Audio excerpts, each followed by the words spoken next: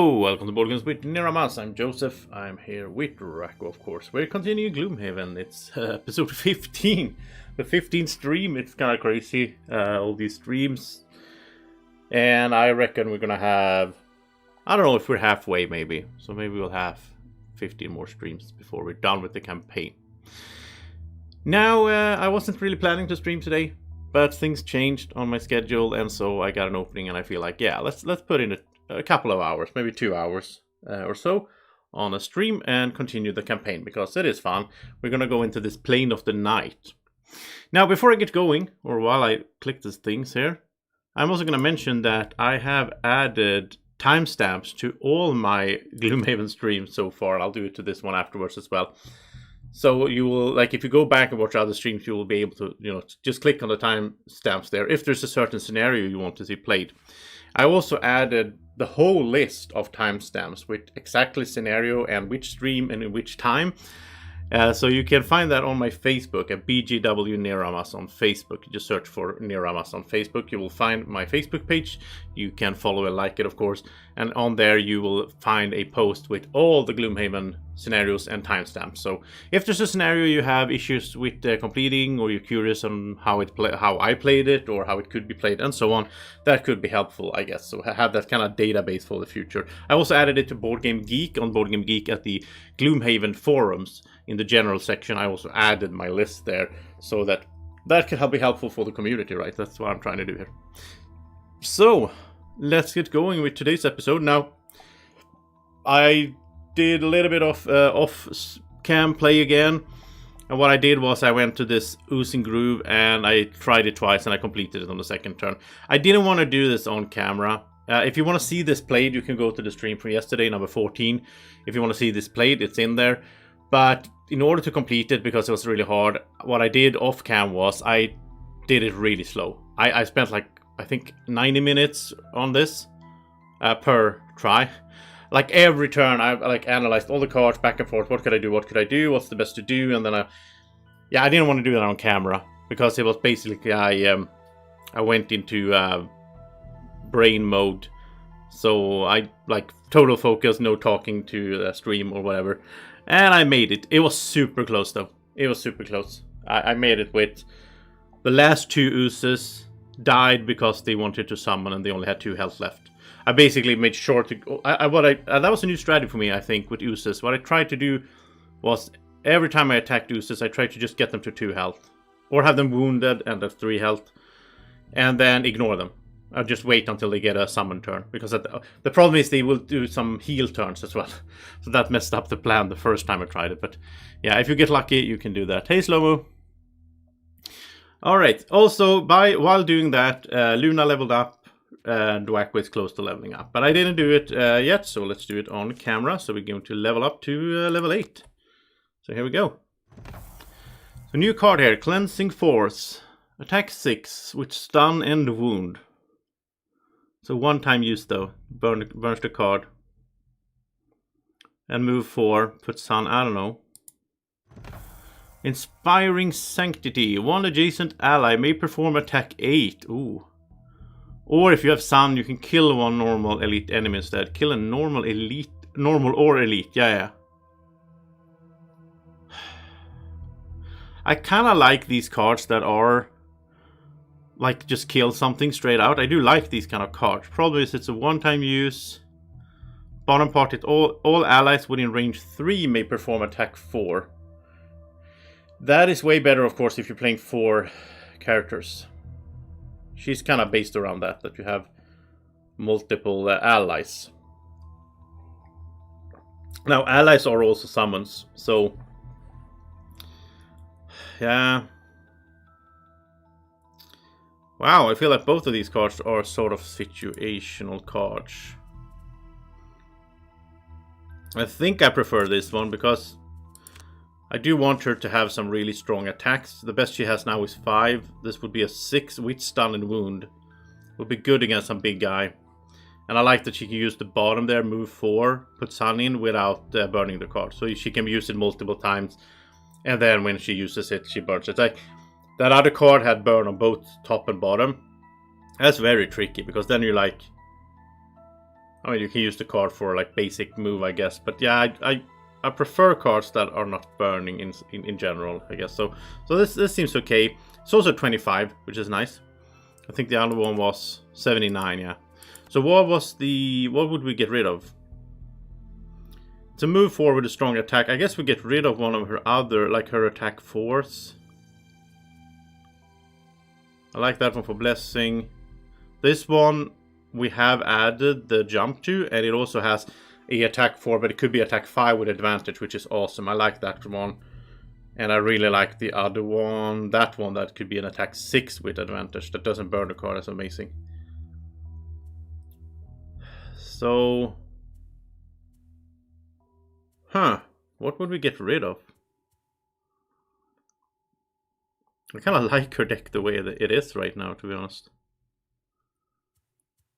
I mean, maybe this one, but no. I like the support she has there. Maybe this one. I don't like the top part that much. Because it has to use dark, which we don't have that often, and then you get +1. However, the bottom part, move 2 bless, is nice. That's targeting everyone around her, so yeah, and I like the heal on the bottom. I don't think I will put it in. Like, you don't have to. I mean, we have it here. I don't think I want to change her deck right now. I'm very happy with how it is. I mean, she is mostly she's a support slash, DPS right now.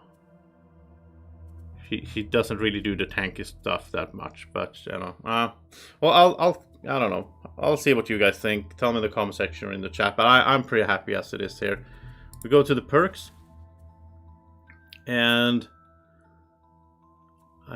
here I think we are. I kind of want to do these like rolling +1s. That's always good. I mean, we could do replace that, I guess. Yeah, you know what? I kind of want to do this first because that means she has only 2 +0s. And now she has 2 +2s. So her deck in total has 1, 2, 3, 4 cards that are not adding anything or being negative. So overall, her, most of the time, like way most of the time, she will get something positive. Yeah, I like that. Okay. So that was her. Now he's about to level up, but he's not there yet. Money-wise, we don't really have much to do here. We could go to the temple, I guess, and bless him. Just to work to level up this thing here. Which will get us another prosperity. So we're working on leveling up Gloomhaven as well here. 2 out of 7. And we are on life goals here. He's at 4 out of 6 different areas. And we figured that out yesterday in the stream, I think. Where he needs to go. And we can do 4 more scenarios with her. Which is sad. But, it is what it is. And of course, Mind Thief needs to donate more gold, but we're gonna keep Mind Thief for a while. Let's see what the town record is. That showed up after I did this, so let's see what it is. Ah, my esteemed patrons. Dominic greets you at the door of the town records building. I cannot thank you enough for securing the support of Councilman Greymare. He leads you through the half-filled shelves of books towards a small room in the back of the building. When I heard the good news, I immediately got to work and continued my writing. Dominic sits down at a large table in the room, his book sitting before him. He gestures you towards chairs as well. It still needs more detail, more research, but I'm proud of it so far. Why don't you take a look at what I have? Please, read. Nestled in the calm waters of Merchant's Bay, Gloomhaven was founded over 300 years ago as a harbor for trade ships traveling across the Misty Sea. Though newer than most human settlements, it expanded rapidly because of its importance as a hub of commerce for humans and other races. Gloomhaven is integral to the human economy because it rests in the only viable spot on the eastern coastline for harboring large amounts of ships. That the town is still under military rule causes no end of aggravation to merchants across the continent. All imports and exports are heavily taxed. The simple truth of the matter is that Gloomhaven is still a vastly dangerous city.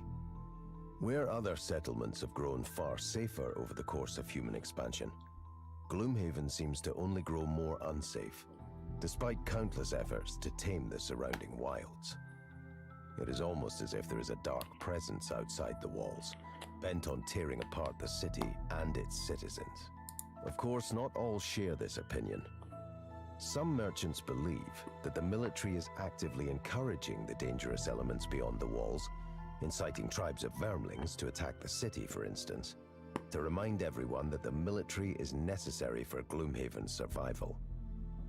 It may be a cynical view, but with the merchants' revolution toppling every other military government across the continent, it's hard to deny that the military only remains in power in Gloomhaven because of the persistent outside threats. I hope this is not another 15 minutes thing. Dominic wrings his hands. I know, maybe you were expecting more, but I assure you this is just the beginning. In my research, I've found a number of sources that allude to the Demon War, the war between humans and the Valraths to the south that occurred hundreds of years ago, to be one of the central causes that led to the founding of Gloomhaven. But the whole thing just doesn't make much sense to me. Dominic begins to stroke his beard. I mean, this war happened long before Gloomhaven ever existed, so I just don't see the connection. But I must find out. There's a much deeper story to all of this, and the Demon War has to be the key. I've requested some books from the Southern Valrath libraries that I hope might shed some light on the matter, but we currently don't have the funds to transport them. We don't have the funds for much, really. Dominic stands from the table and walks you back towards the door. Just to keep doing what you're doing, and I'm sure some money will trickle down to me eventually. Oh, I thought we were gonna have to pay him to get a quest or something. Okay. It's always fun with these town records, though, must say. You have enemies killed and so on. I think Mind Thief will be... I think he will, will stay on the top there, even if, he retire and whatnot. 470. Yeah. Okay, let's go do something. We are going to this... Hey, Yogi Bear. Oh, you have popcorn. I wish I had that. Let's go to this Plane of Night. This is the next step in the main quest. And the only thing we have otherwise is the Get Rich with Fish, which is a side quest, and I don't really want to do it because that would be another area that Dwacko hasn't been to, the swamps. So that would, get us closer to retiring him, which I don't want to do. So let's do Plane of Night here. Have Hale examine the strange artifact. We found the strange artifact in yesterday's stream, right? And now Hale, the crazy sorceress, will take a look at it. Let's see what she says.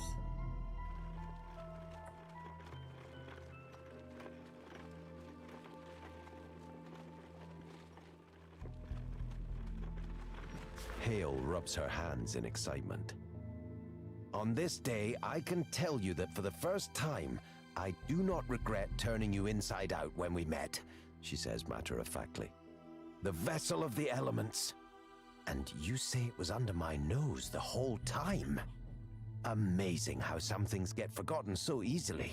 She reaches out to touch it, but quickly recoils her hand. Oh, so this is why you brought it to me. And here I thought it was a token of friendship. She frowns. That, she says, pointing at the artifact, is a clear case of bad gifting. You're going to have to clean this thing out before I can accept it. Clean it? Okay. The artifact has been attuned to the Plane of Night, capable only of corrupting and destroying everything it comes in contact with. You could wreak a lot of havoc with this, but with such strong attunement, there's no way to control its power. You'll need to break the connection to balance it out. You stare at Hale blankly. Oh, what, do I have to do everything? She asks incredulously. Okay, look.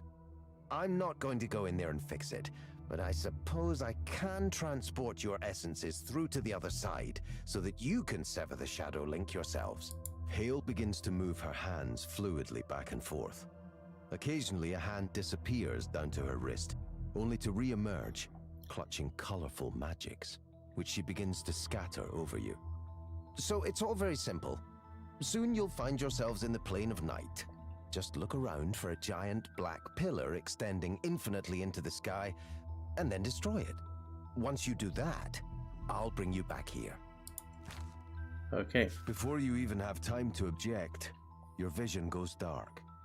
At first you feel as though you're falling, but then you realize you're standing on solid ground. Your vision adjusts, and you begin to see features in your surroundings.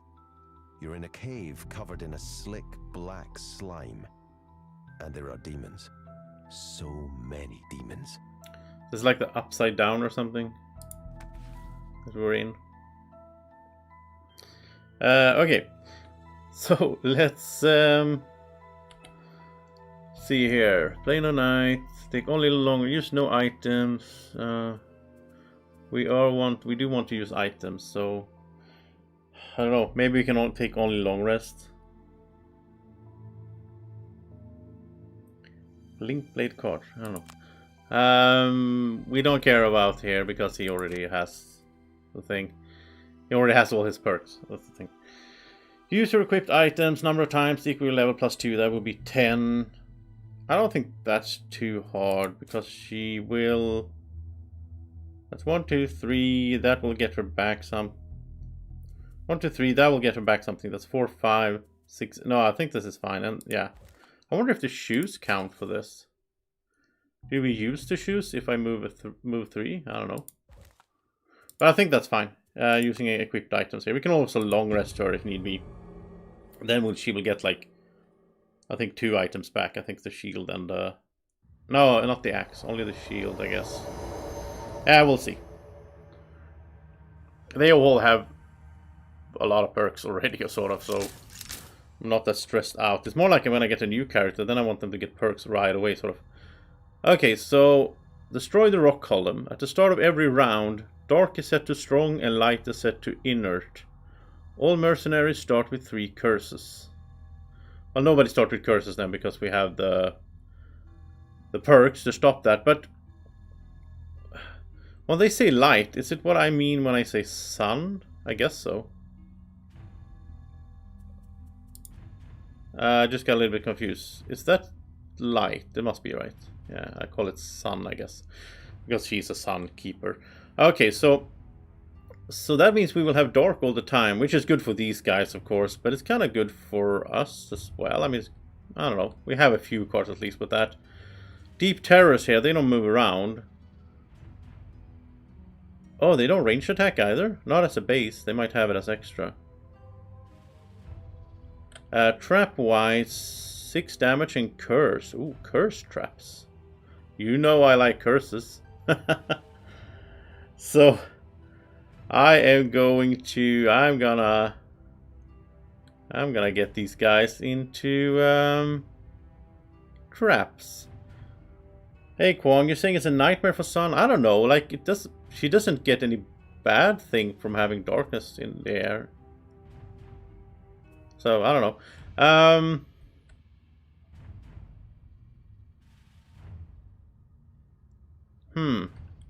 I'm thinking how to do it. Okay, next room. Keep going here, and probably there is a rock column, I guess.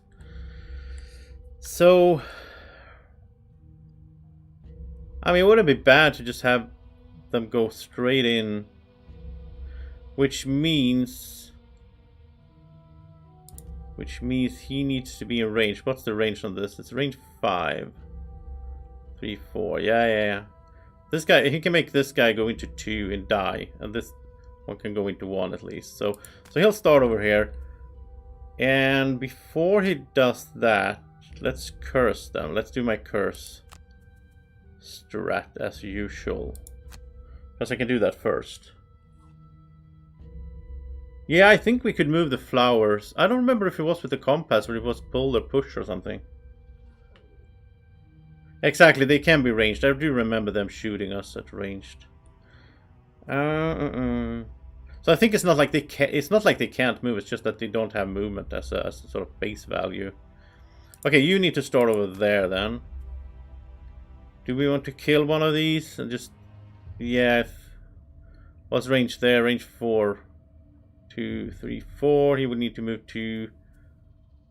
Yeah, I do like starting with Cranium Overload since we can get it back 2 times like that. Otherwise, I would feel it's a bit too early because we don't know what's coming later in the scenario and all that. But right now, I'm feeling good about this setup here. Yeah, so they're gonna get extra attack because of the darkness.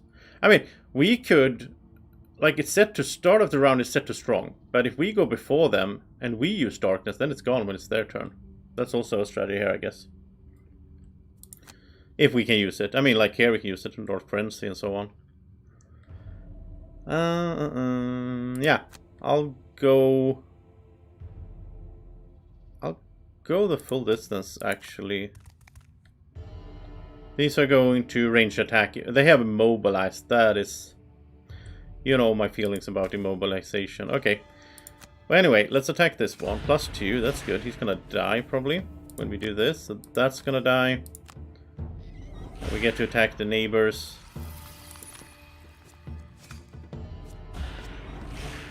That's fine. Oh, we can pull it. Look at this, we can kill all 3 of them. I didn't expect that. That was just a lucky modifier. We got the pull there. That was crazy lucky. The Mind Thief killed 3 enemies on his turn. Can't really ask more of that from him. And now he did move away, which was kind of stupid. I kind of forgot about that, but oh, whatever. Let's do this. Yeah, that was stupid of me. I didn't stick to the plan. He should have acted after her and all that, but for some reason I forgot that all of a sudden. Yeah, my son is really a support role. I'm doing all these blessings and everything with her, so... And I like that she can bless her own summon, so like now she's blessing herself. Which is sweet. And then she can pick these cards back up right away, and then she can do some blessing next round. I like blessing at the beginning here, and cursing. Cursing, blessing at the first rounds, and then let it play out after that. Okay, so this is going to be fun. So, let's see, in order to do this, range 3... 1, 2, 3, 4. Okay, so in order to do this nicely here, I have to do this. I have to use the boots right away, sadly. But it's okay.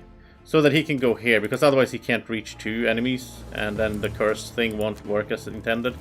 So he's going here, he's cursing this here. Now he can hit both of them with curses and poisons. So now we're up to 3 curses next round. He will do the same thing again, if possible. Maybe they are dead, though, I guess. Yeah, they're gonna be dead, but anyway. At least he can get some curse in next round, I think. So he's gonna pick these back up. And before we end his turn, obviously we're gonna take care of these guys. So let's have Doom Compass here. And you can go into 2 traps. And they're gonna get cursed the first time at least, so... Yeah, that's nice as well. So they're up to like 5 curses now. And then I do want this back, because it's just so much fun. Maybe it's a bit overkill, I don't know. And you can go there so that you will hit the skeleton instead of the Plague Herald. There we go.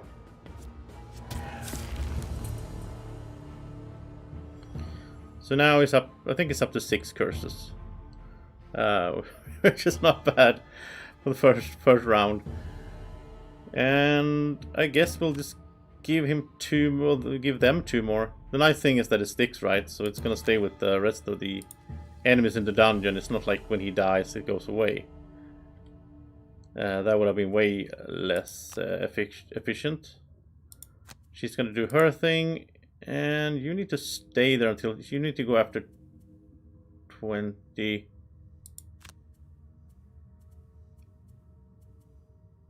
So I guess we'll just, yeah, he's just gonna pick up golden.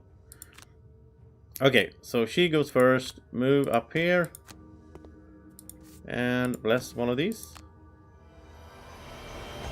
And then she can bless both of them. So many blesses. And we went to the temple before as well, so there's so many blesses here now in the decks. We don't really have much of a job for Mind Thief though. I don't want to go hit this guy, because he needs to be there for the cursing. So I think we will just, you know, go get some gold, get ready for next room and all that. And not open the door yet, I think so. Right, he's gonna go. Have to take that attack, sadly. But now, let's not move, let's just curse him. And top will be cursing as well. Right, so now he's up to, I don't know, it's so hard to count, but I think it's like 8 or something. It is very sick. Like, this party can do some serious sick stuff. Now, it doesn't always work. Sometimes, you know, we mess up, but... And... we're gonna do that.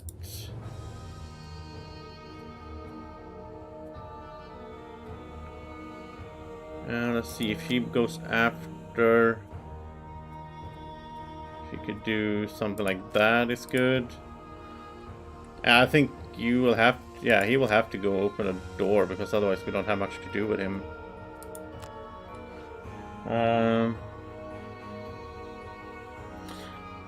Ah, cool. Okay, so yeah, I mean, I like how you can play the characters so differently. You can really pick and choose. Like, this is cool. Now we have darkness, so he can do his poison curse here. Because it's active, so... You know, I'll take it. Okay, here's that. Oh, I hate these things. They're just gonna shield, though. This round. There's a lot of them as well. And he's gonna range attack. He's not gonna reach anyone. And yeah, okay. Again, we have traps. I wish we had more push effects now. We might get pull, I guess, but... we don't really have push effects. Okay, let's go here. And he can poison curse 2 of these. Using darkness, of course. So now I think they are... Oh, there's a bless. I think they are at their maximum curses now, though. Are they? So hard to tell on that meter. It's such a small... a little icon to show you how many curses they have. It's a little bit annoying, but... But okay, let's take those 2 back.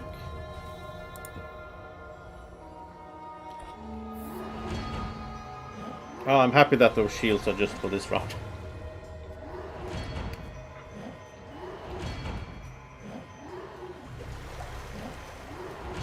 A little tip here as well, if you're having trouble with a scenario and trying to figure out what the enemy is going to do, I really started doing this a lot more, is to look at them and look at the number, because then you see which order. Elites always go first, and then the normal guys go, and you can see in the top there in the gray sort of, you can see, it's kind of hard to see I guess, but you can see what number they have.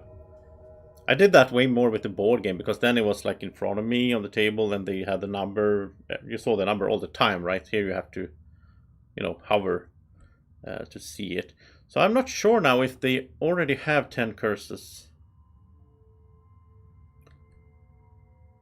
But since I'm not sure, let's give them one more, just to be sure. And that's cursing everyone adjacent, so that could be crazy as well if he gets in the right position with that. Yeah, now they must be at the maximum. Let's get flying as well. It's going to be helpful up there. Move around with traps and all that stuff, so I really like the flying. And you're going to attack. Oh, there you go. You missed that one. 4 damage. He's taking a bit too much damage. Okay. Now the plan is this. Make an ally attack for 4. This might be enough. Yes, it is. Okay, and then bless and strengthen here. So he will be strengthened next time. He can move up and do some AoE or so, and so on with strengthen. So let's have him move 4. And he can do this one. Again, it's good that we have darkness, because then we can muddle them all. The darkness sort of helps us here. Oh yeah, Baneful Hex is coming. It's coming. We're gonna get it back. And he's gonna do it. He's gonna do it soon. He should actually do it right now, but yeah. I like that he's strength, and I like him doing an attack now instead. Guess she will move 5 and heal him probably, because he did take a bunch of damage there. And you know, he can keep cursing. He can do that again, this again, because we have darkness all the time. It's perfect. And he can also stun someone and wound them. He can actually stun and wound multiple. We can use this thing here, the bomb. So then we can stun and wound. Let's see, we want it like that. We can stun and wound both of these. Love making that attack into an AoE. That bomb item is so cool. They want to move attack with poison. Let's not have them poison him, so let's put this here. Well, that thing might actually die.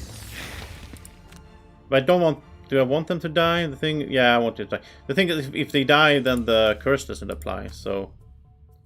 we need to do that as well, so they curse. Oh, come on. There we go. Yeah, so if we kill that one, we'll curse the one in the back. Just keep them on 10 curses all the time, really. Yeah, I good think those shields are just temporary. Oh, we missed. But with... Okay, so we got in 2 curses. Now they are at maximum curses now. So we don't need to curse them now for a little bit. I mean, we can count it. We'll see when they use it. Oh, he missed. Oh, -1 on the skeleton. Okay. Oh, skeleton surviving. There's a curse. Okay, so now we know they have one open curse, so to speak, that we could give them later on. Let's see. Now we want to heal him first. To heal here. Then move up here, pick up some gold.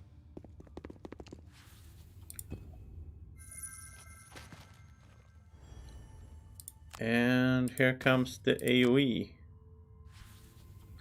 With muddle, since we have darkness. Wait, we don't have darkness here. Is it like we always have? Oh, it's the strong, right? Okay, so we have it. Huh.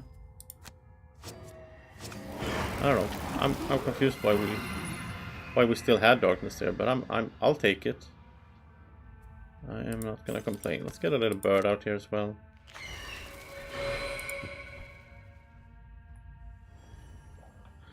Okay, so now we want to do Baneful Hex, I think. We probably maybe should have saved his stamina pot for that, but okay. Let's do it this way, it's fine. We'll do the bottom attack 3 and then Baneful Hex on the top. Here I think the jump maybe is good now. Attack 5 and she can move forward jump to get in there. And he can do super attack. Let's do that on the demon, shall we? That's a 6 attack. And we can... Yeah, we can just do that. He can use his boots. That's fine. The Night Demon Elite wants to attack 4. Now it's gonna... this is funny. It's gonna use up some other magic to put darkness in there. It doesn't need to in this scenario, but... still has the same attack deck, right? Good job, Skelly. Okay, so let's... Yeah, because of this... Yeah, we can just go up here, of course. Don't need to jump. And we'll do this with everything active here. So this is a 6 attack. And do we want to... Yeah, let's add some stun as well. Why not? So we don't get attacked by that guy. Let's also get a little... Wait, are you gonna attack? No, they're just gonna heal. Okay, let's get a bird out here.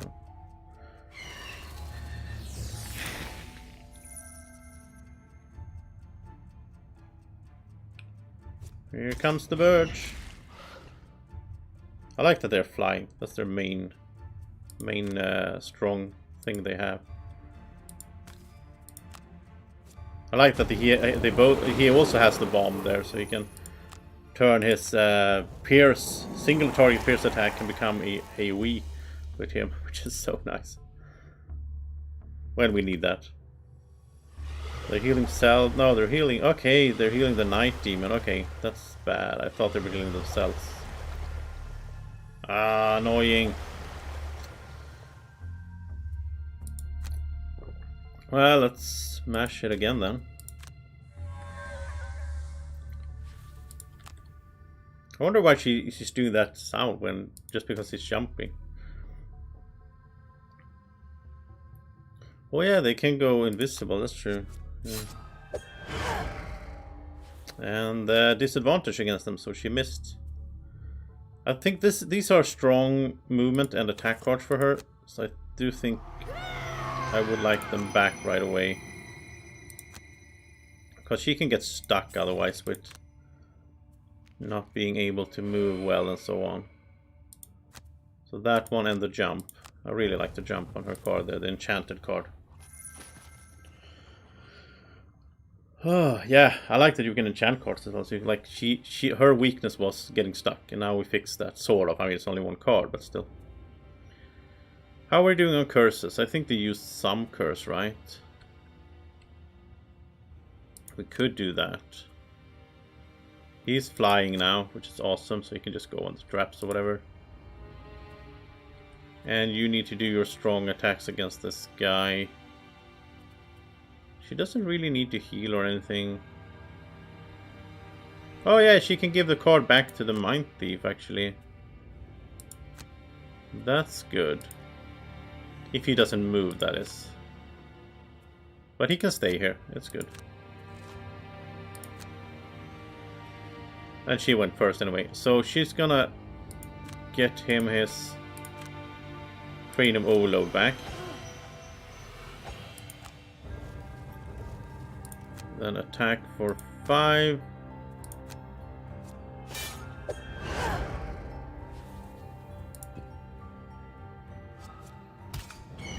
Oh, Falcon's doing damage. Then let's attack and get strength in here.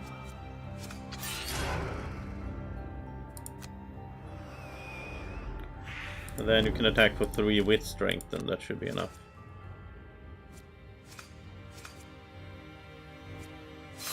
So many modifiers. There we go.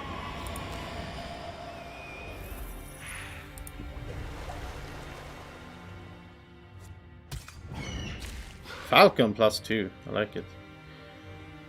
Okay, so you can stand on the trap and hover and shoot one of these. Yeah, I think one is enough here. It's another curse in their deck. And that's a curse, and now it's gonna take 3 damage back. Because it drew a curse modifier, and then it takes 3 damage back. It's so good. Because of the Bane. Oh, it killed a bird. Okay. Oh, there we go. Another one takes 3 damage. Look at it. They're just killing themselves. It's so good. So now we used some curses. Let's refill. Let's keep the curses ready. And we don't really need to heal or anything right now. We can move. That's good. You need to short rest though. I like that card, but it's okay to burn it. Yeah, he can also add curses, I guess so. So many curses.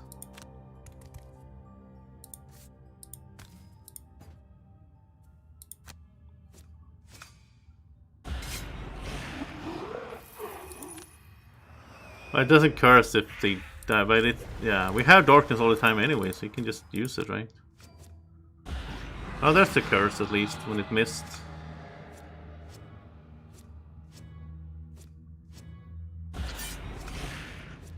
It just keeps going with all the modifiers. It takes forever. Yeah, I mean, right now it's almost too easy, right? But then, some scenarios still are really tough, like the ooze thing I had to struggle with.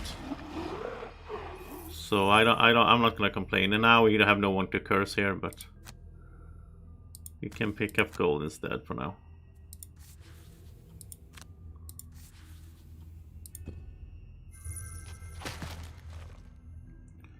And she has no one to attack, so...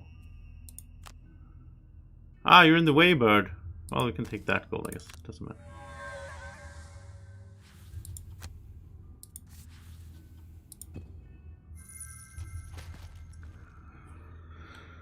Alright. That's just a small room left. Is that it? There it is. Huh.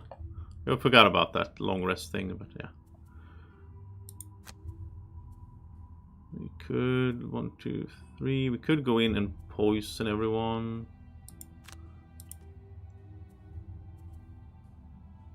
She needs to use items. We need to use these items, but I don't think, I don't know if we can get up to 10. We need to use these two and that. That's 3 more, that's 7. No, she can't get to 10, because even if we long rest, we can use the shield again, that's 8. Yeah, I don't think she can do that. That was probably a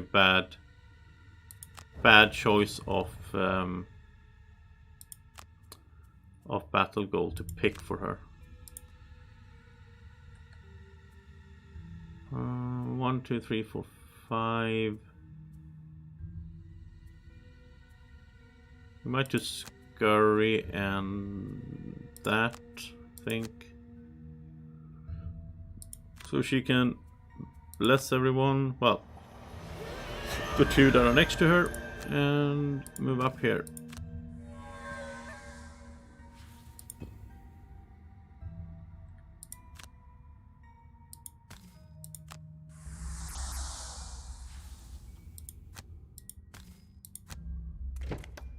Just as you're beginning to think that Hale sent you to the wrong place, you gratefully see the outline of a tower in the distance. The thing is massive, with twisting ropes of darkness weaving in and out of one another, reaching up through an opening in the cavern's ceiling above you.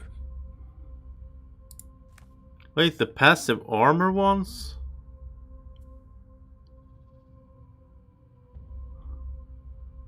What do you mean? The passive armor ones? That get the battle goal done.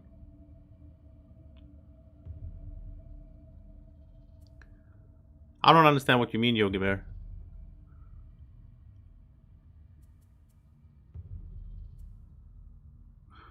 Okay, let's see. What are they doing? Attack 4, attack 4. They're gonna attack twice. Oh, they're gonna attack twice as well. Oh, let's take the treasure chest instead then. Is there only one? Yeah. I don't want to go next to these guys because then he will get attacked twice. There's no hurry. We can just...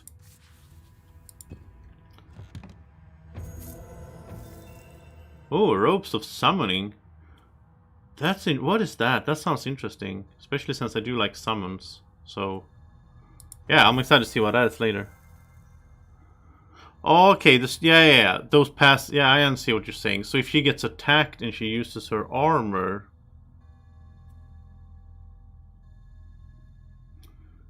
Okay, well, next round we're gonna see... Okay, that... Yeah, next round we're gonna see... There's 24 health, this rock column, by the way. We're gonna... Next time around, we'll see if... We'll see if we... I'll do another count. And see if that could add up, if that could work.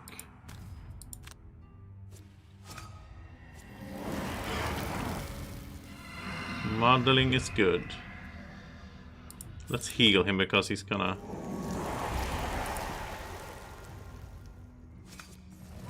There's a miss and you're gonna take 3 damage. Perfect. Come on, one more. Oh. Oh, they're bleeding. Okay, let's check this out. So she's at 4. She needs 6 more. That would be 1, 2, 3, 4, 5, 6. Yeah. I don't think the comfy shoes work. I guess they're like a passive. We're not... I don't know. I don't know if the comfy shoes work or not. But at least if she gets attacked, that should work, right? So let's have her go in here then. And like, you know, let's do it this way. So she will go in here. Let's use a normal card to go 3 with the comfy boots and get her in here so she gets attacked, and we'll see if it works out. It might. Do we want to just... Oh, this... Wait, are they coming? Yeah, this guy showed up. There's spawners here. Oh, okay. I don't like that. In that case, I want to kill one of those right away. Because this is just going to add up more and more until we destroy the pillar, right? I don't like that. Okay, so then we have like a time limit anyway. I was thinking we had all the time in the world, but we don't, so... The necklace works for Mind Thief. But he's sort of using it, I guess. I don't know. We'll see. We'll see. She's at 4 out of 10 right now. Oh, look at that attack. She's at 4 out of 10, so we can remember that for... They're gonna go invisible over there as well. That's annoying. We can see what happens. Let's kill this one.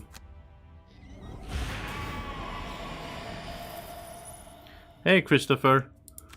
Yeah, I thought so too, but things changed. I will tell you in a minute. It's really stupid. And what are you doing? You're attacking like that. So let's go here then. Because then that thing can't attack us. It doesn't add up with the lines. I am a little bit worried. Oh, there you miss. You take 3 damage. I'm worried that they go invisible now.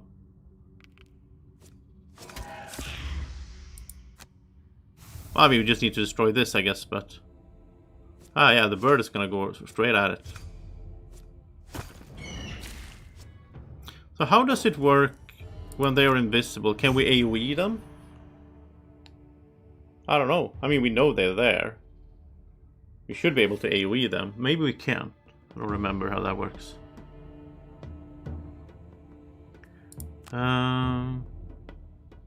Okay, so we can't hit those guys, right?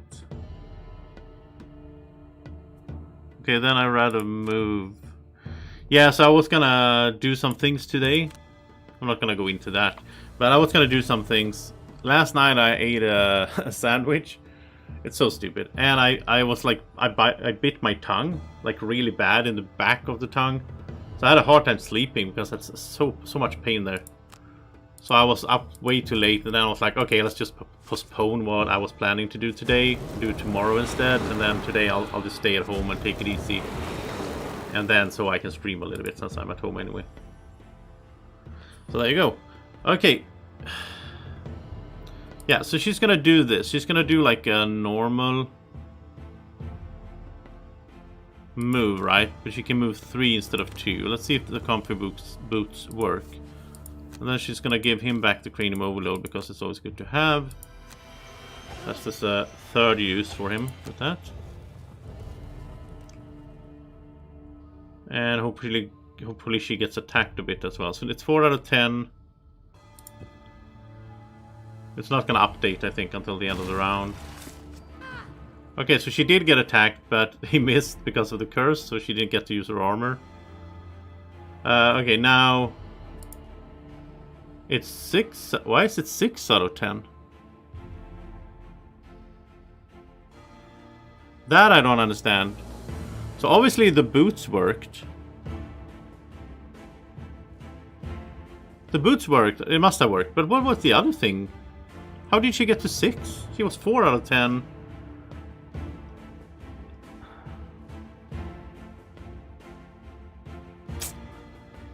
I don't get that. Do you guys get that? I mean, the chainmail never activated because it was a curse when she was hit. She used the shoes, so that's fine. But where did the other one come from? I don't get that. 6 out of 10. Okay. Well, let's just keep using the shoes then, I guess. But, yeah.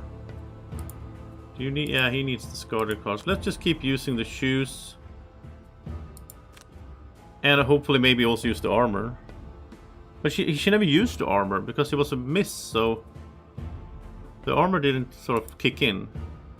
It was a miss because of the...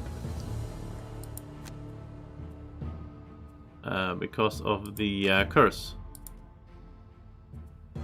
But maybe that's still... I don't know. Why would that register anyway? That's weird. Yeah, let's try to get her... Let's do that, but let's also, you know, keep working on the main goal here so we don't lose track of that. I'm curious to see if that works, though. That's interesting. Okay, I can kill this guy.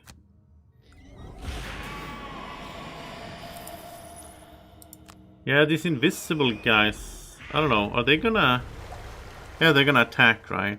Attack was 6. And we can't, like... we can't do anything about that, really, so... I'm just gonna have to take that. Okay, so he can recover 2 cards here. But they're gonna be visible, right, when they sort of reveal themselves.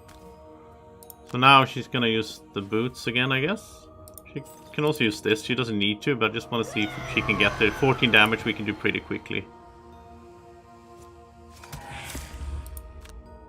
Don't hit him. Oh no, they're both hitting him, of course. I wish they would hit her, but I should have planned that out.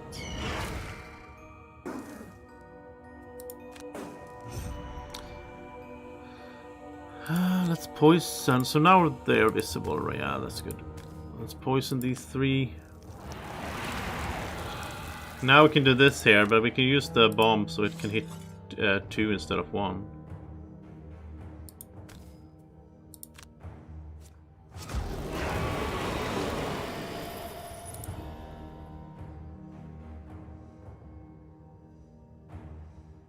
Okay, so what is she at now? Oh, now she's done. How? I don't get this at all. How did she get 4 uses of an item in that round? She used potion and she moved. Is it like every step she takes? That must be a bug in that case. It seems like it's almost every step she takes when she's moving in a normal move. It counts like using the boots once. Because she moved 3 spaces and she used the potion. She went from 6 out of 10 to complete. That's weird. But then we know that for the future that she should always pick this mission. Because it's super easy for her to do. It's kind of like the Mind Thief, right? That was strange. That was really strange. But I'll take it. I'm not gonna complain. You know, bugs in the right direction, I'm all for.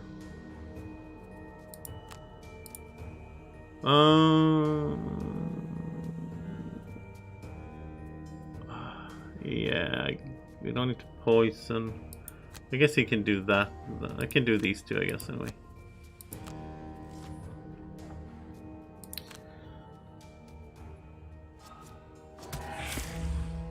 Stop hitting the Mind Thief. Or at least get a curse when you do. Yeah, look, there's just a new elite guy showing up here, so we can't like stand around here. We have to get this done right. Otherwise it's gonna be nasty in the long run. So let's hit this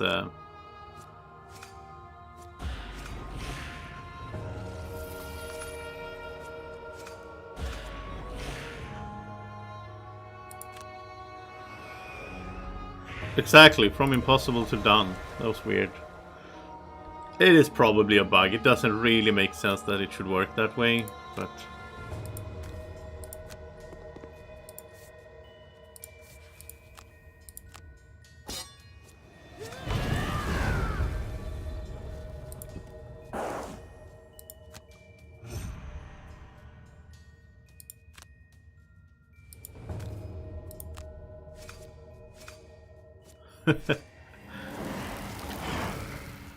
Yeah, I don't think Isaac is like I don't know how involved he is with the digital.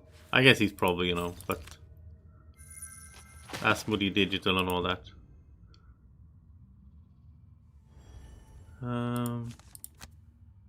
I actually met him some years ago when the expansion for Gloomhaven was released. I did an interview with him. That was like my worst interview I ever made in my whole life. But I was kind of new in the business and I was kind of excited to meet him, and I don't know,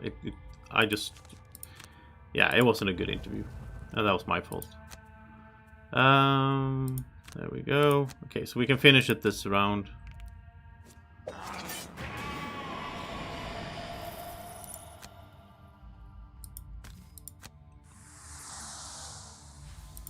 Here comes a super attack. Yeah, that's it. Unless we get a rolling... Oh, there we go. Rolling rolling miss. Ah, I hate when that happens. Just burn something here. There we go. There's a curse.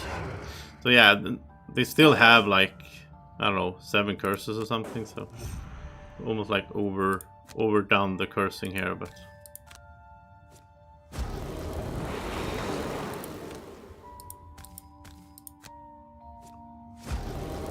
Oh, still has 1 health. I mean, it's almost like we can grind a little bit here, right? Because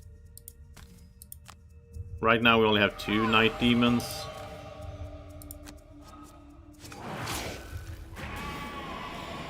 We'll pick up some gold and so on. We'll do that. We'll let it run for 1 more. I don't want to grind too much, but a little bit is fine.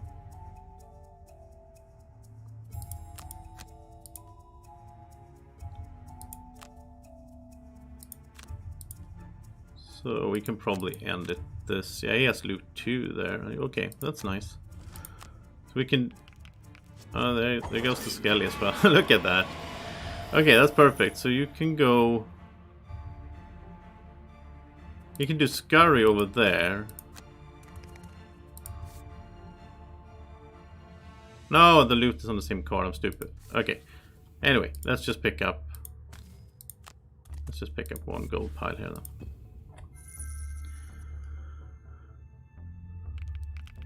I almost don't care what they're doing anymore. They kill a skeleton, okay. So let's end this here.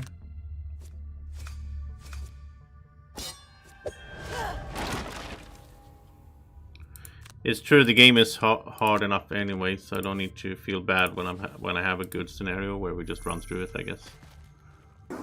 I'm sure there's gonna be more coming up here that are really annoying.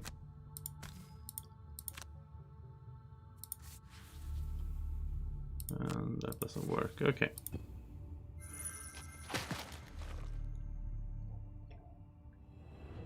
With one last swing, the Tower of Black Rope severs.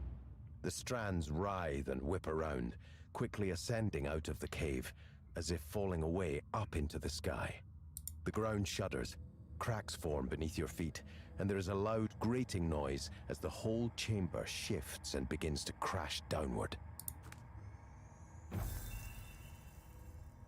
Yeah, we got that one at least, right? The item thing.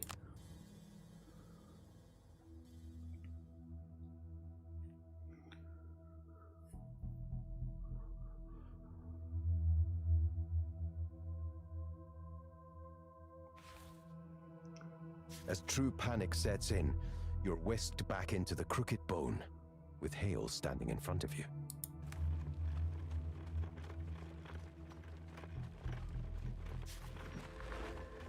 Oh my, that connection receded much more quickly than I'd anticipated. You're quite lucky I was able to pull you out of there before the whole place collapsed in on itself. The attunement has certainly been severed, though. The artifact is perfectly balanced. Hale picks up the vessel with her hands and studies it closely. A true marvel. All fun aside, though, if you're looking for the entity who could have attuned it in such a way, I may have something for you there. She sets down the vessel and pulls a map out of the air, laying it on a rickety table. After the connection to the plane of night was severed, I briefly felt a tug on the artifact from 3 different locations. It was being used as a power source, but with the source depleted, the tugging stopped almost immediately. I was still able to pinpoint the locations, Hale states triumphantly, marking the map. Here, out in the misty sea, deep under the surface, another one in the dark parts of the Dagger Forest, and finally, one high atop the peaks of the Coppernecks. I don't like this, because this means we need to go to different areas, and that means the Plague Herald will retire. I don't like that. Straightens up and reaches for the artifact. I'll keep this safe here. You look at her disapprovingly. Okay, fine, she says. You can hold on to it. Probably safer with you anyway. Just promise me you'll let me take a closer look at it sometime. Okay. So we have 3 new places then. Okay. I guess we can. Yeah. Yeah, I mean, we're gonna go get to retirement. There's no... It is what it is. I'm trying to be okay with it. New item, though, for Mind Thief. Let's look at this. Ropes of Summoning. Oh, during your turn, perform a heal to target any summoned ally action. That is way less exciting than I hoped for. So like once we can heal a summon for 2. Well, we can refresh it, I guess, but... I mean, we have the second skin. And right now, he only has 1 -1. So the only thing second skin is doing for us is to remove 1 -1. So then the question becomes, is it better to remove 1 -1 or to be able to heal a summon? What do you guys think? What is best? Like, just as... If you got to choose, heal a summon for 2, because it's not often I long rest him so he can get it back. Or have 1 less, or have no -1s instead of hanging 1 -1. Yeah, I'll wait a little bit and see what you guys says. Meanwhile, let's do this city encounter.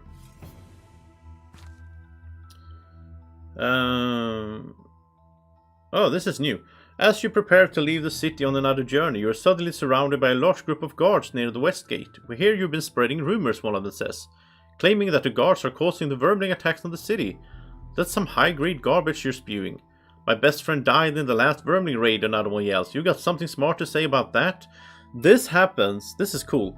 This happens because this ties into the story we got from the town record narration about, like, the rumors about how the guards were actually making the vermlings attack so that they could prove that they are useful for the Gloomhaven, right? They need a guards. So yeah. That's true, it could be good for a lock class, I guess. That's true, it's only really Rat if we heal Rat King, but I haven't even used Rat King in a little while because it hasn't really been a good spot for it. Yeah. Yeah, I think second skin is better to not have a -1. We can sell the other one and we can buy it later on if we get another character that really can benefit from that item. Okay, so what do we do here with the guards? They are really upset. We can try to calm them down and explain the situation. Or we can... These guards are not interested in friendly discourse. Prepare to defend yourself. I'm going to defend myself against... I don't like the guards in Gloomhaven. And that's the result I was hoping for. Seeing the situation turning south, you waste no time pulling your weapons and prepare for an attack. The guards are more than happy to oblige. Luckily, your foes sustain only some minor injuries in the time it takes for another squad of guards to arrive and break up the scuffle. They let you go on your way, but you can see disdain in all of their eyes. Because I want to go minus reputation. And when you do these kind of city encounters, I've never seen anyone where you got like, oh, you got wounded or you got poisoned. Because, you know, we're not on our way to a mission. So most of the time it's like, do you get positive or negative reputation? Or do you lose money? Or do you gain money? So on. So what are we at now? We're at -6. Yeah, I just want to keep tanking this as much as I can. Because I'm interested to see how that turns out in the long run. I never done that. Well, I only played the campaign once. And then I went good. Alright, anyway, I think we have an agreement there on this. So let's sell the ropes of summoning. I do like it that when you sell an item, you know, it's still in here. So we're just, you know, building up a bunch of different things we could get in here later on. Like the mountain hammer, we're not using that right now, but yeah. Okay, I don't think Mind Thief is going to shop anything. We're going to save up gold on him. Keep doing more enchantments and all that. When he gets more gold, we need, like, I think we need 175 or whatever it was that I wanted on him there. And now let's level up Dwacko. He goes to level 8. And so first card we could choose is Spreading Scourge. Look at that AoE. Attack 1, range 3 model. Wow, that's an insane amount of spaces. That's like the biggest one he already has, and then add 5 on top of that. Bottom here, heal 2, range 3, target 3. I really like this one. Because it doesn't burn the card. It models, which is good to get in there. And you can model the whole room. And I like this. He doesn't have any heals right now.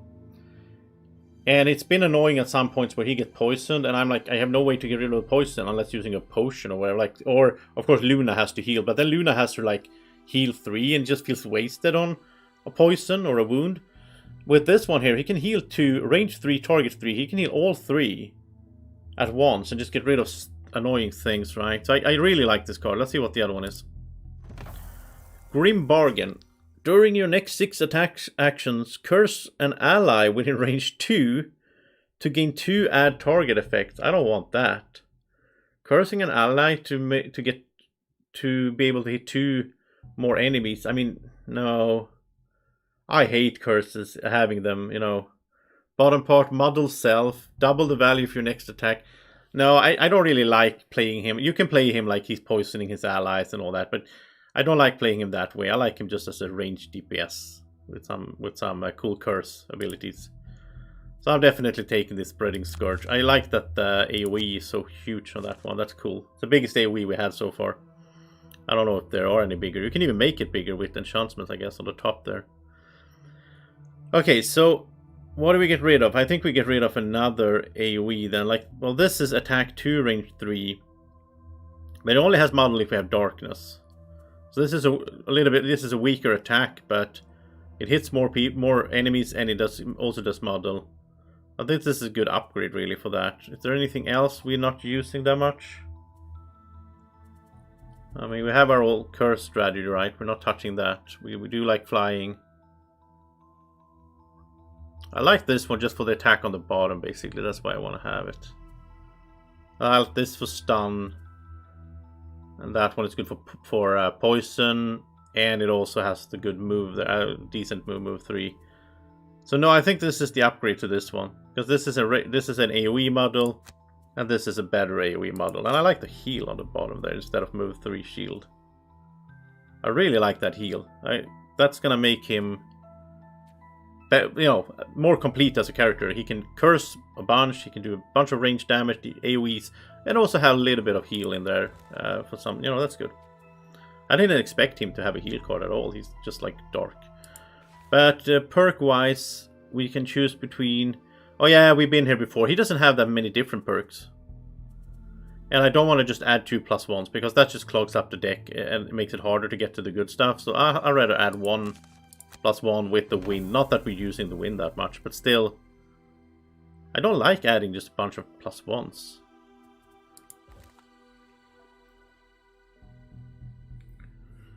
Ooh, that's a good point Kwong is making here in the chat. That if they're muddled and they're all cursed, right, then they might get 2 curse draws on the same. And that will use up 2 curses instead of 1. That's a good point. I didn't think about that. Oh well. You could look at it the other way, that they could get curse and something else, and now they will have to choose the curse. So it's a way to increase the chance that they actually do a curse, which, if the Bane is in effect, that will make them take 3 damage. So you could look at it that way as well, like that the muddle increases the chance of the Bane to trigger. It might mean, though, that we overall in a scenario, we need to curse a little bit more. Like at midweight in the scenario, I might need to do a curse round when he's doing 3 curses again, like the 2 hitting 2 targets and the bottom moving somewhere and cursing, so that we refill the curses in a sense, which I like to do anyway. So I mean, the last scenario, I think when we ended the scenario, they still had like 6 curses in their deck or whatever, so you know, we can really keep the curses going, especially, you know, even the Mind Thief can curse. Alright, so we have 3 missions that, let's read these. Oh, do they all say? Yeah, they all say find out why the artifact was linked to this location. Okay. So I know that he already been in the Misty Sea, so we can go there without adding to his life goal. We also know that he's been to the Drake Nest. He's already been to the Dagger Forest, but he has not been up here. He hasn't been to the Copperneck Mountains, as far as I can remember. Yeah. So yesterday I watched all my streams yesterday. I clicked around in them to find all the timestamps. So if you weren't here for the beginning of the stream, I will tell you again. If you want to find a certain scenario, or you're curious about a certain scenario, I've made timestamps for all my videos now, so you can go back in the video, so you can just find on the timestamps down in the bottom here. you can find the exact scenario when it starts. And also on my Facebook page at BGW Niramas, you can search for Niramas on Facebook. You can like and follow the page. And then there's also a complete record of all the scenarios I played. And I will keep updating that as we go for every stream we do. It's a lot of work, but I think it's nice for the community. It's also on Board Game Geek in the Gloomhaven forums. I like that. Just someone might struggle with like a certain, like the Well of the Unfortunate or whatever. Then they can go see me do it like 4 times before I finally made it. So we go to the woods or the sea. I think we'll go to the sea. This sounds fun. What is that? Oh, it's harrowers. Oh, lurkers. We do like those. Crab people. You stare at the first location on Hale's map. Out in the middle of the ocean, far beneath the waves. Of course it is. Oh, we have the things we can breathe out in the water, right? So we should be fine. Just dive in there.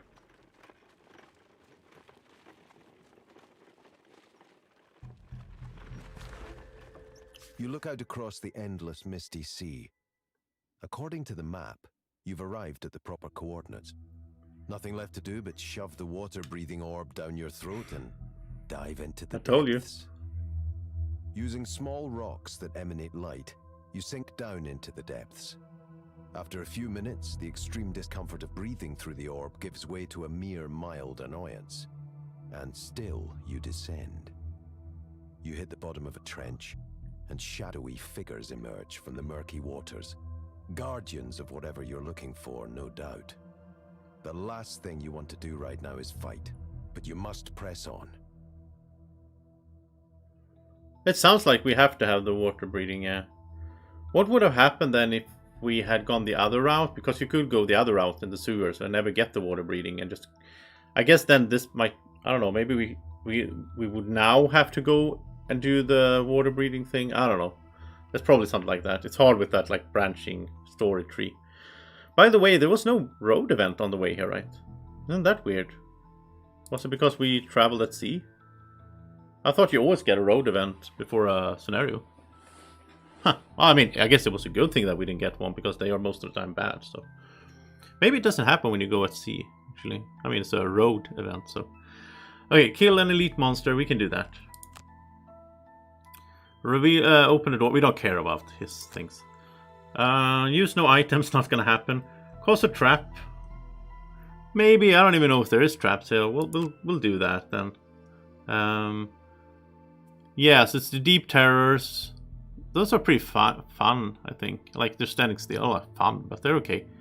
Harrowers are nasty though. They have 3 retaliate. Oh, we need to remember that. That's annoying. Need to hit them from range. And crab people. So, and everyone has to escape through the exit. Okay. Oh yeah, I got it from the Drake scale thing. Because I did both of those sewer quests. Like, it was weird that I could do it too, but...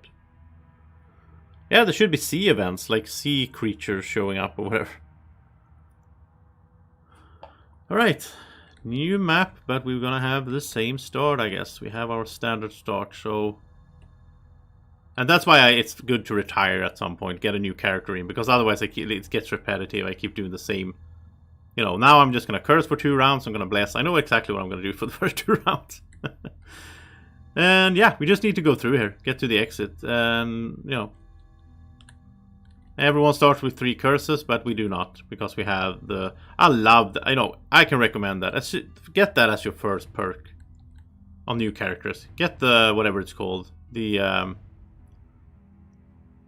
immunity there. It's called resilient or immunity. It's so good, just ignore the negative scenario effects. Yeah, there should be a crack in it. Maybe there is, I don't know. Okay, let's... You need to be within range. Oh, we need to do it differently this time, but it's fine. Because they're too far away. So he needs to do... He needs to do Baneful Hex, so he can move 3 and target all adjacent enemies. Then he can curse 2. That's actually better. Ooh, I'm improving on the curse strategy. Realizing new things. Let's start over there. And Mind Thief is always the problem, because is he going after her? Yeah, he needs to go after her. You need to calm down, Mind Thief. He's always so eager to get in and fight. But you're gonna go at Scurry 20. That's fine. Move to attack. Target to Deep Terror. I don't think it's gonna reach us. Well, yeah, it's probably gonna reach the Plague Herald. Deep Terror Elite. No, that one will not. But Deep Terror Elite will reach. It's a wound. That's annoying. But he has his little heal now, so he can get rid of wounds and so on. So, before we do the Bless All, I do want to put out the skeleton so that she blesses herself as well. I think that's important. And the skeleton might do some other good later on as well, of course. Then I want her to move up a little bit. These are going to move 2. Yeah, they're all going to attack the Plague Herald. That's kind of a problem here. Well, no, they're going to attack the Mind Thief because he's going to go first, actually. So that's more, I think that's fine then. They almost have the same health now because the Plague Herald leveled up. So it's 13 now with 14 for the Mind Thief. She can get really good. She can get 26 health, I guess, on the next level up. Thank you for the tab. Hey, Mur. Welcome to the stream. Thank you for the... Yeah, should always tab. Should always tab at the beginning. See if there's anything hidden or traps or treasure chests and so on. But nothing fancy here. Just some obstacles. So that's her turn. Okay. Now you can do your thing. He will go up here and get some wound going here. And he can range stun 1 and wound and muddle and stun and muddle.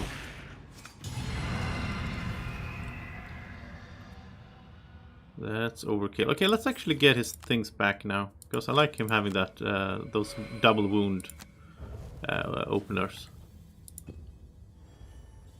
And here comes the cursing. So first 2 curses here. Curse everyone adjacent. And then 2 more curses. And poison as well. It's almost like I forget about the poison because I'm so happy that he can curse. And let's get those 2 cards back and do the same thing next round.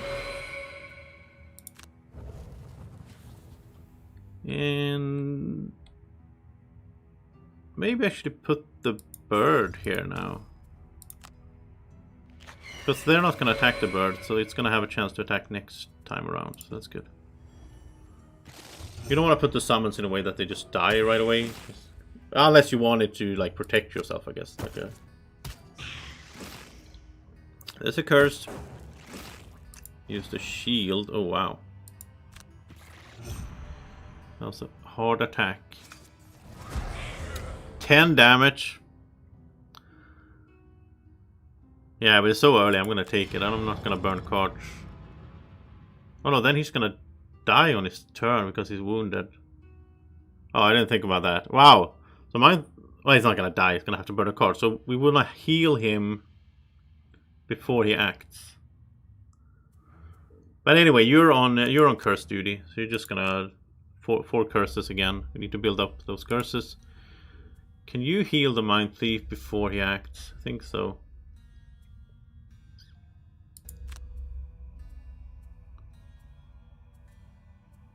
I think you'll have to do that. And he'll have to go after 18 then. I almost want him to overload on that thing over there. He can get it back later anyway. But he needs to go after 18, so...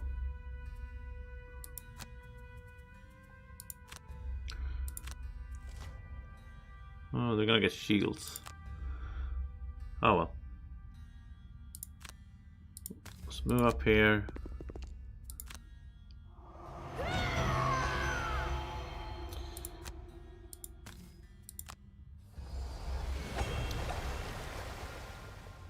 And she can get her stamina pop back, I guess, but there's no hurry. We can do that later and so on. Stop hitting the Mind Thief, come on.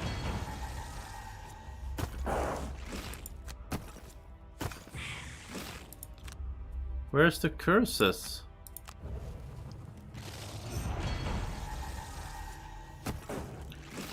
This is... This is a terrible start here. Okay, we'll burn that.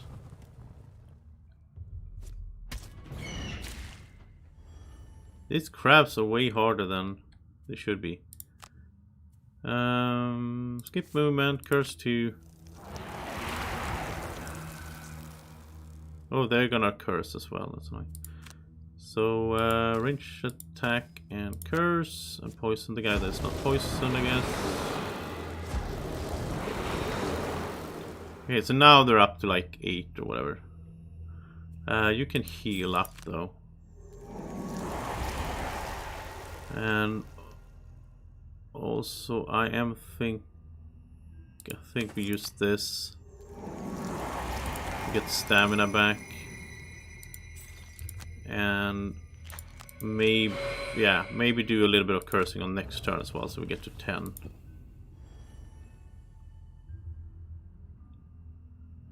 Okay, let's... Oh, we can't kill that thing. Well, you're normal. Let's kill this guy then. 11. So that's good to get rid of him. I couldn't reach the one up there that I was planning for.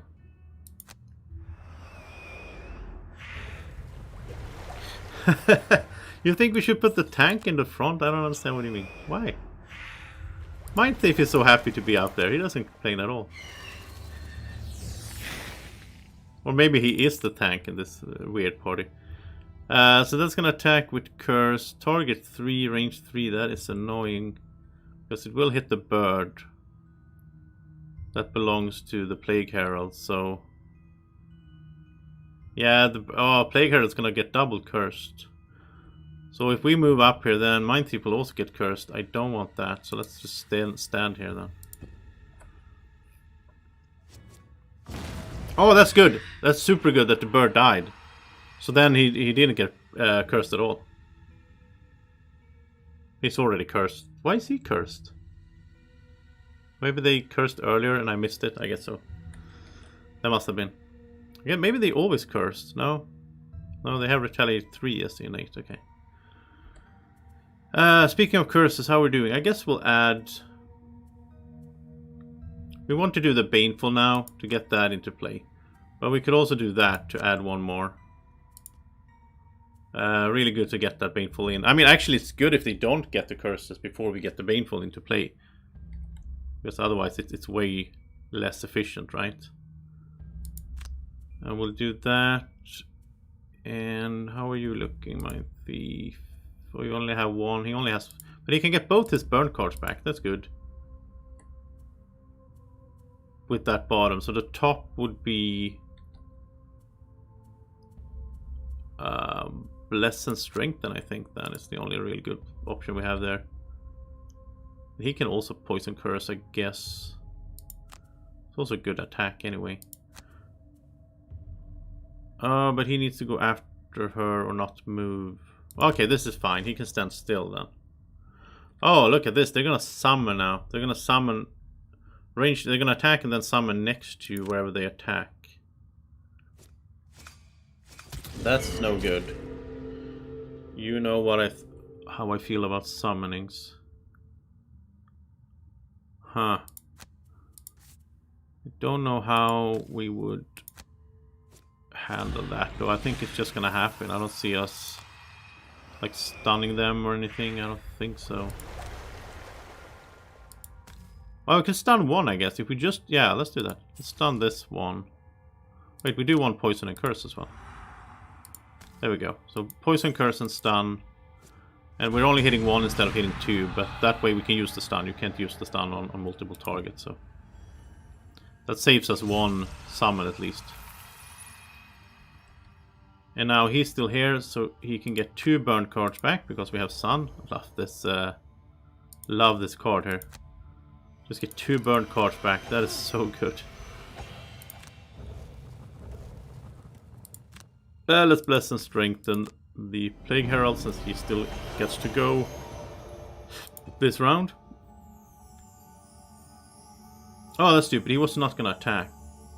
Yeah, okay. I forgot about that. He's not going to attack. He's just going to activate this.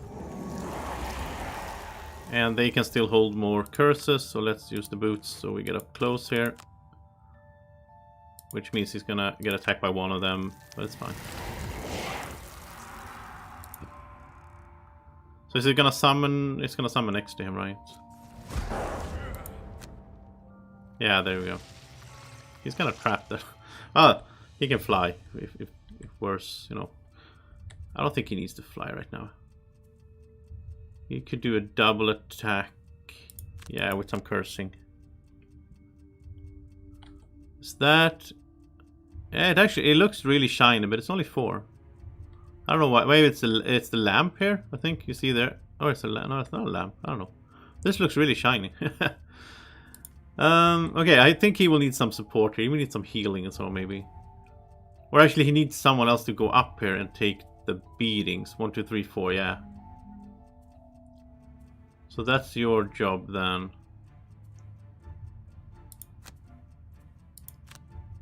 To go, but she's gonna go after him then. Can he go later? Okay, you know what? To save him, let's do this. So he... No, he's still going first because of the second card. Ah. Huh. I almost wish we had a taunt or something now. But okay, we'll do that then. I mean, Mind Thief can... Yeah, Mind Thief can kill one of them. Annoying that the elite is in the middle though, but...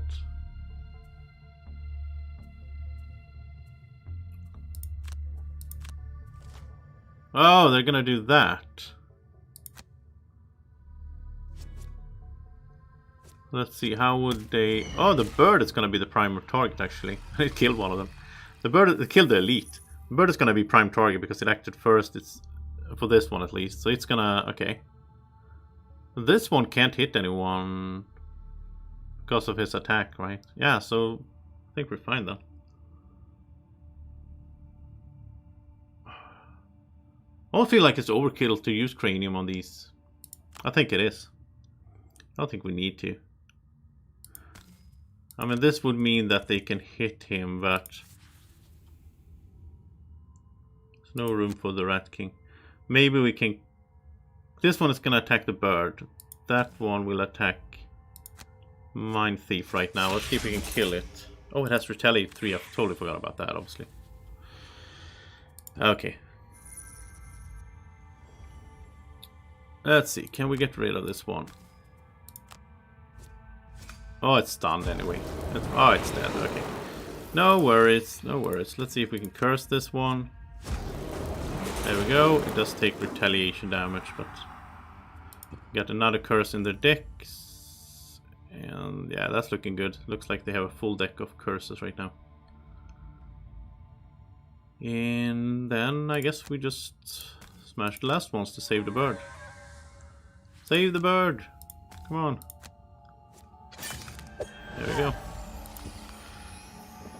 Oh, no problem so far. Yeah, I think refine is a dangerous statement. You know, let's do... Everyone's a little bit bumped up, so let's do the heal now then. The heal everyone for 2. Well, not everyone, but 3 targets. And... He did not burn...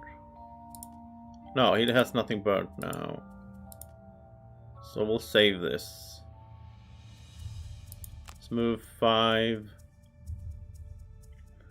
Let's see, recover 2 cards. That could... Yeah, that could be a thing.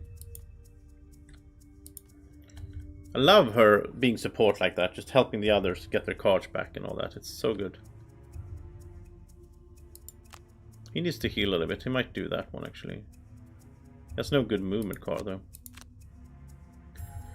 Maybe we should get Rat King out as well. I haven't used him in a while. Is nobody else hurt? No.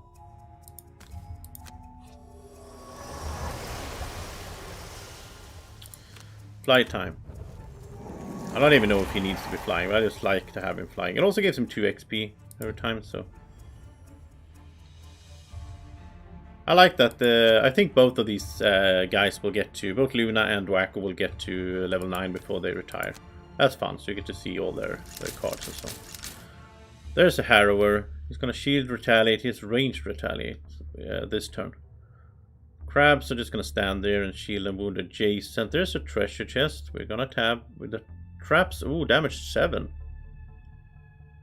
And immobilize. You know what we're gonna do here. It's time for the doomed compass. Okay, so let's go here. Let's hit this one. No, he has range. Oh, he hasn't turned it on yet. He has retaliate range 3, but not as an innate, so we can shoot him now without problem. Ah, that was a miss. Okay, I'll still get to heal. So now he's going to act and get his retaliation going here. Well, his ranged retaliation. I put that as a skeleton since it's no worry. None of these are going to attack the skeleton this round. So, and Mind Thief is going to go early next round, so we know the skeleton gets at least 1 activation. Yeah, we're not going to attack anyone this round because they're all just super defensive here. Let's go up here. Let's give the Mind Thief 2 cards back from the discard. Maybe Overload, but that's an elite. That's a normal one though. We're supposed to just kill that. They are really annoying. And we only have like 1 room left. So yeah, let's get that back then. And then a ranged attack on the bottom is fine.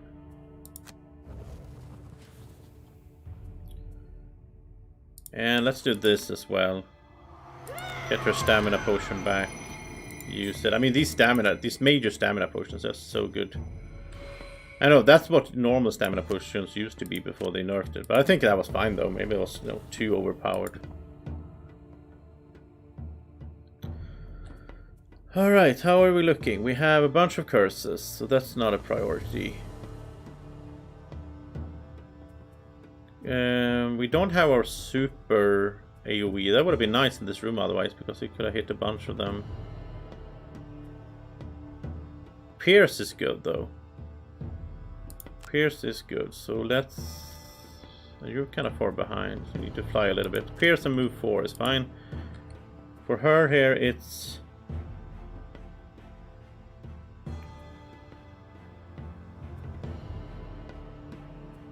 I think it's like an attack of 5 and move with the jump, maybe get in here.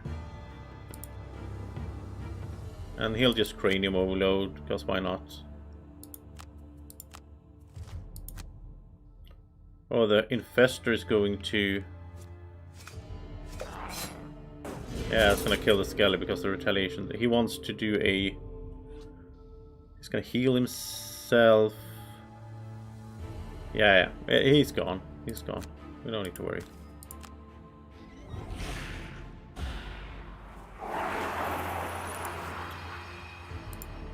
And you can heal yourself.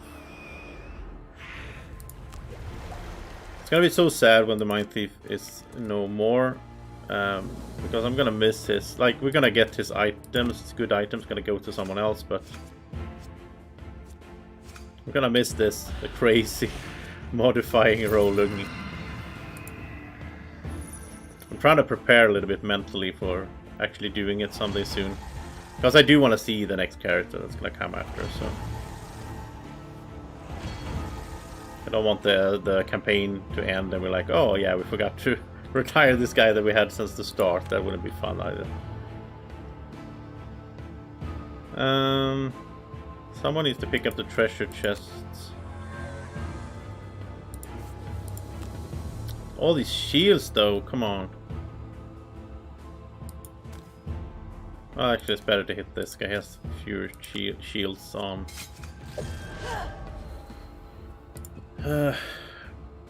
But you know what shields won't save you from? From the Plague Herald with his doomed compass.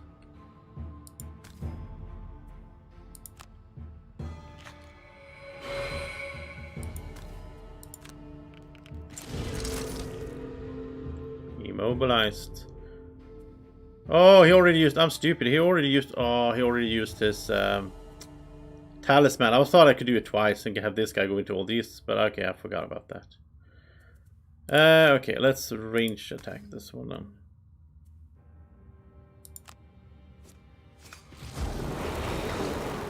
It's not a bad idea to use the talisman to get the stamina pot back either. I mean, look at this. He burnt one card and we're almost at the end, so we're doing fine, to be honest. And I do dare to say this at this stage. It's like we almost don't even need to heal right now.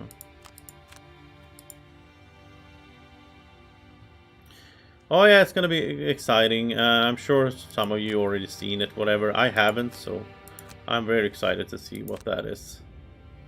I don't think I've seen... Out of the 3 personal quests we have going now, I think I only played one of those characters, or seen them. I don't even think I opened the envelopes or anything for the other 2, so... I'm not the kind of person, like, when I finished Gloomhaven, I didn't, like, open all the envelopes and all the miniature packs. They are still standing there in my shelf 4 years later. I never seen them. Which, in a sense, maybe is a bit crazy. Why I never looked at them, but, you know, I still have in the back of my mind, like, oh, I'm gonna replay it someday. Now, I never did until the digital showed up, of course, but... Let's see what this treasure chest is. Lost Island. Oh, I like that. That we got a new, like, a side quest. New location. That's something I'd much rather get than, like, 20 gold or some item that I don't really care for. Love getting a new quest, because that's fun. That's more... Oh, there we go. First curse, and you take 3 damage. There you go. There's the curse. You take 3 damage. Come on. Nice. And the second one. He's like killing himself on his own turn. It's so good. At this stage, I might even miss that more than the Mind Thief. I mean, the Plague Herald. No, it's not the same. It depends on which life goal you take. So when you create a new character, you get to pick between 2 life goals, and you can see there which symbol they have. So they are connected to that, not to the character you retire. Which I think is a cool system, because then it can, like... You could play through this like 10 times and get different combinations going. And I mean, to unlock all classes, I don't know how many classes there are. There's a bunch. I don't remember now. To unlock them all, that would probably take a while. Like, you would have to grind and, like... Yeah, I don't know. I mean, some of these life goals, like donating... Like the Mind Thief has the one, donate 120 gold to the temple. That's very easy to grind, right? So, I mean, if you get that, you can just like, oh, let's just go through it, unlock it, and... I guess. I'm not much for grinding, though. I mean, I do some, but I'd rather not. Let's do this. Attack with Muddle here. And let's heal him. Why not? Let's just do that as well. Oh, we didn't have any... Okay. We didn't have anything to choose from. There was only one element in the room.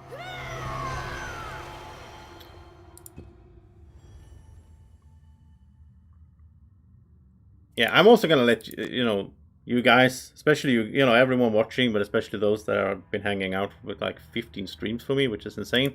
You know, if you guys feel like, well, it's time, you know, we really want to see something else, you know, let's get rid of the Mind Thief, you know, let me know. I'm not gonna like just blindly go by what you say, but I'll take that into consideration at least. That would help me with my anxiety to not get rid of him. If you guys really want to. I mean, if you guys really want to see him go, then... I mean, also, in theory, we could start a 4th character. This isn't something I haven't done, but I'll talk a little bit about it. I could start a 4th character and let the Mind Thief rest for a while. You know, I don't need, you know, he can stick around. I mean, if you want to see something new, we can have a new character in there, level that up, you know, retire it, get something new, whatever, and the Mind Thief can just stick around and, you know, be a little bit... He can sit at the Sleeping Lion, having some drinks while the other 3 are out adventuring. Once in a while, if we run into a hard scenario, we could like, oh, Mind Thief, we need you, and he can come in.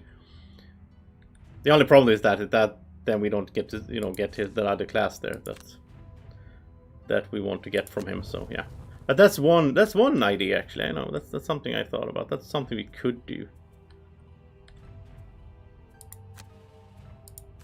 because we have an open slot that we're not using. You can have 4 characters. You don't need to have all of them active every quest. I never played the board game that way, but I guess you could in the board game as well, of course. Play it in that with that style, right? I always just had my 3 and I used them all the time, which is sort of what I'm doing now. But I like that it's so versatile. I mean, you can even bring in like a friend or 2 and play a scenario. And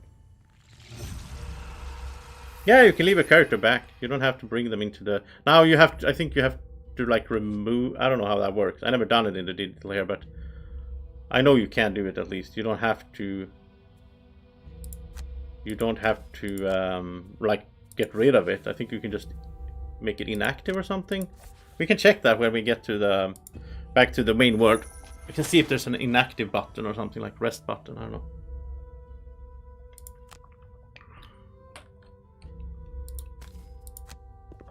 Let's see what's in here. Okay, more of the same. And yeah, nobody's gonna attack. Well, they have range. Oh, they're gonna immobilize. I hate immobilization. Stop it. Okay, so opening the door maybe was stupid, but it is what it is. There's the exit tiles. Just need to get up there. Well, we are gonna kill everything on the way, of course. Because why not?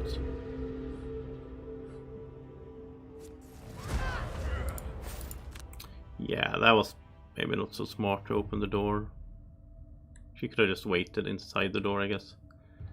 How are we doing on curses? A lot of curses still. I don't think we need to refill. I think we are fine on curses. Let's stun a bunch then. What can you do when you can't move? You can... I mean, she can be like support duty, I guess. You can bless and strengthen, and she can bless as long as someone is next to her. So let's make sure someone goes next to her. So she can do that. Mind Thief can go stand there. He can go there, that's fine. Let's use his thing here as well. I need to use stuff. I think the last scenario, I don't even think we used all the items. So I think you can have 4 in your stable, yeah. I don't know exactly how that works, but I think that's how it works. We'll take a look at it when we get to the world map after this, because I am curious as well. I just started thinking about that. I don't remember who it was now, but it was someone that I watched. I haven't had time, obviously, since I've been streaming so much myself since this was released. I streamed every day almost. But I did watch a little bit of some other stream, some other playthrough video. Because they were playing on hard, I think, and I was like, this is crazy, how can they do that? And I was watching for like a half an hour.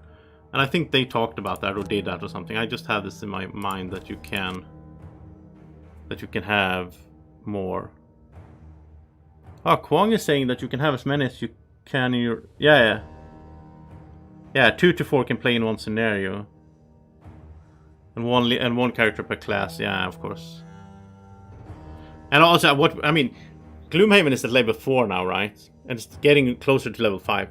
So another thing you can do if you want to, I'm not going to do that, but what you can do is you can like retire the Mind Thief to get the new class, and then you can create a new Mind Thief at level 4 and just spec him the same way, get him the same gear. And that's the new Mind Thief.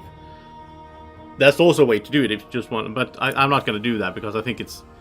I like to roleplay a little bit, to have a little bit of that in there, that like, this is actually the guy, you know, the Mind Thief that was with us, but then he retired.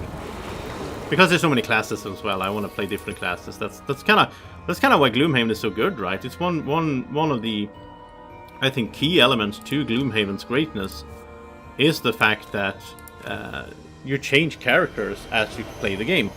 I don't really know about any. Maybe you guys know and you can tell me, but I can't think of another RPG like. It doesn't have to be exactly a board game, but like an RPG style game that. Well, I guess in like, I don't know, like Baldur's Gate and those games, I guess you change up your party as you go.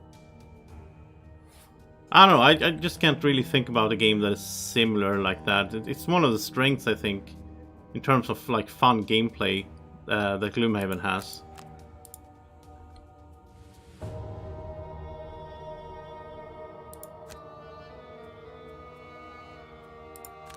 It's probably not unique. There's so many games out there, but it's not that common, at least.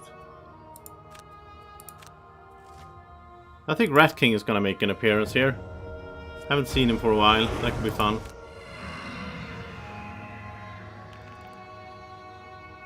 Well, I guess it's stupid because the Mind Thief is... He is strengthened, so I guess he should fight instead of putting out the Mind... the Rat King. But then again, let's go for what is mostly fun. Oh, the retaliation there is nasty. Don't need to save that potion, we're almost at the end. So.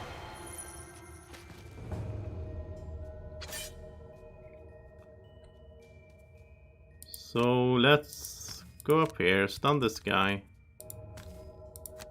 They are going to attack like that. So how far do they go? It's 1, 2, 3, 5. 1, 2, 3, 4, 5. Yeah. So we're gonna get. But if we put Rat King here, he can't get attacked this turn. Hey, buddy. Been a while. Oh, there's the curse. Look at that. Take 3 damage. Okay. Let's move in here. Oh, we shouldn't have gone up. Oh, it's gonna retaliate.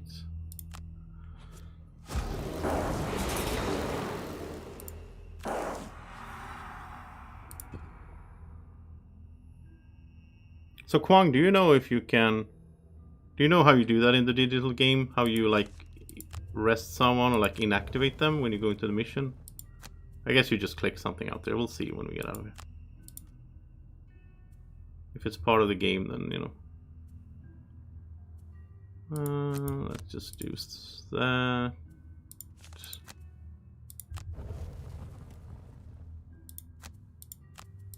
Mind Thief is almost a ranged guy a lot these days. I kind of turn him into a ranged character, which is fun. I like him that way. Like in general, I do. Like in all like RPG games or whatever, I always go for the ranged, like magicians or you know, archers or whatever. I always like the ranged attacks in like fantasy games and so on. Well, like not fantasy, but like RPG games. There's a disarm as well and kill. Okay. Yeah, so it's kind of, this mission here was kind of overkill for us. But I don't mind it. I like having just some easier ones, just progress through the story and so on.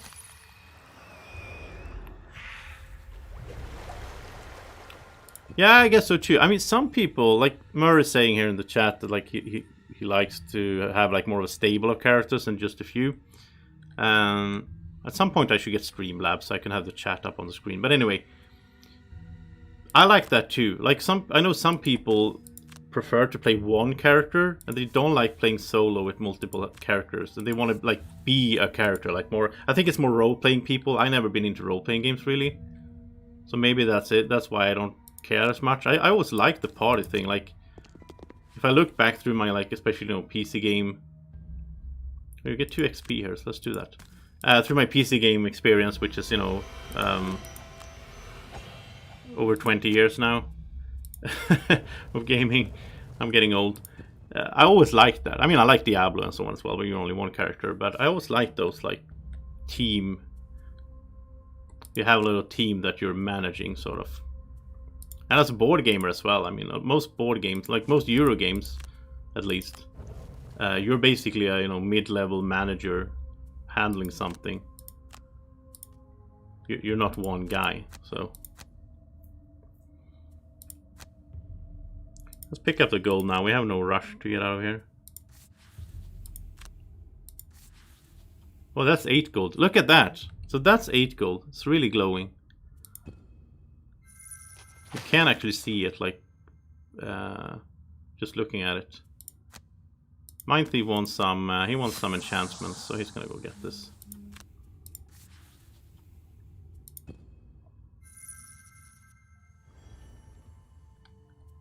And let's get that gold. This is fine, I think, to just like at the end of the scenario, spend an extra turn or two to just pick up some gold if you still have a lot of cards and so on. I'm not a big fan of just like playing with that in like in focus though.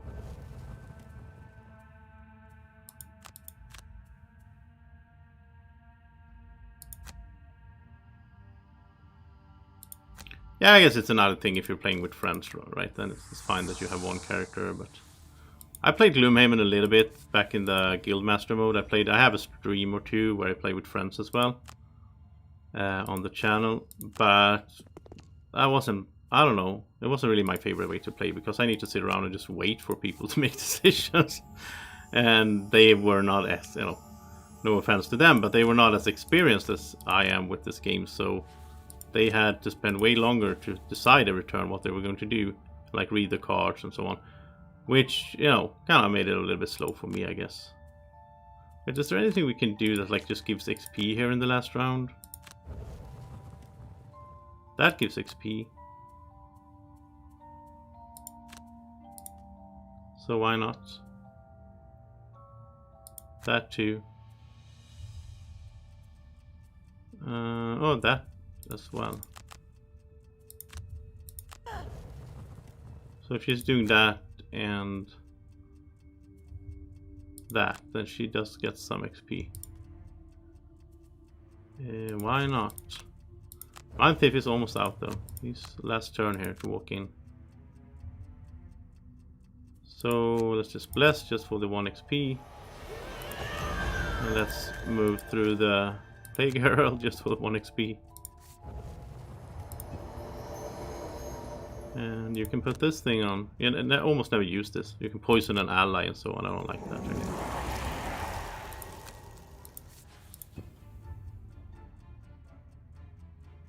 And Rat King didn't get to do that much, but he was here, making an appearance. Alright. You press ever forward, leaving the wretched trench. Looking behind you, you see the figures of more lurkers waiting in the shadows, but they do not pursue. Perhaps they are afraid of whatever lies ahead. You go deeper through a crack in the earth until your path shifts, suddenly upward. You emerge from the cold, unforgiving water into an air pocket deep beneath the waves. You spit out your water-breathing orb, grateful to finally breathe normally and take a short rest. Through the darkness ahead of you, you see an expansive cavern, which houses a massive stone structure. This unnatural sight, so far removed from anything you're familiar with, fills you with irrational, foreboding dread. Okay. Isn't it weird, by the way, if all this scenario took place where we were underwater and we were breathing through the thing, shouldn't we got like a scenario effect where you would like discard 3 cards at the beginning or something because you're a bit exhausted? Now it wouldn't have mattered for us since we have the perks, but anyway. I don't think we can go back to Gloomhaven now, by the way. Well, we can, I guess, but I think this is going to be linked, right? Because we dive down into something, so it doesn't make sense that we can just go back. Oh, we are back in Gloomhaven, are we? No, we're over here. Oh, that's the side quest, Lost Island. This is the one we're going for, Lair of the Unseeing Eye. No, we are back in Gloomhaven. That's kind of weird thematically. Oh, look at that. Now we complete... Oh, he did... Oh, so he never completed anything in the... I don't like that. I thought he already did something over here. But obviously not, so... Now it's only the mountains left then for him. And the swamp. No. Oh, so he already been to one of them. Wow, I don't know which one he's been to now. Has he been to the swamp or the mountains?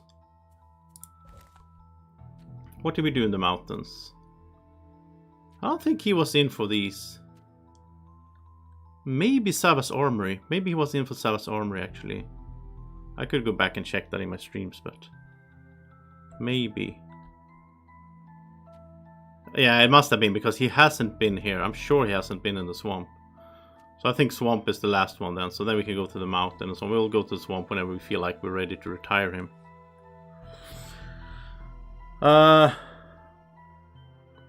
Yeah, it's more than 20 years. First real game... Well, I played Nintendo as a kid as well. But the first real RPG I played, or RPG-ish, was Diablo 1, I guess. That was like 96, maybe? 95? I don't know when it came out. So it's like 26 years. I never played like the common door or whatever. I guess I was too small. I got like Nintendo, late 80s. I got Nintendo for the first time. I guess I played Zelda. I mean, that's an RPG in a sense. You decide to unwind the sleeping lion. Here's the guy that wants to fight. We can join the fray, and nothing will happen. We can refuse to pay, and we get minus reputation and XP. I just go through these city events that we've already seen a bunch of times. I do like that one for getting minus reputation. Almost leveled up, almost max level now with Luna. And Luna is almost done as well. We can only do 2 more quests with her. It is what it is. Okay, so side quest here. What is this? The Temple of the Seer tells of great wealth to be found. I like that idea. Kill all enemies. And there's a bear. We haven't met the bear yet in the digital game. And this is the artifact thing. Kill the sightless eye. Oh. So I think it's one of these 2 we'll do. We're not going to go here because then we'll retire him. We're not going to go on to these because I'd rather just continue here. We've been streaming for 2 hours. I will take a short break. The Watcher Mountain. Oh, the Watcher Mountain we've done a lot of times over here. He's been here for this one and that one, and yeah. So yeah, so I think it's just it must be the swamps that is left for him. I'll take a short break. I'll be back in like 2-3 minutes. And then we'll do one of these 2. You guys can chime in meanwhile. Do you want to continue the core quest here, or do you want to go see what this is about and get some wealth?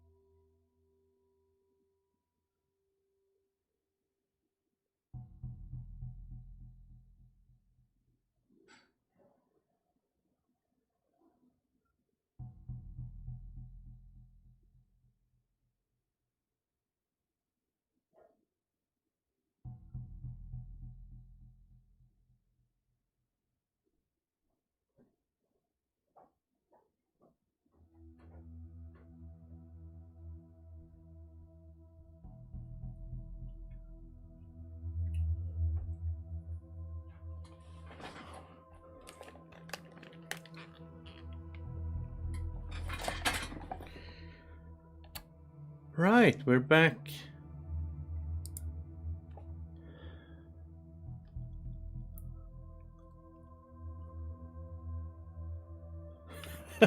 Okay, you're gonna refresh your items. That's good. Yeah, okay, so it doesn't seem like you guys have any strong opinions on this. Oh yeah, Trumer. I should check the whole thing with the... So let's say that... I don't want to delete anyone now by mistake. Let's say that we don't want Luna in on a quest. Can we... I'm not going to delete her. Can we select a mercenary? Oh, there we go. You just... Okay. There we go. So now Luna is resting. And then we can just add her. Oh, that was easy enough. Okay. So it was that easy. So we could have... Oh, so we can have more than 4 then, I guess. Because we have a lot of slots here. So we can have a bunch of people. Just bring in 4 and then... I guess if you have different friends you play with and they come and go... That's really cool. So like we could... I'm just going to do this as a test. We could like... create a... I don't know. Let's say we create a Spellweaver. I do like her. And we'll call her my standard. This is my standard fantasy female spellcasting name. Or Tanya. And then we can choose these. So kill 15 wormlings. Wow, that's easy to unlock that I haven't played. Oh, we could actually do that then. We could do that just to see what that is. That's super easy. Kill 15 wormlings. We'll do that today. Or Battle Legend. Earn 15 perk points from completed battle goals. That takes a little bit more time, I guess. That will get us the note. I have played the note a lot. I'm not going to spoil anything, but I love it. So, no, let's go with this then. Because I never played that. I played Spellweaver so much, though. I'm not even that into playing her, but I could do it just to kill a bunch of wormlings. So here we go. So we have Artania. So we have a 4-people party. But we can just remove her and play on 3-handed. So what we could do for fun, I guess. Not right now, but maybe we'll do that later. What we could do is like, yeah, we could do what I talked about. We could have the Mind Thief rest a little bit, put her in, go just kill some wormlings, retire her, get the new class that I haven't played, and see what that's all about. Yeah, we could like bounce around with this thing. That could be fun. I was thinking about her here. I mean, I suppose like her card, she has cards that reviving ether, right? So she can recover all of her burned cards. That's her thing. But that card is like double burn. So if she uses that, Luna can't make her get that back. Because that would be insane. I remember back when I played, because she will get, I don't know what level, she'll get another card that's also doing that, sort of. I think it's recovering 1 or whatever. And when I remember misplaying her when I played my first Gloomhaven campaign at first, that I didn't realize that, so I was like bouncing these cards and she had eternal life. It was just like for some scenarios, and then I read the rules more properly and I'm like, oh, okay, you can't do that. Anyway, she's really cool, but we're not gonna spend time on her now for level up and all that. I might do that off screen, actually, like off cam actually. Get her, you know, I might just run through her off cam. Where is there a lot of wormlings? This is good, right? The diamond mine that I used for some grinding earlier, because in here there's a bunch of wormlings and the merciless overseer is summoning them. So we can go. I could go in here like off cam tonight or whatever, and I could just kill everything, and then let's just wait for him to summon more, and she can kill more, and we can just keep going until she did, what is it, 15? That's gonna be super quick. I think the room starts with like 8 or something. Yeah, it's really cool for the game. I could even add her tonight. I could add her as a 4th character, because with more characters there's gonna be more enemies. And then we can go in as a 4-party. These 3 guys can just take care of whatever is needed, and she can just do the killing blows and get 15 wormlings. I'll probably do that tonight, and that could be fun to do off cam as well. I'm not going to do that in the stream. I'm just going to do that to unlock another class, and then I'll show you the new class and play with that tomorrow or whatever. That could be a fun thing. But for now, I think we're going to do one more scenario before we end today's stream, and I think I am curious about this. Like I like it. Oh, this is core quest. What? Oh, I thought this was a side quest. This says core quest. Okay, so we got from the Temple of the Seer here. We got to learn that there's a great wealth. Okay, let's go here then. Then that's even more exciting. There are many undiscovered islands in the Misty Sea. Most are not worth finding. But still, you're confident that you will find vast riches on this particular one.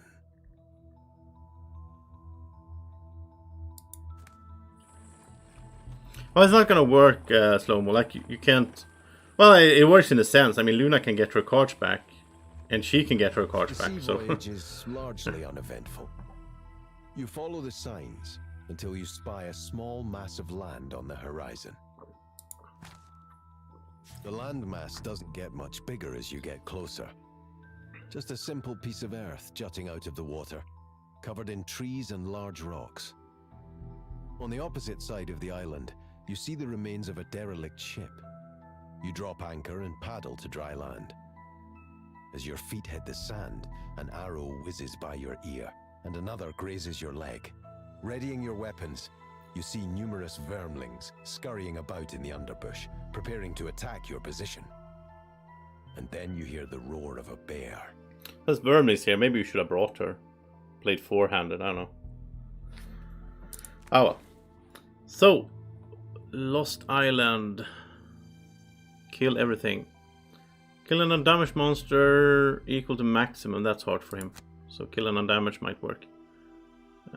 Don't care about you, Mind Thief. Kill 5 or more. Sounds easy enough. Depending on the scenario, but there should be a bunch of small vermlings that are easy to kill, right?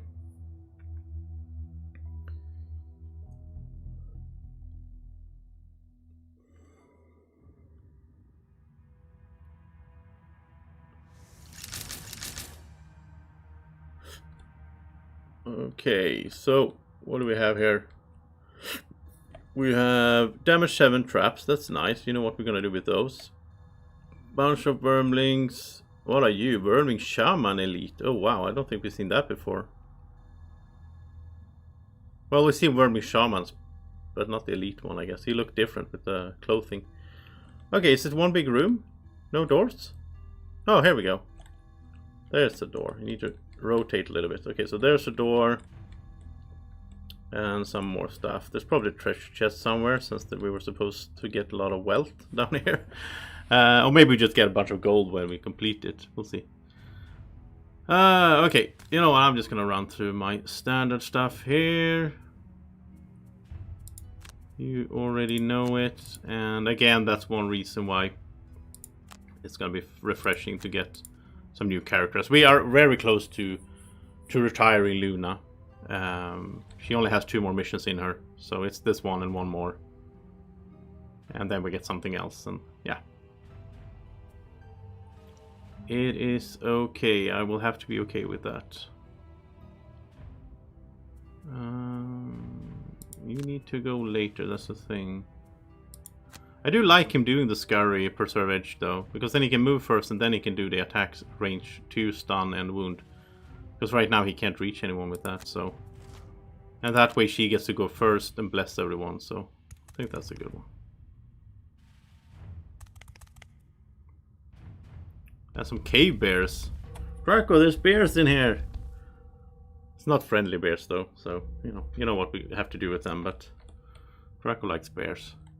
Bless everyone. Oh wait.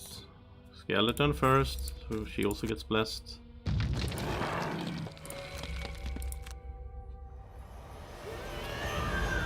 There's a lot of critters. Like, these bears are kind of nasty. Do they have wound? Yeah, that makes thematic sense, right? They have innate wound. And they probably have some strong attacks and all that. 17 health, so...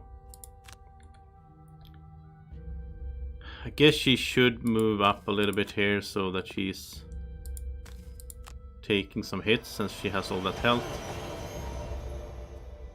And I think we're gonna save the stamina pot this time and see later on here maybe. Let's Burn Scout Elite. He hasn't acted yet, so I'd rather stun him than the bear. So let's attack the bear with some wound.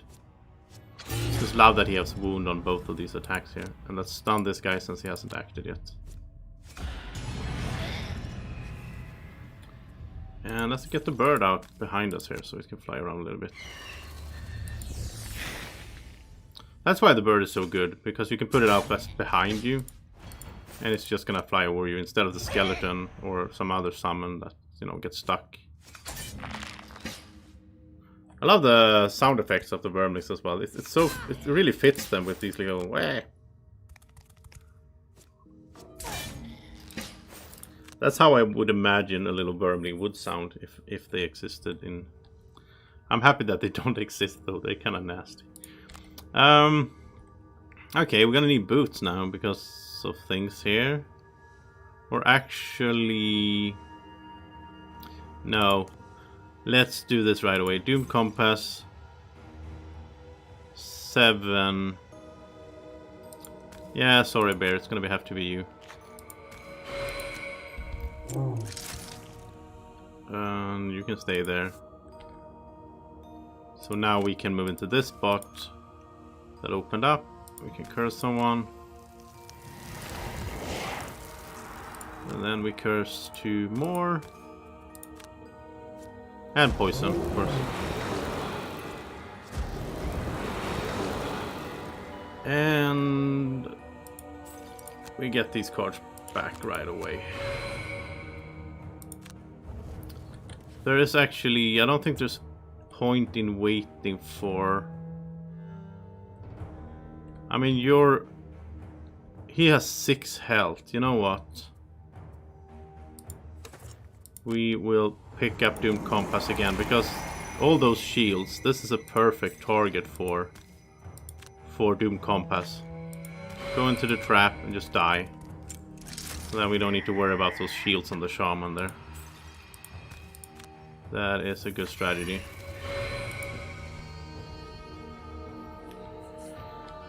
Okay, so same thing again, but this time we'll do Baneful Hex instead because it curses everyone adjacent, so we can get multiple in. And you're gonna do something different though. I don't think we're going for a second bless around. Instead you can start attacking.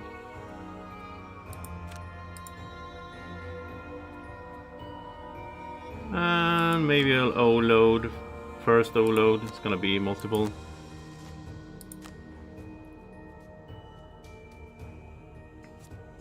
Nice. I mean, the summons are so good because they also, you know, they're using the modifier decks of whoever summoned them. So, you know, if it's the Mind Thief summon, it's like super strong.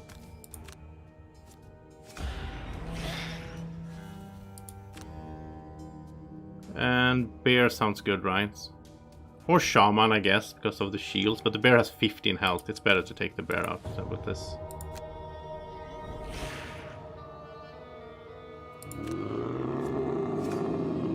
And he got immobilized as well, so he can't run around.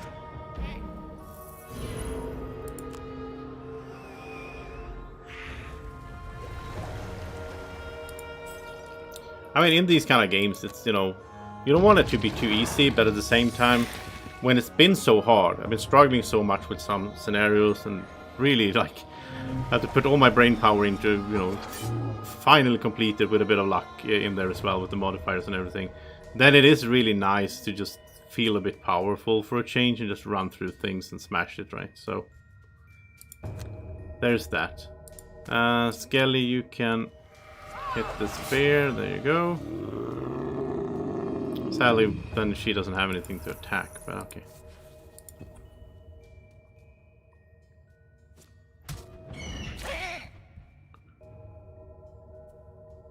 Let's see, where do you get the most out of this one? I think it's boots, right? Yeah. Wait, can he get to... Oh, the bird is in the way, so he can't get 2 otherwise. Oh, that's a trap. We're not going to have you go through that. No, I don't think he can get to two targets. So in that case, let's just go pick up gold. Just curse one of them then. Just how it ended up there with the... And then... Oh, he doesn't want to attack that one. You don't want to attack something that probably dies, because then the curse never happens, so...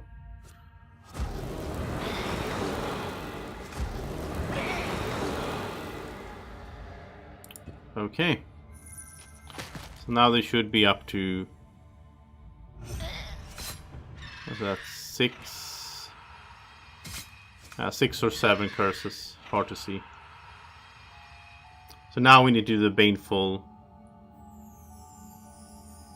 Which means he has to rest. That's kind of annoying. Yeah, so he won't... Yeah, he'll save it for 1 round and then he'll short rest, get the Baneful back. I guess that's not optimal. Maybe, I mean, we should probably instead save the stamina pot. Yeah, that's probably smarter. I'm fine-tuning my curse thing. Not that it matters that much. He's gonna retire soon, so, you know. But as long as we can use it, it is fun. Oh, well, he can Oh no, that's burnt, I guess. Where is her? Did she use that? Yeah. She could have gotten them back for him, I guess. That could also be a thing. Just make sure that she gets them back for him. And now we're gonna poison curse with the Mind Thief as well, so.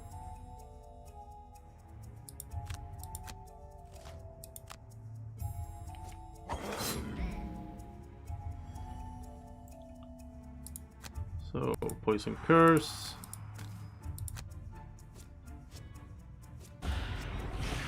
He's tricky though, he might kill things. That's only one additional curse there. I'm not gonna complain when he kills things though, that's kind of weird. I think maybe now it's time for him to do stamina pot. That is nice, and that's nice. I do like to wound this guy since he has all those shields. And here we just double attack. He needs to kill an undamaged monster with a single attack. That's should be doable against these guys. Like the norm, like this one. No, the 8. Yeah, okay, so 8 may be the minimum. Well, that was 8 actually. That was 10. Huh. Oh well. He wasn't undamaged. So. Oh, the skeleton's gonna heal himself. Nice.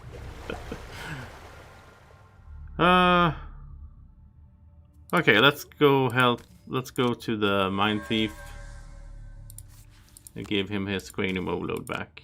That gives her 2 XP every time she's doing that as well, which is nice. Now she can get some cards back of her own.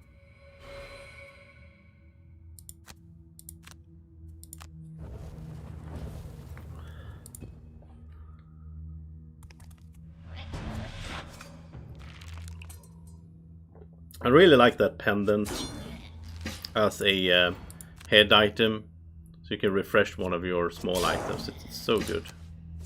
So versatile as well, depending on what you need at the time. You can just get a healing pot or a stamina pot or whatever. You're gonna have to short rest, sadly. He has so many cards, so I'm not really worried about that. So Baneful Hex combined with... maybe move 2 curse then. That's more curses for the people. Then attack 5 and maybe jump. Yeah, we'll see. And we're gonna save Cranium Overload for the next here. I think we can take on this guy without it. We can stun him. Then we can do strong attack as well, so that's pretty good. So I mean, this is stun and wound, so. And muddle and muddle and pull and pull and miss. No, wait, we don't want to pull him. Don't we want him ranged for the next attack here? There he goes. He dies anyway. Okay, that was overkill. I'm getting a bit sloppy here, maybe, because we're doing so good. Let's curse this guy. We don't know what's in the next rooms here, though. And now Baneful is in play. So now you can start getting curses. Come on. Oh, you're just looting. Okay. He's laughing. And dies. Yeah, I think it's also going to be good to get some new characters in, because this, you know, so it doesn't get too easy or like too streamlined for us. Let's get the gold. I don't think we will really have time to enchant much on. I mean, we got the jump on her, the jump effect on the move. He hasn't enchanted anything, I don't think. I'm not really sure we will ever do that before he retires.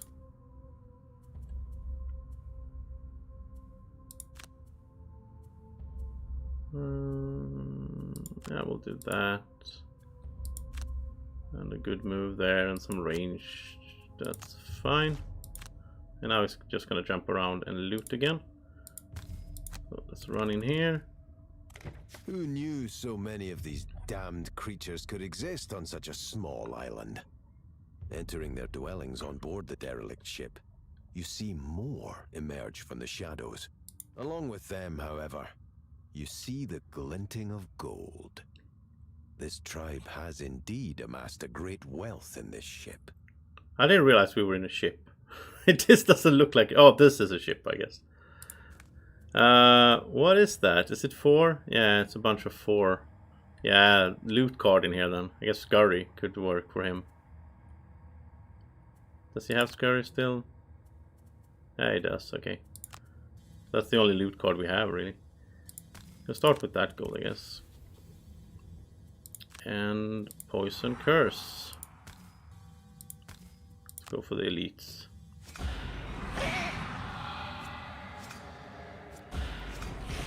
Muddle isn't bad either there.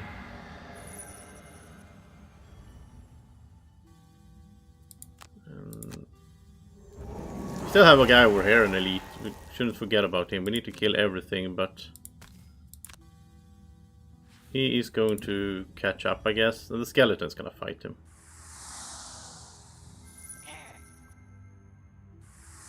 No, they are all looting. Oh, that's bad. That's like the first time I ever cared about them looting. It's because they're in a small room. There was a lot of gold on the ground. There goes our gold. Well, not all of it, but... Wow, this is a good AoE here. Look at this. Mind Thief is perfectly surrounded, so... There you go, Skelly. 4 damage. Okay, so I wish it was her that was in there. She could have done this now. Instead, then... Let's just do the normal attack 5 here.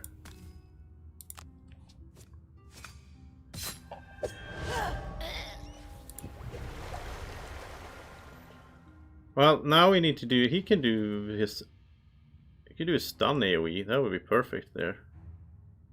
Can he reach? Yeah, he can do it like that. And now she kind of needs her jump cards. Well, she can still fight. Oh well. We'll rest her next time. And he can jump though.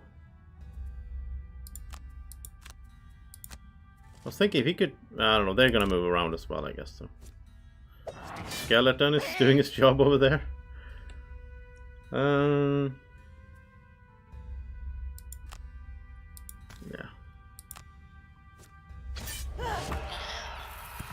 Yeah, you don't need tanks. Who cares about tanks? Or you can have the Mind Thief as a tank, I guess. Well, when they loot, that is. He would have get smashed here if all of them would have attacked there, but these guys also have pretty small attacks when they attack, so I wasn't that worried. Look at this. This is a perfect 6 enemies. It's almost perfect. The Mind Thief is in the middle, but it's not 7.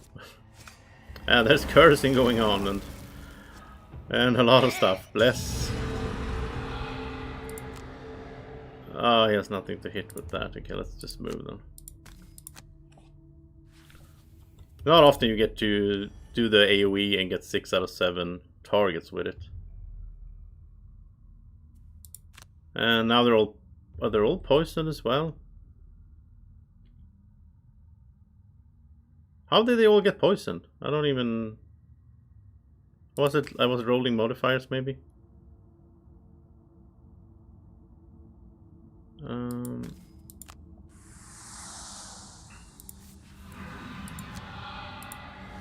Well, they're already stunned, I guess. And Mado. So many negative effects on them. Oh, and they look at that. He misses the skeleton. He takes 3 damage. Next time the skeleton gets to act, he's gonna kill this guy. That's a perfect outcome there. Yeah, they were all stunned, so not much happened. How are we looking on curses? They have a bunch of curses. I don't think we need to...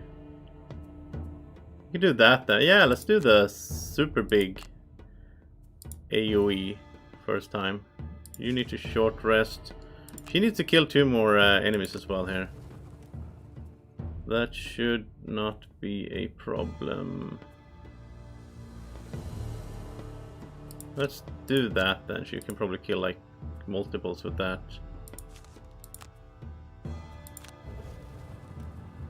Still have the cranium overload. We don't really need it. Right now at least. I don't even think we need that AoE to be honest, but yeah.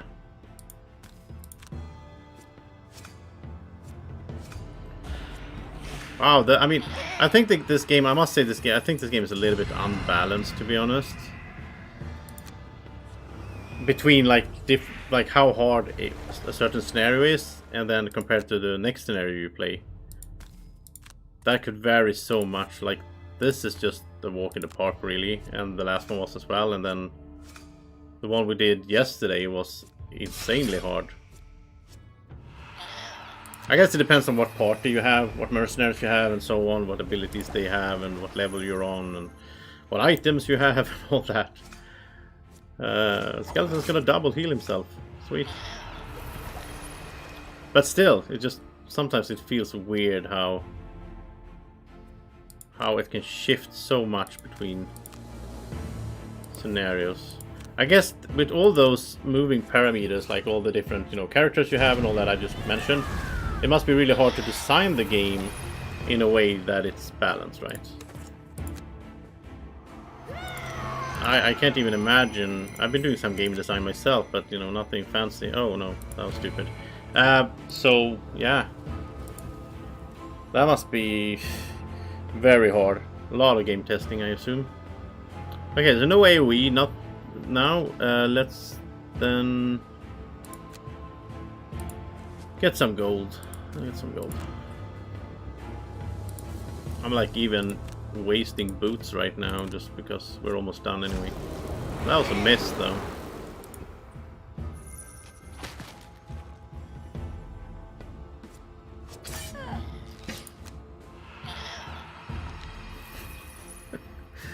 Yeah. Let's see here. I'm not even gonna spend time on like her blessing everyone because it feels a bit pointless at this stage. We'll just run through the last room here. Well, actually, I guess we should pick up a bunch of gold. We'll pick up some on the way. Again, we're about to retire some of them and so on, so the gold is not as important as it might have been. I'll kill you. That's not the oh, there's even one more room in here. Small room there. That's probably where the treasure chest is then, because I don't see any here. If there is one, but I would guess so.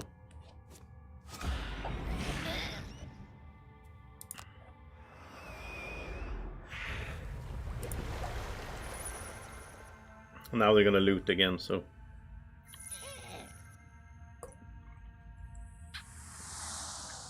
Where does that gold go though? Can you explain that thematically to me? If they pick up 4 gold, then we kill them, they drop 4 gold.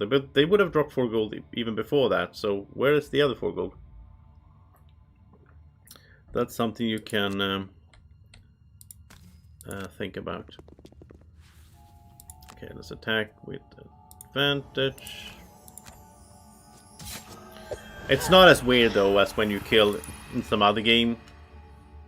A lot of games actually, where you kill like a bear and he drops like a shield. Like, how does that work? Let's just not poison her maybe. Oh, we have to. I want to get those 2. And curse. Sweet. What is that? That's a lot of curses. Oh, he can do a loot one action. Look at this. He can use this little spider he got from the Tinkerer. I think that is so funny thematically. Like, we actually got a little present from one of the characters that was in the party earlier. I think that is so cool. And it's also so fitting for a Tinkerer to make a little spider that he gives us in the mail. And he took 3 damage there, and he's gonna do as well. Nice. Okay. And that's also cool. I mean, I suppose, I don't remember or anything, but I suppose when we finally retire the Mind Thief, he's gonna show up later on in like an encounter, right? So we're gonna get something from him, and he's gonna show up and give us a message or whatever. Like, you still get some... I think you add like a road event and a city event. So I think you get one of each. So that way, it's a little bit like they still, you know, exist in the world, which I think is such a smart, just, you know, design idea there, to give the player that feeling that, you know, okay, well, I lost my character that I really liked, that was sad, but, you know, they're still around, they're still doing stuff. I mean, earlier we got something from like, oh, the Brute, like someone met the Brute and he was saying, you know, hi to us. Like, I think that is so cool. Oh no, Swedish bears don't drop shields. Maybe they do in Canada or something, I don't know. Wouldn't surprise me. Let's go here. And I think...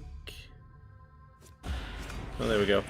I think actually Rat King should make a little appearance here. He's gonna go away soon. He's gonna retire as well. That's the sad thing. So when the Mind Thief retires, so is the Rat King. I don't know what he's doing then. He's probably going back to his sewers or whatever and being a king. But, you know, sad for us. It's poor little wormlings. Like, they can't even do damage to us when they try to. They end up taking damage themselves, so... almost feel bad for them.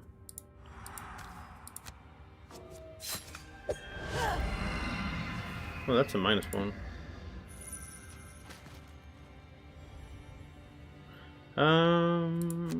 Gold. We have moose here as well. We call them elks, though. I never understood the difference between a moose and an elk, and Draco is afraid of both of them, both of the types, so shouldn't get too deep into the moose discussion, then Draco will freak out. I don't know why he's afraid of elks or moose. But, oh, there's a miss, and you take 3 damage. Look at that. So he has 4 shields. It has 4 shields, but it takes 3 damage from drawing a curse, and that kills it. You know, it's so powerful. It is almost a little bit OP, right?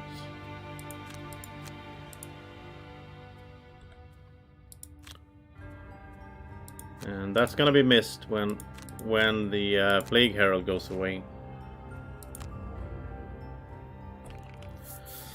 I am planning to, after I'm done with this whole thing, I will be like, oh, when I'm done with the campaign, I'm gonna miss, you know, streaming it and playing Gloomhaven. So I'll probably just like play it more with other characters or whatever. I might not stream it, but I'll probably start doing these like videos about Gloomhaven, maybe. Like, I already did a how to play Gloomhaven video. The problem is I did that with the adventure mode, so maybe I should do a new one. Well, it's the same game, I guess, but I'm also thinking about doing like a top 5. I like doing top lists, so like a top 5 characters in Gloomhaven that I played. And I must say, right now, at least, I haven't seen them all. We're gonna see more here. It's gonna be fun. But right now, you know, the Plague Herald is in a really good spot on that list. Such a good character. And I knew that beforehand as well, since I played it in the actual board game campaign as well. It's easier to handle here though, because in the board game campaign, every time he curses, you have to like take a curse card, mix it in the monster modifier deck, and that was a lot of shuffling. I never used digital. There is like a digital. If you play the board game, you can have like an app, and that handles the modifiers and everything, I think, or like the action cards for the enemies. But I was like, I don't think it existed when I played the board game, because I played it just as it came from Kickstarter. But also I always felt, oh, there's a treasure chest, by the way, standing on it. I always felt like I wanted to have the board game experience, the pure actual shuffle the cards and all that. Because then you can't blame anyone but yourself, because you shuffled, right? So if you draw misses. I think this is basically just finishing up here. But I do want a treasure chest. Now I'm not sure if...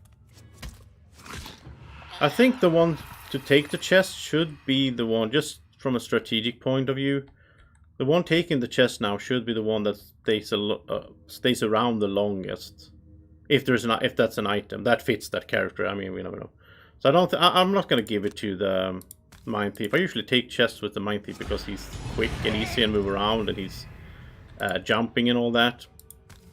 But I think it could be smart to give it to, I don't know who will stick around the longest. I guess the Plague Herald, because I will avoid the swamps as long as I can, because I want to keep him. At some point I would have to do it, but... Oh, so she's disarmed. Huh. Don't even need... Well, I can heal away the poison, I guess. I agree, the upkeep in the board game version is a lot to handle. I think, you know, over like, I don't know how many, well, like 200 hours or whatever I played the board game. I think like, I don't know, 25% of that or something was like picking up the stuff, putting it down. Like I had it, you can even sort of see it in a sense on the channel. Like if you go way back, I mean this is in 2016 I think, when I just started the channel. There was like a month there, like over Christmas and January, which is stupid because that's like I learned that later on. That's the best time of year to do a board game or overall do YouTube. So you shouldn't take time off then. But that's when I took time off from my work at the time. I had an actual day job back then. And I took like time off actually, and I just played Gloomhaven for like a month straight. For like 200 hours or whatever. And then I had the game set up on my kitchen table. And I just never put it down. So that was speeding up the process as well. If you have to put it down every time, like bring it up every time you play, that would be even more time spent on all the upkeep. And I got some like folders, I still have those, like folders and these like little tuck boxes and everything, so I could keep everything in order. I actually have, now I have a insert from E-Raptor or Folded Space. I don't remember which one I have in the box, to be honest. I did reviews for both of those, so that's on the channel as well if you're curious about a storage solution for Gloomhaven.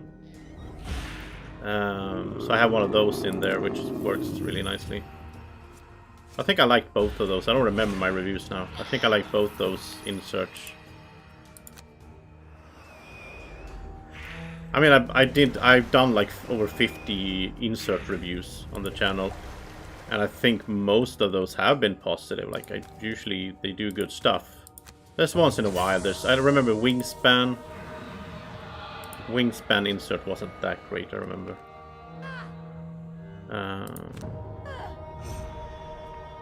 Okay, so you should... Is she take... No, she's not taking the... We'll have the Plague Herald take the chest.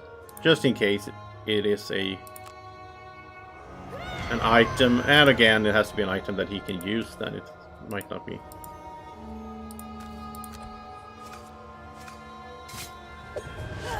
Nice. She just straight out killed that guy and even healed away her poison. Well, he can't reach it. Okay, he'll take some gold now then, and he'll take it the next time around. Wait, are we done? Okay, how stupid am I? I've been sitting here rambling about other stuff, and I just realized we killed everything. I thought there was one guy lagging behind. Did Rat King kill him? I have no idea. So I will have to replay this thing then. Because I do want that treasure chest. With the distraction of flashing swords and swiping claws put to rest, you investigate further to find great caches of gold below deck. Though this is a really good quest to grind though. So I do want to replay this. I mean, look at all that gold. So I don't mind replaying this. I could grind this off cam. Actually, it's a good one to do with Spellweaver as well, because she needs to kill a lot of wormlings. There's a lot of wormlings in here, so I think that's what I'll do tonight. Who knows what the vermlings were using the gold for, but you have a good idea what you will use it for. I don't really have a good idea. Maybe enchantments, I don't know. Oh well, okay, so I will have to go back and get this and get the treasure chest. Yeah, it was Rat King. Yeah, typical Rat King. He just sneaks up and kills the last enemy when you don't. You gotta pay attention to Rat King, see what he's doing. You gotta keep that guy on a short leash. 25 gold each. Yeah, this was a good mission, right? Plus all the gold we got in there. And look at that, Luna's almost done. She can only do one more mission. So that's probably gonna happen today. Yeah, I can stream for another hour or so. But she leveled up, so we get to see her maximum. And look at this. We got a perk with the Mind Thief without even trying. We didn't try for this. But this is gonna be annoying, guys, because you know what? It's gonna say one available perk. Like that. It's gonna be this little thing. And we can't pick anything because it already has all the perks. That's gonna hurt my... I don't have a serious OCD, but that's gonna hurt my... That's annoying. I'm gonna click this multiple times and be like, oh, what is this? I'm like, oh, okay, yeah. We need to retire him, right? It's like the game telling us, get rid of him. He's been here way too long. Oh, well. We'll retire him maybe tomorrow then. Not today, not today. Okay, Luna, leveling up. So she's at max level. That's fun before she goes. Yeah, one more different quest for her. Angelic Ascension. On your next 4 attack actions, add +3 wound and gain advantage. Wow. And look at the bottom. Move 6 with jump. This card is amazing for her. She loves getting more movement and jump because she tends to get stuck. And the top there, she can do some movement first then. Then we get to like the final room. It's often like the hardest enemies. She puts the top part into play, and then her next 4 attacks, she has +3 wound and advantage. This card is insane. I don't know what that... Wait, yeah, okay. We'll get back to that more. This card is insane, though. Really good. What's the other one? Divine Intervention sounds good as well. When any ally suffers damage, you may suffer that damage reduced by 1 instead. That is also super good for her since she has the most health in the party. Yeah, I know what you mean, Murray. We're gonna check that. So she has the most health in the party, which is awesome, right? So, and she often tends to be in the back to do some support stuff like blessing and all that. With the Divine Intervention into play, if we put this into play early, she can be in the back, but she can take damage. Reduced by 1. The bottom one is shield 1, self and all allies. That's also good because it doesn't burn the card, and it is doesn't matter where they are. There's no range on it. Wow, both of these cards are really good for her. Both of these cards are amazing for her here. I mean, this is the support card. She takes the damage instead of the other ones. This is the attack card when she gets +3 wound and advantage for 4 attacks. She only has 1 left scenario in her, right? So I think Angel Ascension is the one I want. Also move 6 and jump. I'm gonna take this one. So she gets some cool, good attacks off before she retires, right? So thinking of that, what would we get rid of? I guess it would be one of her attack cards, right? Because... yeah, I think it's this one. She doesn't have dark that often. I mean, I like the bottom there, move to bless, but she can bless on the top on the other card, and it's an 85. This is an 87, so it feels like an upgrade there. This is gonna be fun to play with in her last mission, though. This is gonna be awesome to play with. Wow, what an effect. Okay, and perk. Okay, and here we can see it. Here you have the... on her. This is what you talked about, like Myrrh. Is the down when you look at the perks for a character, you have this in the bottom here: quantity, add, remove, and you can't click it. Like when you click it, it just... I don't know what that is. I've seen it before, and I don't know what it means. I'm not sure what that means. I kind of wish, like for the Mind Thief here, when he gets another perk, since he can't do any perks, couldn't he just get like 10 gold instead or something? Or I don't know, whatever would be fitting. That's how I would probably house rule it in the board game if I was in this situation, but... Okay, she can get a perk though, and I guess we get... I mean, we can get the shield one. Yeah, let's get the shield one. Rolling shield one. We never had that with her, so... So she will have everything except for the technique, really. Oh, she still has one, because she got the battle goal as well. So, okay, that will get technique as well. No option there. But look at that. She has all the lovely perks now, and she maxed out level. And now we're actually at level 5 here, which is interesting on the party. So the dungeon's gonna be at level 5 now. That's the maximum. That's probably gonna be a bit tougher, which is good, I guess, since we're steamrolling it now. And I think Dwacko will have time to level up as well, so we'll get to see his level 9, which is probably insane cards as well there. I hope it's like curse everyone all the time. Okay, so money-wise, I don't know if there's anything over at the merchant that we really... Oh, she can have more items. Oh, I missed this. I didn't give her a new item when she reached level 7. I missed that totally. Wow, so I've been running around. It's been easy anyway, but I missed that she could have more items. And I mean, she's gonna get... When she retires, she's gonna sell everything anyway, so we can just get some item here for the last scenario for her. So what do we want then? She has 71 gold. I mean, it's either that or enchanter card, but I'd rather... You know, items I think are way better in like terms of efficiency, money, effect. I don't even know what to get with her. I mean, we could get a minor stamina, get even more cards back. Minor power, but she doesn't have any AoEs. Moon earring, that could let her refresh her shield, I guess. That's the only thing. Or her chainmail. It's all of your spent items, okay. Well, okay, let's get that then, because that's kind of... That's pretty good. If we use the moon earring like halfway through a scenario, we can get her chainmail and tower shield back. That's like extra survivability in a sense, right? And the other small item... Yeah, we can't afford this anyway. I think we'll just go with the minor stamina pot so she can get even one more card back there. That's always good, so... That's a good setup. She still has 37. It is possible that, you know, a level 1 card, I think she can get something here. What would that be? Oh, it's 50 for plus attack. I think 30. I think 30 is the movement. And that's already enchanted, of course. Oh, this can't be enchanted, okay. And then it's just higher levels down here.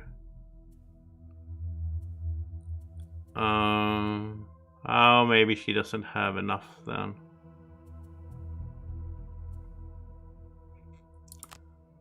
Yeah, we could. Yeah, okay, she doesn't have enough money. Right. So Dwacko merchant. Here we have remembered to get the level 7, but he can get even more. He has so many here because of his Cloak of Pockets. But he can get even one more small item before he goes. And I don't think anything else. We don't want to change up anything else. So let's look at... He has no enchanted cards, by the way. So we could probably do something cool here. What is he using a lot? It should be a card that he's using a lot. That it doesn't burn the card.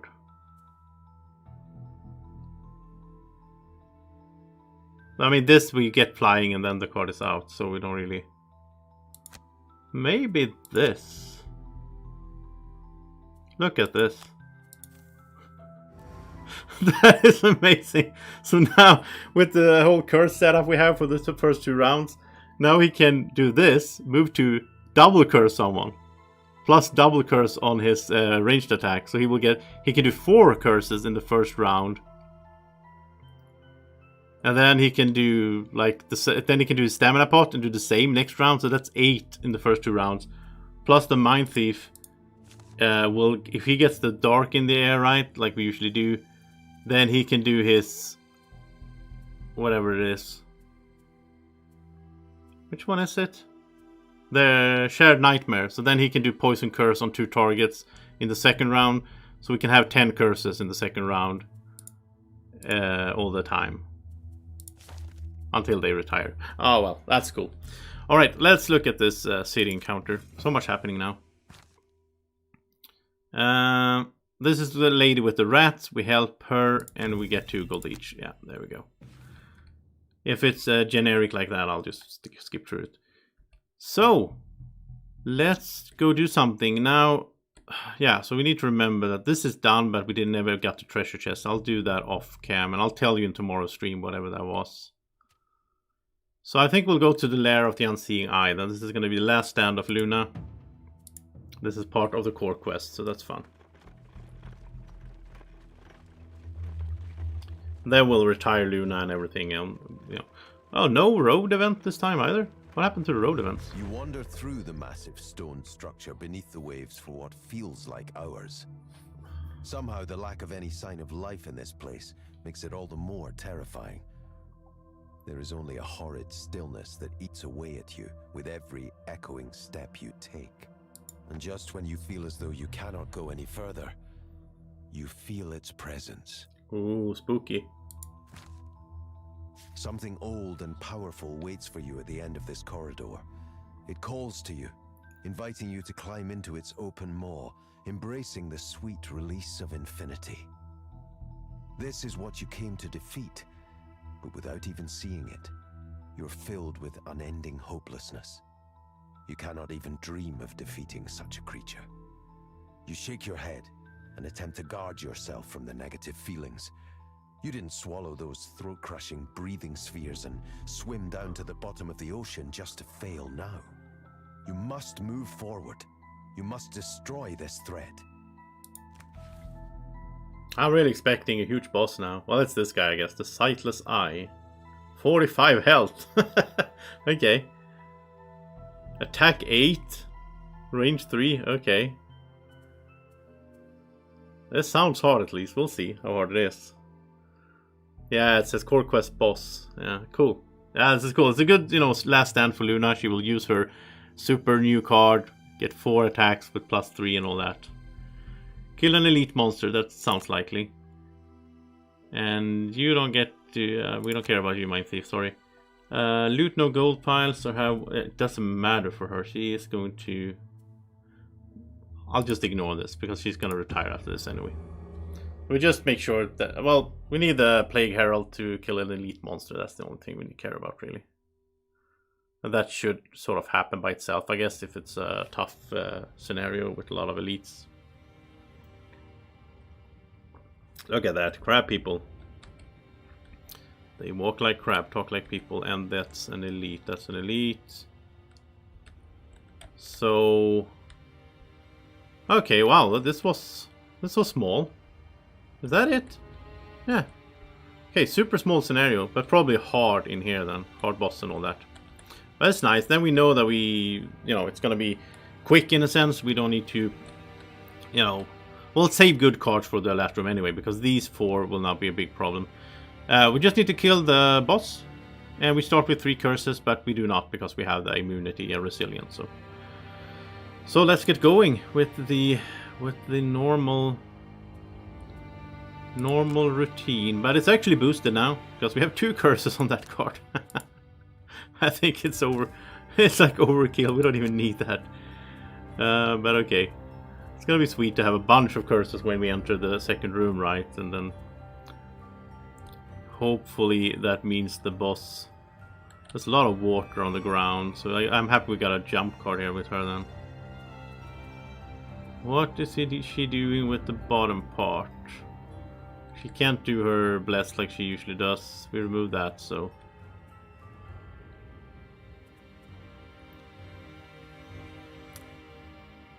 I don't know.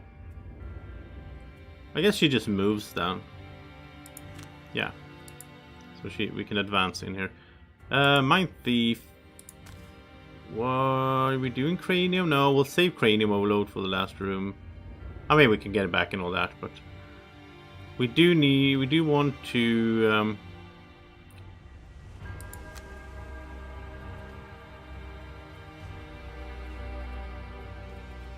I'm starting to think, how is it we put the... Is he putting... Yeah, he's putting the darkness in the room. That's for the Mind Thief second. Yeah, we don't need... Mind Thief doesn't need to do it. It just happens every time. Like, how do I do that? I forgot. But we want to save this card because he's going to Poison Curse on the second round. So we could do Scurry instead, I guess, then. And you need to go after her. So there we go. Scurry is good there with the wound. Look at this, all these items we have as well. Alright. Bless. Before you bless... Put the skeleton out. There you go. So now... Why is she standing over there? I forgot the placement. Okay, I'm stupid. If we fail the mission with super small margin, then I know who to blame. Of course, it's Mur here who didn't tell me. Actually, there's a delay on the stream as well. So I'm just kidding. You know what? Let's use the minor stamina pot. Get the jump card back. That could be handy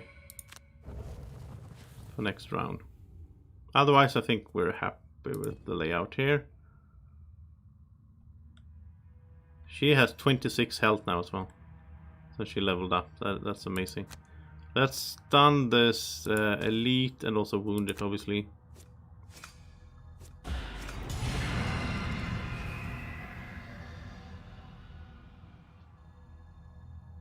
Well, I'm at the bottom of the ocean, but we're inside some kind of temple, right, or some building. So it's like water above. You know, there's a roof here that we can see. I know what you're saying, though. It's weird that we have water on the floor when we're below the ocean, but yeah, that's probably how it works. And there's a stun. Nice. So stun and wound, stun and wound. Perfect. Let's get a little... Yeah. Put a little bird out here as well.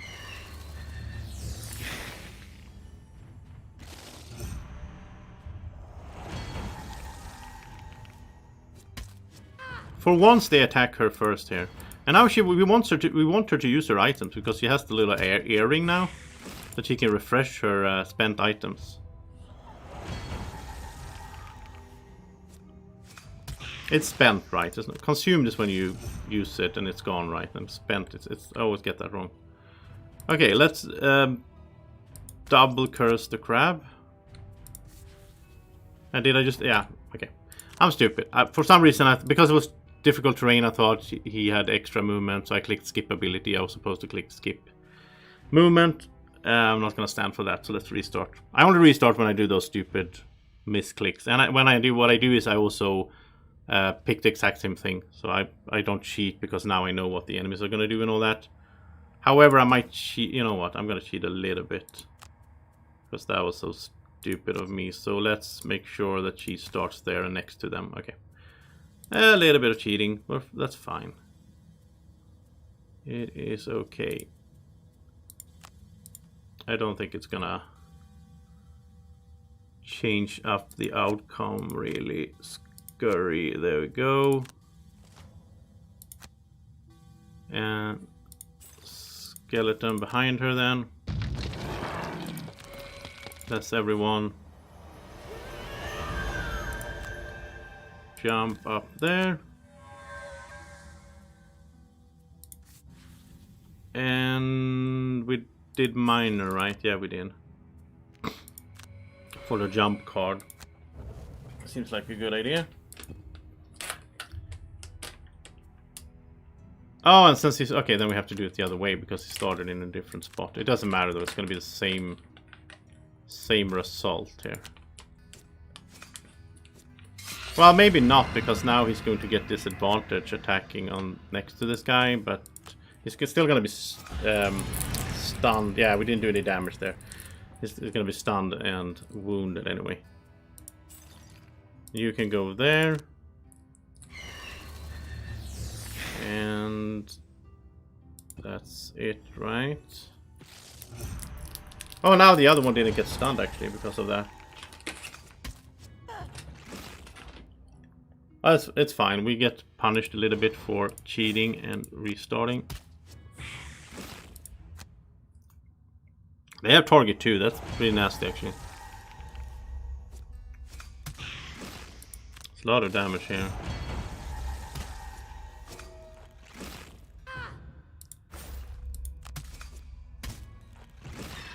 No, the bird died because of this. Okay. Okay, so this time move. And now we have extra movement, skip movement, but ability we do want to do. So 2 curses, and here comes 2 more.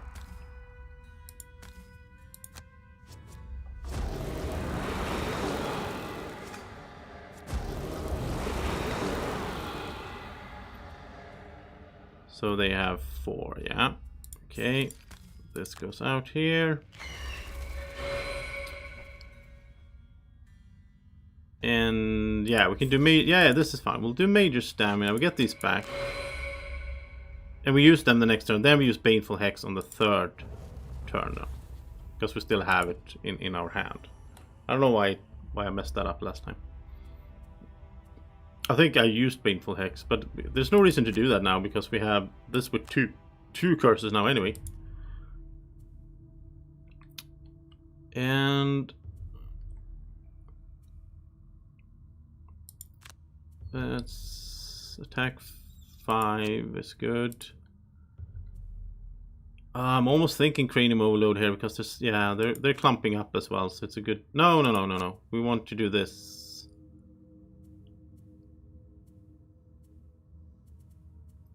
Yeah, Poison Curse 2. Yeah, we want to do that. So on the bottom, I guess we do move 3, attack 3, and he can use it. Yeah, that's fine. He can use the boots. Oh wow, attack 6, they're gonna target everyone adjacent, so this is gonna be nasty here if... Yeah, we need to move out of the way and so on a little bit here. So let's do that. Let's use the boots, get up here, get away from them. Let's use that. We don't even know if that's gonna come into play later, so... These crabs are harder than they look, but remember we are also on level 5 now for the dungeon, so that does make it a bit harder here overall. I think it's the first time we ever play on level 5 in this playthrough, right?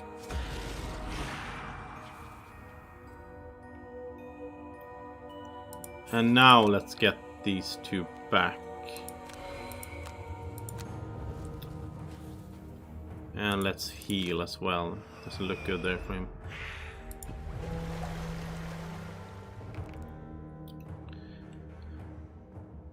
Now nobody's adjacent because he moved away. I keep forgetting that. These are gonna attack really hard though. It's not like she can get out of here. Well, she could go back, I guess.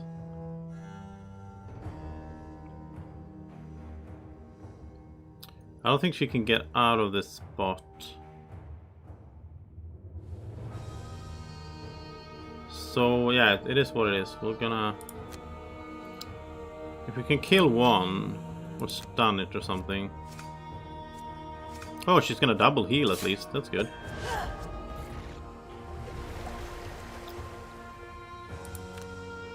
I mean, she's not gonna move there because then she's gonna take even more attacks, so... I guess she will just... Yeah, she will just stand here then.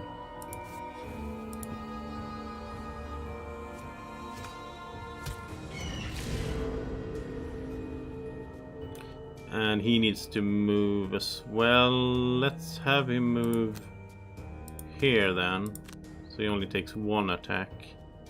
Double curse. I mean, we're gonna have 10 curses in their decks before it's their turn, so that will help for sure.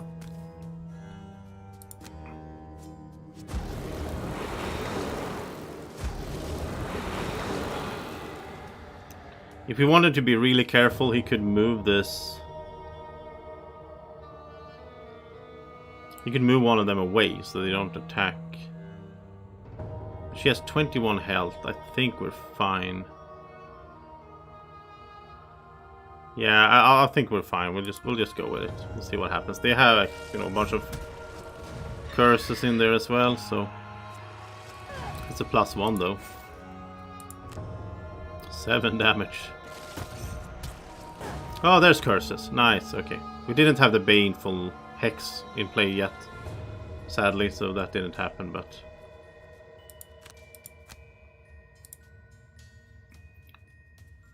I'm always thinking she could do her... Oh, she has that now with the sun, yeah. That's not bad. She can heal herself then. And we're gonna cranium overload and range stun wound.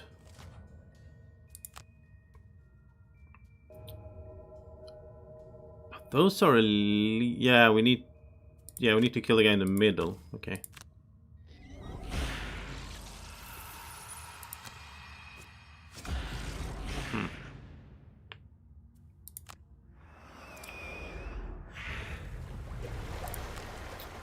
And now we're too far away for that. That's bad. Let's just...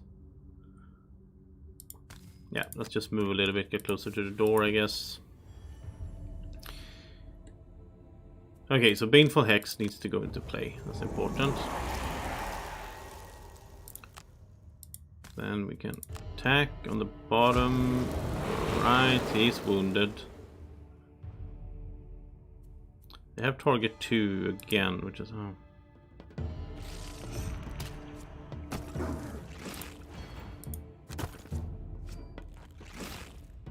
Oh, it missed like a normal miss, not a curse. There's a curse though, now it's gonna take damage. And that's another one. Sweet, it's just gonna die straight out. Okay, cool. There goes the skeleton there. Yeah. No big problem. We can do this as well with the sun there, advantage. Oh, there's her shield, rolling shield modifier, and she missed, but yeah, she got a shield. And let's use wind. We don't really use wind for anything. That's also gonna be interesting getting new characters because they might do like earth or wind magic and so on that we haven't really, you know, done much with so far. So that might change up the dynamic. It's gonna be really interesting to see the dynamic change. Maybe all of a sudden one of our characters might get better or worse or whatever, because based on what the new character can do.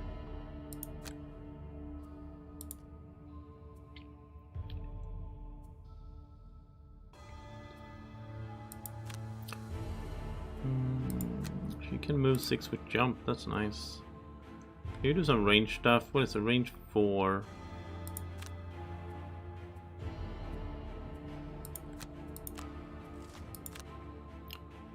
Okay, we're gonna do it this way instead. Rat King! Rat King's gonna be ready to go into the next room.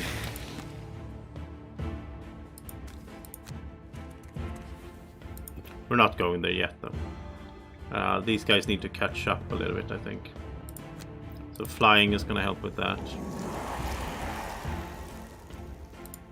And also heal.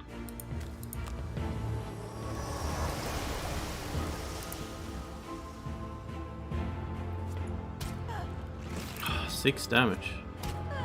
Wow, double attack, yeah. Okay. Hit it.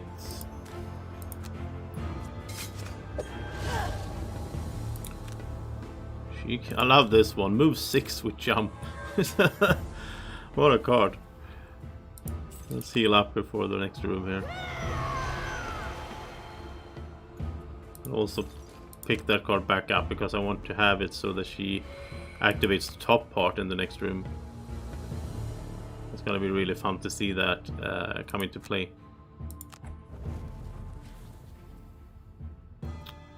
And she can refresh her armor and shield. And she can pick up her major stamina pot.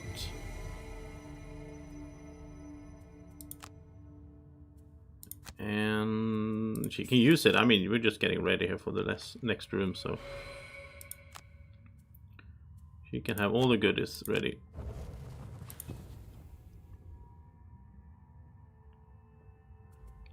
Let's see if we could do a good move and pick up that last guy on the way.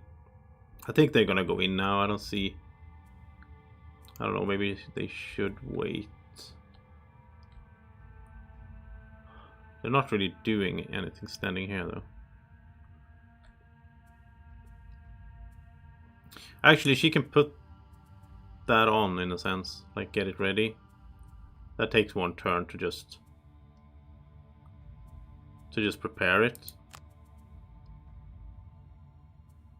But doesn't oh yeah, you can recover one of your burn. Yeah, so he can if he goes next to her, he can recover his overload, and she can get this into place so that she has that active.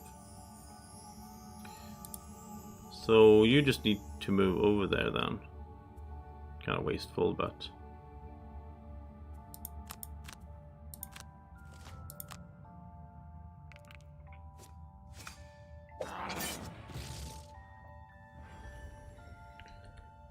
oh no, he needed attack before. For once she's acting too quick. I was too quick there. Okay, let's get this into place. So she's ready for her next 4 attacks. Gonna be awesome. I don't think she can do this to the rat. No, she can't. So let's skip that then. We might not even be able to use Cranium Overload in the next room if there's no normal enemies. I don't know. I don't think it's just gonna be the boss though. It's probably gonna be some other stuff in there. And we're not gonna open the door with one guy left, so yeah, it's a wasted turn for Mind Thief, but it's okay. That's true. If that guy had survived, the Rat King would start running towards him, which would have been annoying because he needs to go in there. Okay, so now poison everything in there. We can probably not poison that thing though, the boss. And she's gonna start doing her. Look at this. She can do her super attacks in here. Like this attack, it's a 5 with it. Well, it's gonna be an 8 with advantage. So that's not bad. Oh yeah, now Rat King had nowhere to go. Okay, let's go in and stun something, if there's something to stun. You reach the final chamber and find the horrible creature. A giant eye stalk with a gaping maw full of teeth instead of an iris. Once again, you feel its influence. You begin to see the pointlessness of your actions. You understand that giving into its warm embrace is the only true course of action. But once again, you refuse. It grows angry at this, undulating its many tentacles in hostility. The room shakes violently, and the corridor from which you entered begins to collapse.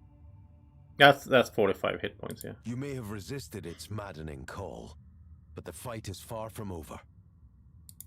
And it also attacks for like 8. Oh, 4 attack, okay. So it's gonna do, it's gonna do one of those. Which is kind of nasty since we have the door lined up here. Yeah. Oh, poor Rat King is gonna get caught in the middle of that. Deep Terrors are also doing the same thing, so we want to stun that guy then. No, okay, so this... No, I was sort of looking at the wrong guy. This guy is going... The boss is going to summon Deep Terror, and then it's going to attack in that shape. So it's going to attack... Okay. Ah, well. Maybe this is way harder than I expected. We're going to stun this guy so that he doesn't do his thing on the Rat King. I think that's fine. I don't think he can reach there. Well, the Harrower can, I guess. Then we'll just shoot one of the... Shoot this guy in the back. He's gonna No, they're not gonna disarm. There's no air. Ah, missed that. But we get to heal at least. We just need to kill it, so maybe we shouldn't focus on the small things. Maybe we should focus all damage on it, since it's... it has so much hit points, and I just realized it could turn, so yeah, I could do that. Oh, wow. Oh, we should have rested the Mind Thief before we entered the room. That was a huge mistake of me. You should always do that. Don't go into a new room, the boss room, and don't have cards to burn. I think the Mind Thief is done now. Yeah, okay, that was a huge mistake. Oh wow, I should know that by now. I don't know what happened there. Maybe I've been playing too long. I didn't. Yeah, that was terrible of me. Now he's still alive at least, but that you don't get to do that in this game. Okay, here comes her super attacks. So this is an attack of 8 with advantage. Let's see how it turns out. Oh, that wasn't too exciting. Just 8. Okay. I'll take it. And probably now we're gonna poison them. Well, doesn't matter, Mind Thief is such a bad shape. We can't poison the boss, right? No, it's immune to... Oh, it's not immune to poison. It's immune to basically everything else. Okay. Well, then we definitely want to poison the boss. Tank up front is for noobs. I don't think we're gonna have any good use for Doomed Compass in this. Like, there's no way... Oh, look at that, this treasure chest. I should always press the tab right. But there's no way to, like, push people around in this, really. From what I can see. Okay. I think we're done there. Here comes Deep Terror. Where's the curses, by the way? They did like a bunch of attacks now. We haven't seen a single curse. Yeah. So Mind Thief is out. We'll see if the other two guys can handle this then. I'm curious to see if it's possible. Otherwise I will have to replay it and then I know not... Yeah, I could have set that up so way better. That was a sort of rookie mistake there, to be honest.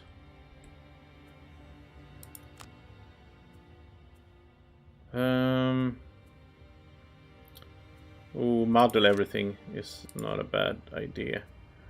I mean, she still has her strong attacks, I guess, but I don't know if it's gonna be enough.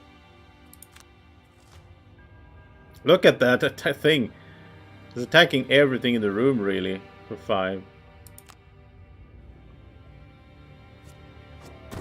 Come on, get some curses going. Where's the curses?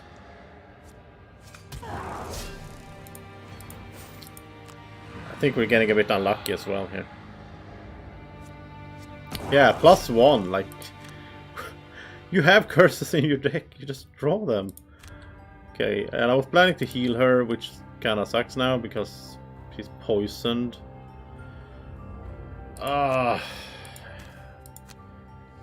Yeah, as I said earlier, you can steamroll this game and all of a sudden it's just like hitting back.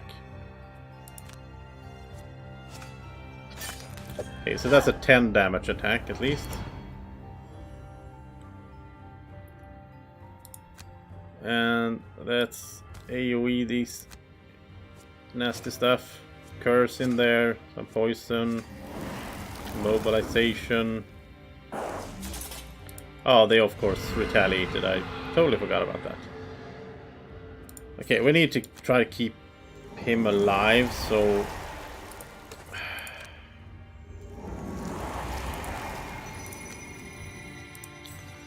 Wow. I thought there was gonna be like the boss and maybe, you know, 1 or 2 other things in here, but not this amount.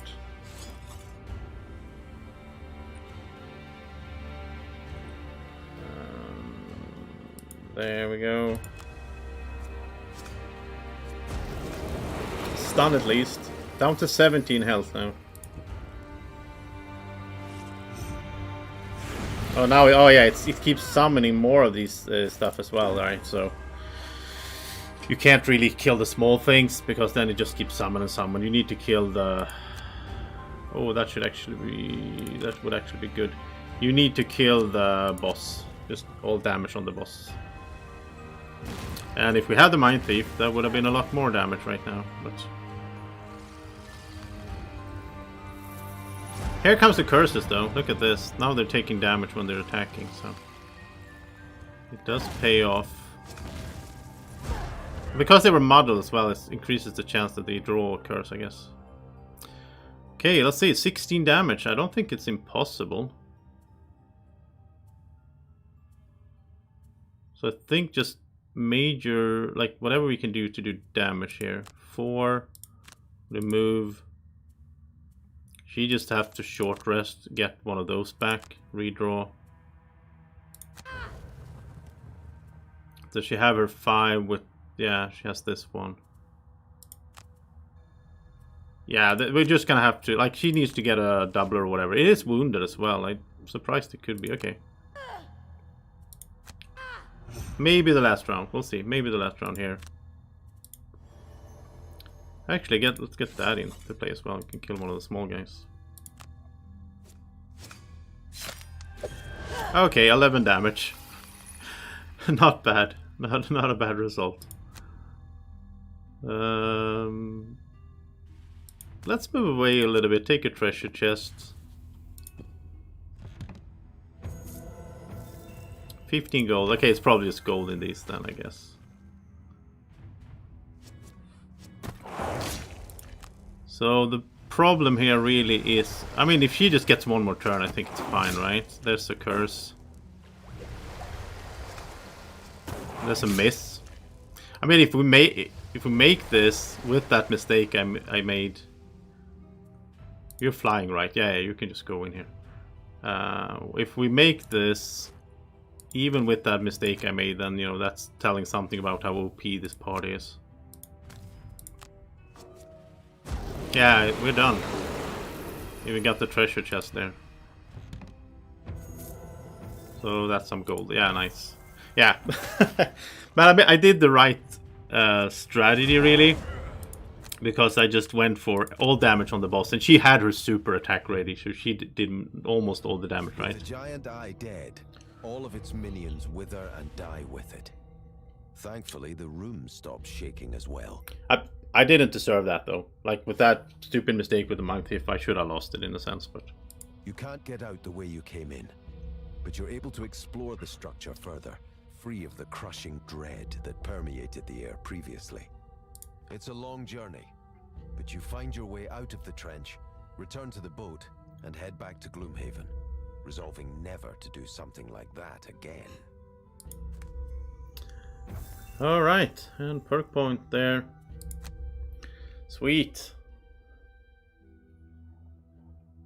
It sounds so much like 45, but I mean, she did like, I think she did like 40 or something out of that with her super attacks. And he was wounded and everything. There we go. The final stand of Luna. She did good. She smashed the scary plant. But it says now, she has accomplished her personal quest and has no more motivation to go exploring monster-filled ruins. Such beauty you had never dreamed of. As a mercenary, you visit places few have ever set foot in. You even brushed paths with beings from other realms. Having now been in the presence of these natural wonders, you wish you had focused on locations themselves, rather than the battles they took you there. Your time as a mercenary has taught you to handle yourself, but some other inhabitant of the plains can take your place as a warrior. You're leaving Gloomhaven in search of more sights and experiences which you plan to take in without constant bloodshed. Alright, so she did... Yeah, she wasn't around that long. I mean, well, she killed 117. She only exhausted 5 times. She was amazing that way. She was really staying alive a lot. Good scenario win rate, and yeah, all her items will be returned. You unlock this, whatever that is, which I haven't played before, so that's going to be exciting. And we're going to get to see it now, I think.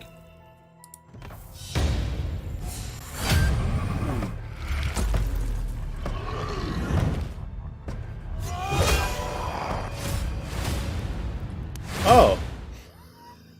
Okay. Maybe that was Kwong was hinting at earlier. We got a summoner. And you know how much I love range damage, support characters, and I love summons. So we just got a summoner. And that's, you know, we got a summoner's item, like a chest item. Maybe that's the thing then. Oh wow. Okay, before we create her, and we're gonna do that, let's wrap this up. Let's just wrap everything up that's going on here right now. This is the one, yeah, we can join as a guard. We'll get 10 XP. It doesn't matter because everyone is max level now. Okay, so Tuako here has leveled up. Let's... oh yeah, we got a new mercenary. So let's level him up first. I just want to wrap everything up and then we go into the new stuff. It's gonna be fun. Okay, mass extinction. This is almost what I said I wanted, right? Curse and wound all allies and enemies. That's just such an insane card. It doesn't even burn the card. So we can start with this. And let's say there's 6 or 8 visible enemies. I guess it's just the invisible ones, right? Then we're gonna get like, oh, let's get 6 or 8, whatever, curses into the deck in the first round. Oh, amazing. I mean, it's gonna curse the other 2 guys, but I'll take it. And wound, I guess. Bottom part, all enemies with poison suffer 2 damage. And that can be... Oh, here's a wind card. So with wind it will add... Oh, I like that as well. I like the bottom part as well. Because we can, you know, we can mass poison people, or like enemies. And then we can just... Oh, they can take 4 damage even. Wow. And it doesn't burn the card. This is an amazing card here. And this fits right into our strategy. The other one... Convert the flock. Attack 4, range 3, target 3, curse. That's really good as well. That also helps with the cursing, right? But it burns the card. Bottom part, all allies with poison suffer 2 damage. For each 2 allies damage, add +1 attack to all of your attacks. Yeah, so... This is like, this fits in with the whole hurt your own team, but get strong effects out of it thing. So the one we want is mass extinction. This is gonna be fun. So yeah, now we can just... I mean, the bottom part as well. So good. What do we get rid of, though? I mean, Baneful Hex is part of the strategy. I think we get rid of this. Sure, it's good with the poison on the bottom, I guess. But the top part is similar to this. I guess we could do both of them then. If they are poisoned, we can do the top here. They take... damage, and then we do the bottom here, they take damage. That could be, yeah, they work well together. I still want to keep this, I think, for the poison curse. We might get rid of this then. It's a good attack card. This is the Pierce card. We need a Pierce card, and we can turn that into an AoE. And this one we just boosted. It's pretty cool. We have a bunch of cursing. Flying we do like. Okay, it's time to get rid of this. We never used the top part here for Spread the Plague. This is part of the sort of line of cards that he has that involves poisoning allies and all that. So this does not really fit with our strategy. I just had it for the attack 3 on the bottom. But this is almost like an attack on the bottom of this card as well. A lot of times the enemies will be poisoned. I mean, the Mighty poisons people as well. And then the bottom here will be all enemies take 2 damage, or even more if we have wind. And now we have a reason to have wind, which we also have... Here we have these rolling wind cards. We have 2 rolling wind cards. So, I mean, we are going to have wind a lot. I will just add one of these scents here for more wind, because that's +1 wind. So we have 5 cards. No, it's not rolling. No, it's not rolling. We have 3 cards now that add wind. And we even have to take one more because of perks here. Yeah, so he maxed out. He has all the perks. So we don't need to care about battle goals with him anymore. Oh, none of these. And this is so annoying. He has one here, but we can't do anything with it. Alright. Wow, that was amazing for the... I mean, I expected that. I had this before when I played the board game, but it was 4 years ago. I don't remember. But I remember... I mean, I knew something stupid strong was going to come, and, you know, mass extinction here. Yeah, I hope we can have him for a while more, because he's so cool. And I think so, because, like, again, I think it's the swamps. We're not going to touch the swamps for as long as we can. But now, it's time to get the summoner in. Now, this could be weird, because we talked a little bit about tanks in the chat. We're not going to have any tanks, right? I think summoner is like a magician, right? So we got rid of our strong, tanky style character, and now we're going to create... There she is. Never seen this before. Summoner. With the proper concentration, an austere summoner can pull anything she wishes across the planar boundaries. With infinite planes comes infinite possibilities. Such efforts can be incredibly taxing, however, and a summoner finds it much easier to transport living things or raw energy. Oh, I don't know what she can summon. I hope she can summon, like, demons or whatever that can help us. She only has 8 health, yeah, so she's weak in that sense. She has 12 cards. 2 starting perks, okay. That's good. Yeah, I don't know why. Why she doesn't have one. Maybe it's because... Maybe you get an extra, I think, when you after we retire one. I think the next one gets an extra. Difficulty medium, perks is summoner support. Her strengths are a wide array of creatures to summon. That sounds really fun. I love summons. Support abilities for all allies and reasonable ranged abilities. Her weakness is low damage dealing capacity, so... Okay. Too many active summons can leave too few cards. Yeah, okay. That's true. And expensive to make all the art for in a computer game. That's fun that they also will add in one of those little humorous... So that's a weakness, that it was expensive to make the art for her. Okay. Here we go. Oh, we need a name though. A summoner.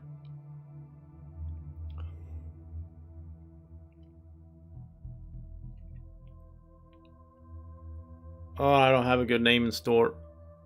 Draco, help me out.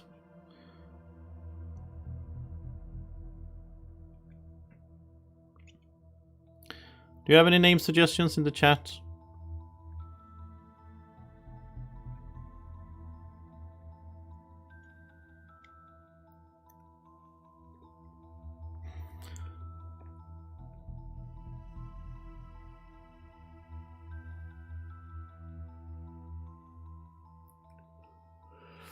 Oh, I don't know what to go with. It doesn't really matter, to be honest. It's just a fun little thing here, but something like... I'm thinking of a pun that has to do with summons, and I can't think of anything. Not that sounds like a name.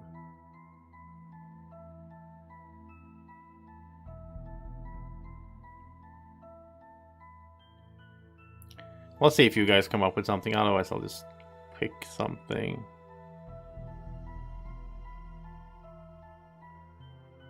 Is there like a summoner in like a, I don't know.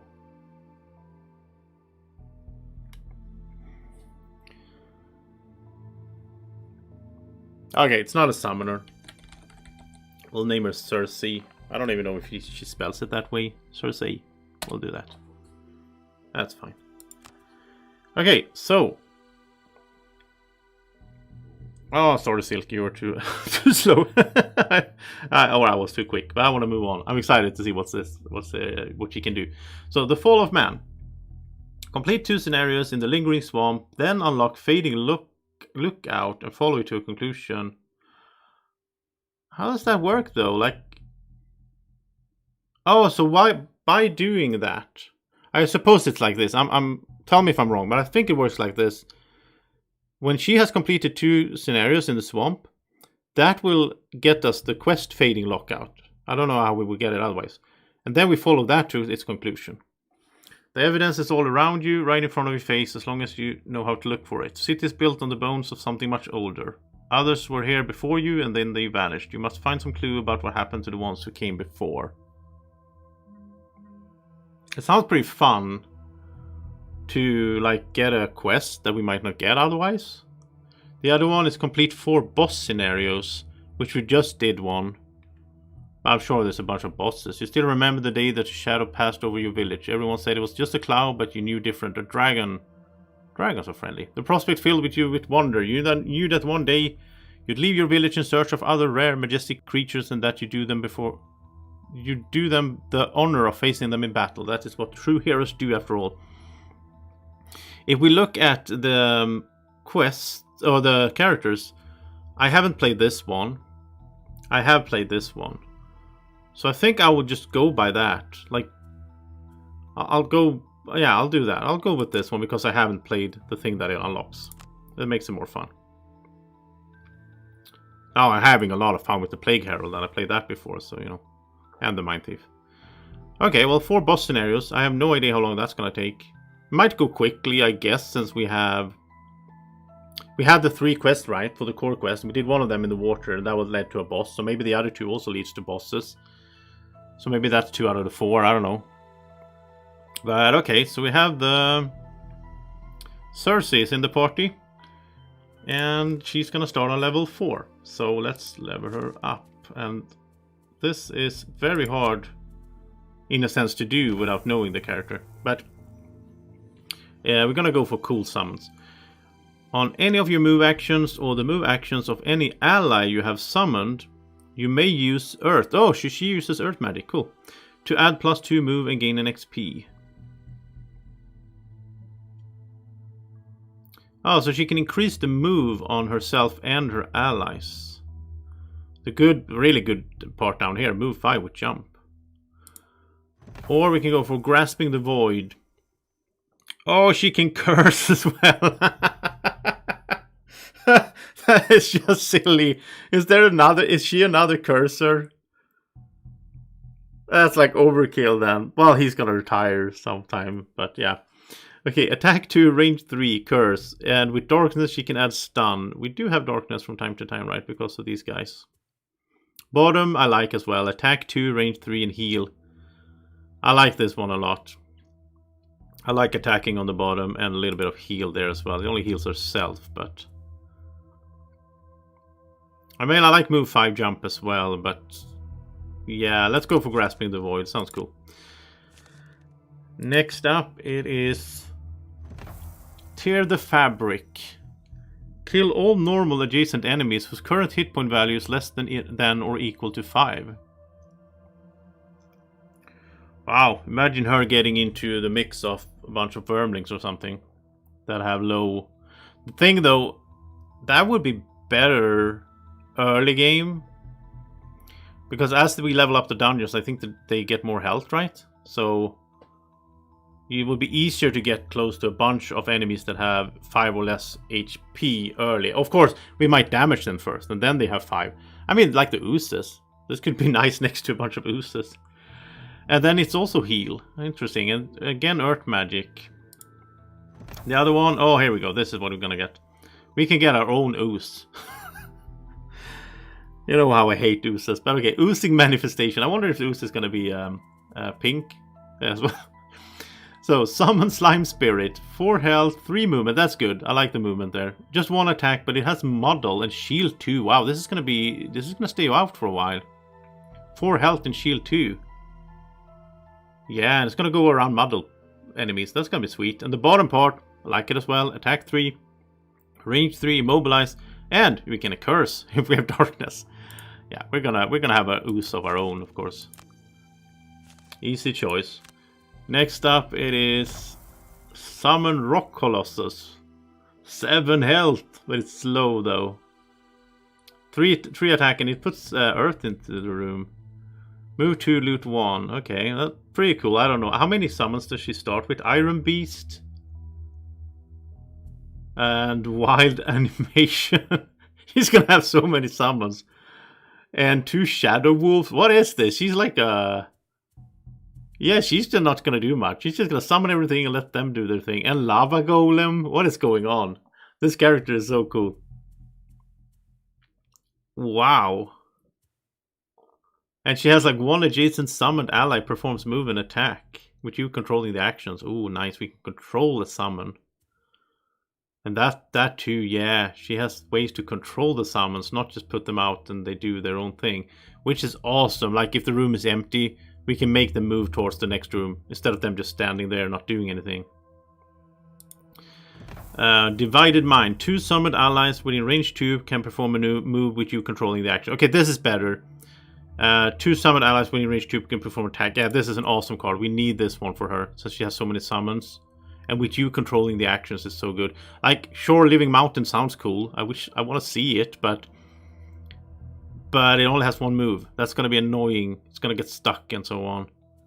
So Divided Mind here sounds like a good thing. We already have 1, 2, 3, 4 summons, and this is 2 wolves, and then we added in a slime. Yeah, we need to have some other cards in here as well, of course. Because as it said in her character thing, it did say that one of her weaknesses that these cards get stuck, so she might run out of cards and get exhausted. Also, something I just noticed, she only has 9 cards. I mean, he has 10, he has 12, right? That's 11, and he has 10. So just having 9 cards, yeah. She might get exhausted a lot. Like, she puts out these guys because that's cards that are burnt, so... Okay, so we need to mix things up here as well. We need to get these cool guys. This Divided Mind we need to get in. I don't think we can have. I don't think you can go around having 5-6 summons with her. You need to pick and choose, and which I guess you can also pick depending on the scenario, right? So if we play some scenario and we fail it, then we realize, wow, it would have been awesome to have a lot of poison. Well, we have wild animation that poison. Or we need a lot of pierce because there was these things with shields. Well, we can do the 2 shadow wolves that have pierce 2, right? So I guess that's how you're going to adapt.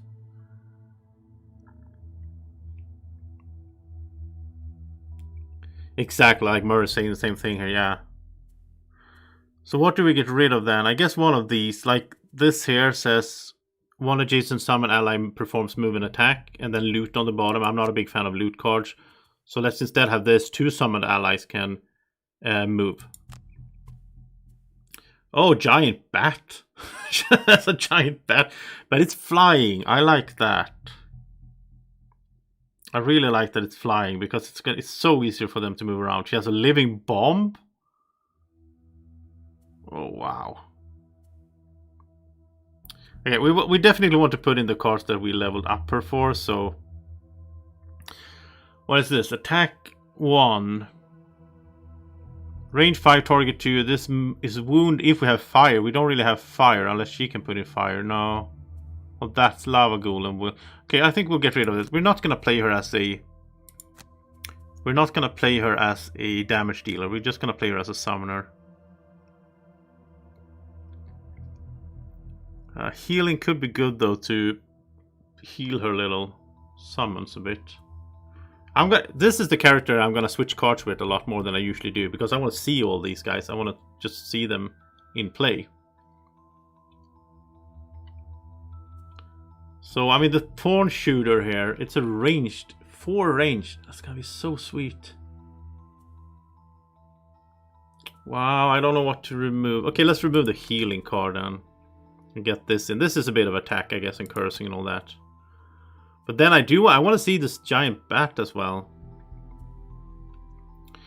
Yeah, I'm not excited about this. Attack 2, range 3.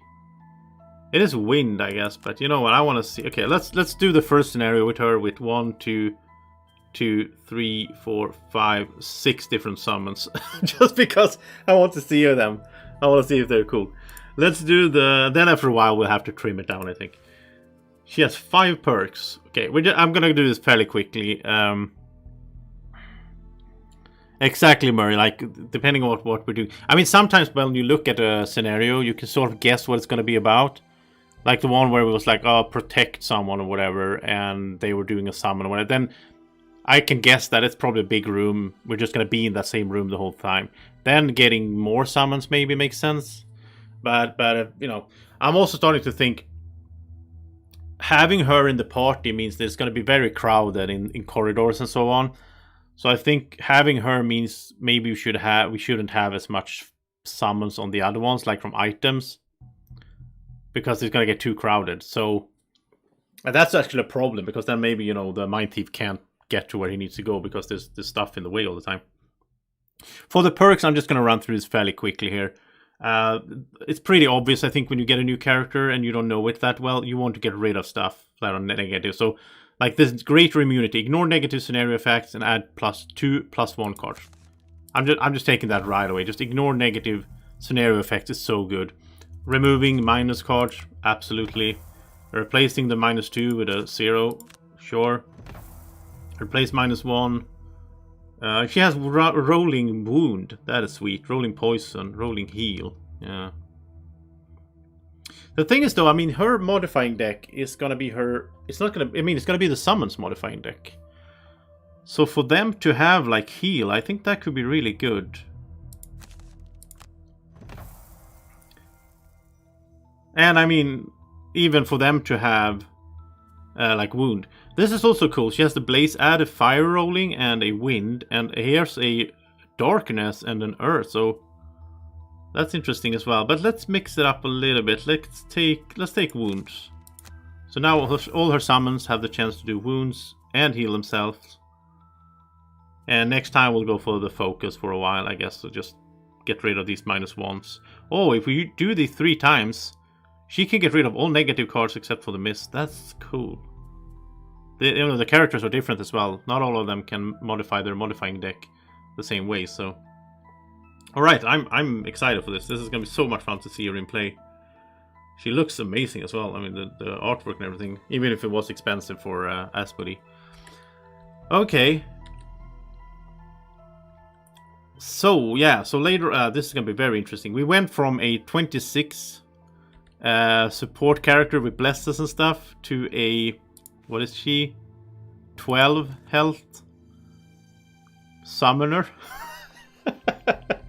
I don't know how this is gonna affect the balance here. Yeah, she does have gold. We need items for her as well. I'm getting so excited here, so I keep forgetting stuff. So here we go. What is good for her? Well, I think I always like. I mean, we have the robe of summoning. It sounds like something for her, right? With even has her colors. Perform a heal 2.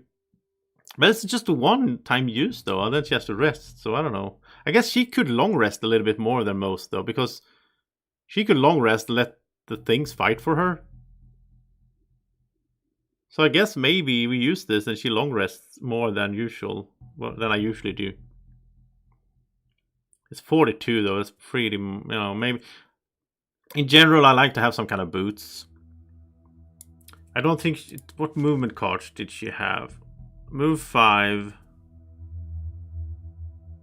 What? Do you see what I'm seeing? The bottom part of that card. The top is the lava golem, which sounds fun, but look at the bottom. Recover up to 4 of your burned cards. Wow, she's like the spell weaver, like a super spell weaver. Okay, that's why she only has 9 cards. That makes sense. Oh, so you know what this means? Okay, I'm probably never gonna do the lava golem then, because that bottom is so much better than any summon could be, I guess. I guess the lava golem is amazing then, to balance that. But look at this. She could put like this Iron Beast out, the Thorn Shooter, the Shadow Wolves or whatever, and something else. And then when they die, the cards are burned, right? Then she's doing this and picking them up again, and she can summon them again. So it makes perfect sense for her playstyle, I think, she can re-summon dead minis or whatever we call them. Mini hers. There's a move forward jump, so that's good. But she only has like 2 movement cards, so I'm thinking maybe she should have the comfy boots. That would just it's sort of like, it's good for characters that don't have that much movement. She still needs to move, because when you summon next to you, so she needs to keep up with the party, right? Yeah, Lex is saying it. Yeah, it's awesome. We can get them back. Ah, so cool. So cool character. Okay. I think I'm gonna go that route. I like the idea of it. To have comfy boots here, so she gets a little bit more. She can move around a bit more. And with 43 more gold, I don't know. I mean, small items and so on, I think she needs to have like the basics, right? I mean, stamina pot, obviously, to help her prolong her game. So major stamina, and she's 1 gold away from, we could even get a reminder as well, but since we're evil, it's more expensive. So yeah, when she gets more gold, we'll go back here and we'll figure stuff out. I mean, hand items, helm, I don't know, maybe like an amulet of life, what's a empowering talisman, so she can get like the stamina pot back, something like that. I don't know. And maybe this ropes of summoning, it just sounds like it's made for her, right? But it even looks like it. But I don't know if you played her or anything, if this really is useful. It just seems a bit weak to me. We just heal 2, but right, we got a new friend in the party, and that's done. How are we looking on? We're not buying anything here. Yeah, we are. He leveled up to 9, so we need a new. We have the power potion. Is there anything else we would rather have for him? I mean, power potion is good for AoEs. At some point, we probably get a major power potion. I think that's fine. I think he'll just equip this that he had since before. That is good for his AoEs. +1 to the whole attack. And besides that, I think I'm pretty happy with him. I mean, He has his falcon, but that's flying, so it doesn't clog up as much as... Niramas still has the skeleton, I guess. That might be, you know, not needed now, since we have so many summons anyway. We have 136. Is there anything we want to enchant here for him? I know I've been looking at these cards before and I had some ideas. But like the brain leech here, when we use the bottom part, which I do tend to do a bit when he's, you know, it's nice getting him strengthened. Like that could also add, like, you know, wound or something, a curse even. The thing is, there's no point, since you can sell these, I discovered this yesterday, you can just sell these for the full price. There's no reason for him to run around with gold. Instead, we can just, I'm gonna get this. I'm gonna... Oh, no, he needs enchantment points. Okay. But, you know, otherwise, there's no reason for him to any of the characters to run around with gold that you're not using. Instead, you can get a enchantment, and then you can just sell it later on to get the money back. It's interesting that you get the full amount. So you can really modify a lot here if you're really into it. Okay, well, can we do something else with him then? Again, since why not? I mean, like here. Yeah, why not? Let's add range on this. So it has range 3 instead of 2. I mean, it stuns and wounds. So it's a really good card. We use it a lot. So extra range, that could help. You know, some options. Who do we want to hit? The elite or the normal guy and all that. That could be helpful. And again, there's no reason for him to run around with 100 gold on him, so... Alright, there we go. This stream is going to be way longer than I expected. like it usually is. But now I really want to play around and see how she works, right, and all that. And how they work together, that's going to be interesting. I mean, he's going to keep cursing. Oh, wow, this is going to be interesting, to say the least. We're not going to do the side quest because that's in the swamps. I think this is where we go last, up here, there. I just have a feeling. I think we'll go to this forest then, this slave pens. Find out why the artifact was linked to this location. Kill all enemies. Oh, we're gonna protect someone. Protect the orchid. Okay, orchid. I don't know how to say that. Let's travel. This section of the forest is a maze of thorns and angry spirits, Hale says, pointing to the second location on the map. You'll never find the corruption on your own. Oh, it's actually the second. We went to the first, the water. So, yeah, I don't know. So that's maybe why I think that mountain should be last, I guess. You'll need a guide. Someone who knows the Dagger Forest better than they know themselves, she says. There is a group of native orchids that may be able to help. And so you set off to find them. Okay, orchids. Now I know how to say it. Thanks, game. Now we should get an encounter, right? We haven't had one for a while.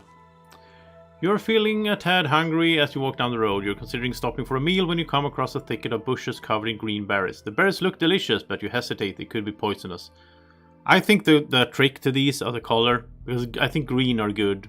I think the red berries is the poisonous ones, so we're gonna eat the green. And we got blessed. Yeah, it's that easy. It's the same with the bird. That's a bit silly, because those keep coming back, so once you figure it out... Then... When you arrive at the orchid camp, however, you find something wholly unexpected. It's a scene of massacre and devastation. Burned out buildings and disfigured corpses. Judging from the wounds, you figure a raiding party of Inox did this. Luckily, Inox didn't feel a particular need to cover their tracks. You're able to follow their trail deeper into the woods, where eventually you find a slave labor camp. Inox guards overseeing a group of ragged orchids and humans working to construct catapults and other machines of war. The camp is not particularly well guarded from intruders, and after eliminating a couple of key lookouts, you're able to slip into the slave pens and free one of the orchids. Okay, so your health at the end of the scenario is equal to 2 or less. That's more likely than this, I think. We don't care about you.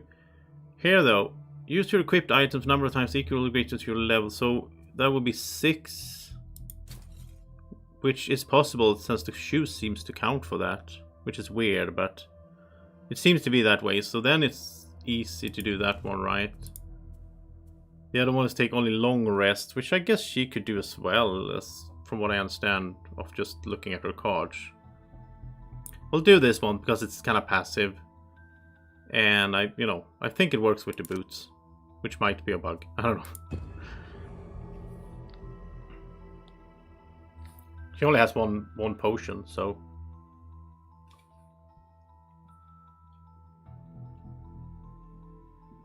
this is gonna be interesting. I have no idea if this scenario is a good fit for a bunch of summons either. Yes, I can guide you through the deeper forest, the Orchid says. But I cannot abandon my brethren, or let what these Inox are doing go unanswered. He moves over to a guard's corpse and picks up a blade. You can help me if you want, but either way, blood must be spilled in this place. The Orchid rushes forward at a group of Inox, yelling wildly. Oh, he's gonna be good help, I guess. 18 and he's gonna fight? Soon the whole camp is bustling with hostile activity. If you want a guide, it looks as though you'll need to keep him alive. This is gonna be super crowded though. So we have this guy as an ally. And I think he will do some good here. He looks kind of cool as well. And then we're gonna put up summons and all that, and it's small, narrow passages. We'll see how this works. Interesting. Okay, so Plague here. Well, you do your normal thing. There's this. Yeah, you just cursing is always good. That hasn't changed. We'll do these guys first. So now we don't care about how they start. Mind Thief. I think we'll, because we have to remember now we don't have Luna, which is so much fun in this game when you have to you go on like I done today. I played for 3 hours with those three and just kept going, and had my thing going. Now all of a sudden he can't get Craniumolo back. We have to remember that now. So I mean, Mind Thief all of a sudden got way weaker by getting a new character. So we're gonna say that for a good spot when there's more targets around the main target, so there's more attacks and all that. Okay, well let's do these two then.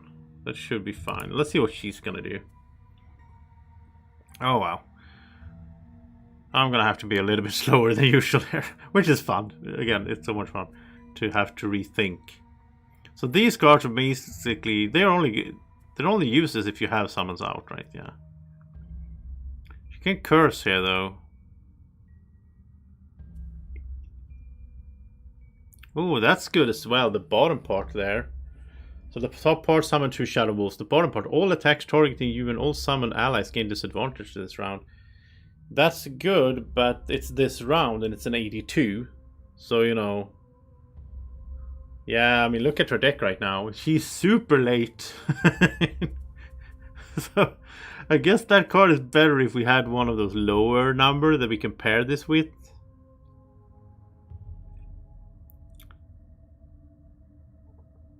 We have the slime.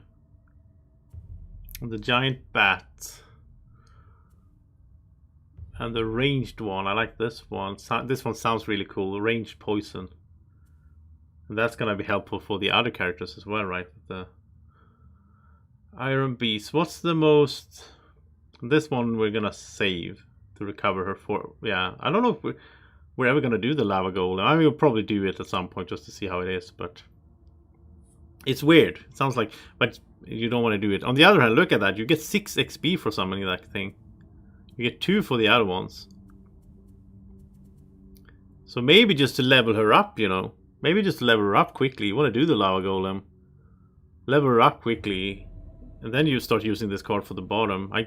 Maybe that must be the reason why they put 6 XP on this.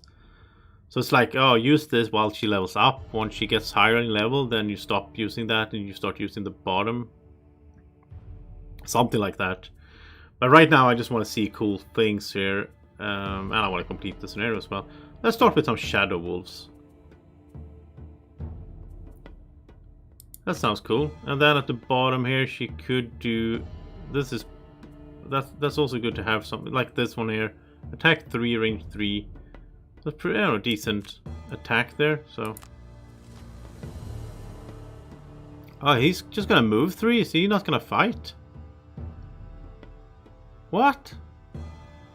Oh, maybe he gets another card sometimes. That sounds weird. Protect the orchid. Which, I mean, if you're just gonna protect him, that's fine. If he needs to go somewhere, but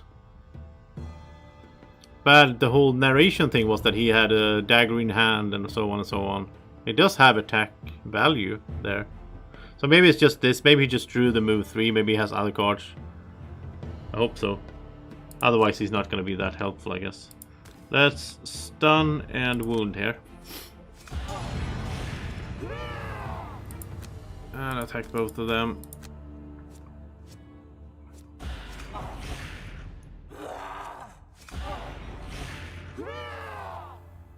And no summons now.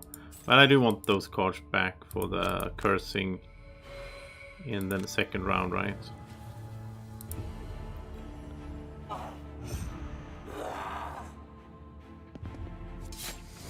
Oh, that's a miss. Nice. Okay, well... don't even need to move. We can just curse this guy now.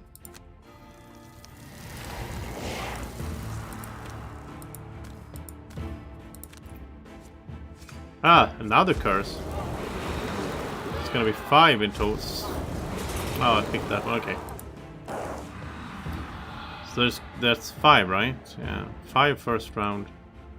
And of course we want these back. So yeah, we're definitely getting to 10 in the second round, no matter what. Okay, purple, pink card. Shadow Wolves. It says 2, but it seems there's a... oh yeah, there's 2 spaces. Okay. Draco, we got Shadow Wolves. Look at that. Oh, she can curse right away as well, because, well, then she's gonna use... well, that's fine, we're gonna over curse otherwise. So she can curse here, that's cool. And then Mind Thief will not curse in the next round then. We'll leave the cursing to her and the Plague Herald. That could be a nice combo there. If we keep doing that. I don't know if we're gonna keep doing that, but...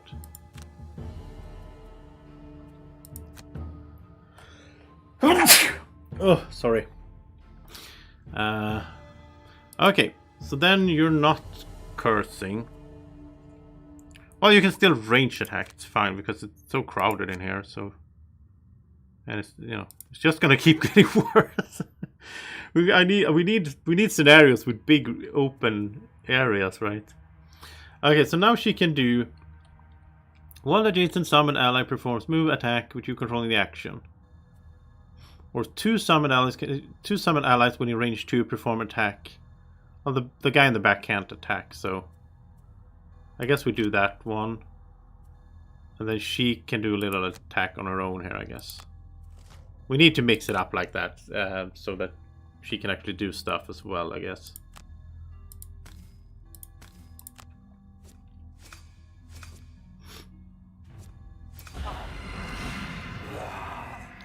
Yeah, I see a real problem here with space. So I guess we will have, like, we're not gonna put these guys out now. We'll wait and see. Maybe we'll do it later. And we're not gonna have her have too many summons in her deck. I mean, I guess you can form her as well. I guess we can, you know, after a while we might realize that we're gonna trim down. Maybe have like only 2 summons in her deck, and have a bit more of damage dealing or healing or whatever to complement the other parts of the party. And I kind of hope we are very close to retiring both of these. I hope that one, like, if we retire the Mind Thief tomorrow, maybe, I hope whatever we get for that is a tanky close-up character, so we don't get another support. So I mean, we can't play around with 3 support. I think that, I don't know. Okay, so now there's nothing to curse as well because we killed everything. That kind of broke my plan. I don't know how that happened. It probably was the Mind Thief's fault, like usual. But okay.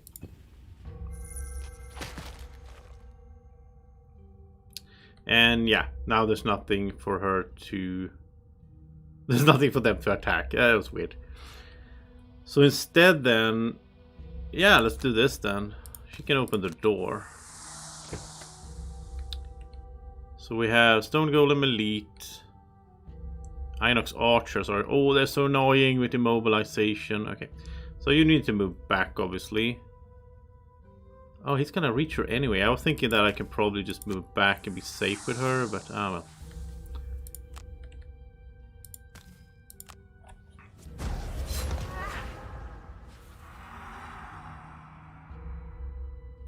It's good that we have stamina pot. So basically we can... I mean, we can use her... This one to like move. And then we know that we can pick it up again when it's time. Like... At some point we're gonna have to pick it up, right? Oh yeah, she's... yeah, I didn't think about that, Buster. How did I miss that point? That's a great point. She's ideal against Ooses, right? Because she can go up to them and just surround them with summons. So they can't summon on their own, like split up. Oh wow, she took 6 damage there.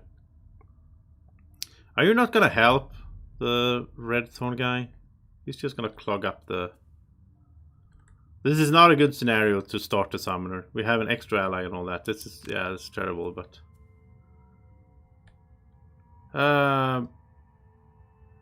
okay, he can fly at least. So he can get around. She needs to get out of the way now. She can't move and the wolves can't... or whatever they are. Yeah, wolves. I love that they are pink as well. They can't even get in their fight. Oh wow, this is really... This is a mess already. We should have gotten the ranged guy out, I think. But it's moving slowly. Oh wow. So we can make the move, but they can't go anywhere. I think she needs to move back. She can't be up here in the front. That wasn't smart. She's going so late as well. Okay, so Mind Thief can at least... Yeah, Mind Thief can at least get out of here. Because he has his jump card. And he will actually poison the stone guy as well on the way. So that's good. Oh yeah, 4 characters, yeah. You need to have like this guy that's, you know, flying or whatever. He can go stand on some obstacle or something so he's not in the way. Let's kill this one then with the Cranium Overload to just get some room to maneuver. This guy's gonna be pretty tough. 3 armor and the 15 health.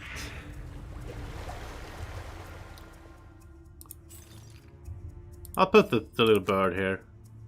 There's some room in here for it. It's probably not gonna survive that long either. Okay, so get flying so you can move somewhere. And then move in between these. It's gonna curse two curses in their decks. It's nice, and that's it, I think. Now we can force them to move. He's gonna attack for 7, range 3. He's gonna attack her right now because she No, she hasn't acted yet. No, he's gonna attack the Mind Thief. Yeah, that's fine, I guess. Yeah, it's okay. Mind Thief is the tankiest character we have now.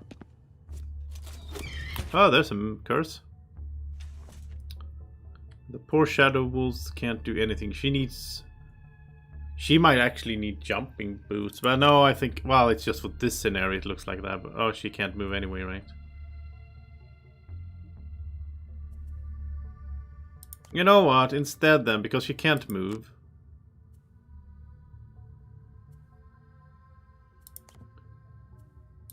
Just for fun, let's put the Torn Shooter here. Yeah, it's a pink plant. It's one of those nasty things. And then she can make it attack, right? But will it have ranged? Yeah, it will, okay. Oh, it missed. Okay. Well, at least he got to do something. Oh, 2 allies. Well, he can't reach anything. Okay.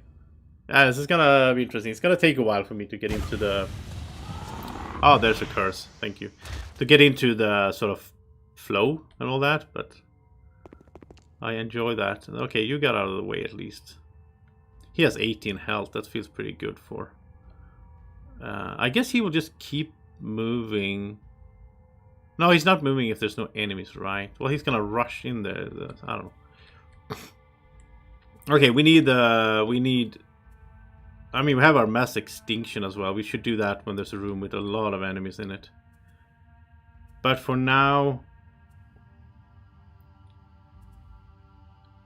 I guess we keep cursing. That's Pierce, though. That would be helpful. Yeah, let's Pierce the big guy. And that's cool as well, the bottom, or strengthen all adjacent allies. So I mean, she's, you know, she should be behind these guys, or like support them. Right now she's way too much in the front. But now she can move, so you know, she's gonna go at 90, but yeah. What can we do about the big guy? That's an attack of 4, that's not bad. And we can strengthen first. Oh, he's gonna retaliate now, 3.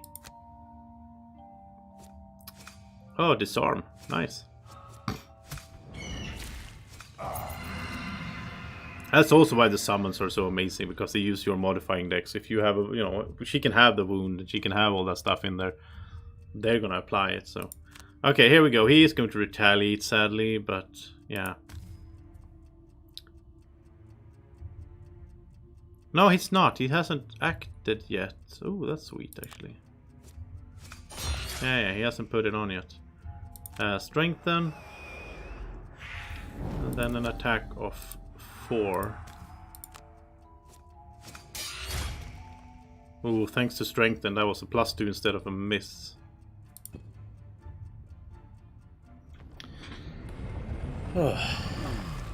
Wow, I could play this game for like 10 hours straight, I think, because I'm just enjoying it so much. And this is stream 15 and I'm still enjoying it so much. I mean, that says something. I usually do that though with like digital games. I play them like crazy, like binge them, and then I burn out. And then I don't touch them for a few years, and then I might go back. That's the cycle. Let's heal after we shoot him, because we're gonna take retaliation damage here.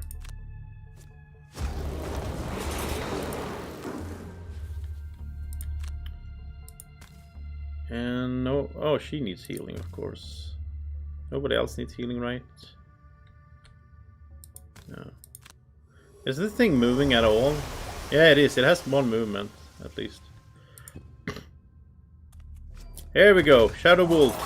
And he died right away. Other Shadow Wolf. Nice job. Okay, you got your first kills. She needs to use items and all that. I'm thinking...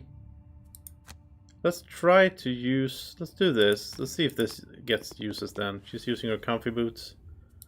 And we'll also put a giant bat out here, because he could fly, so... 2/2, and it's gonna infuse wind on attack, okay.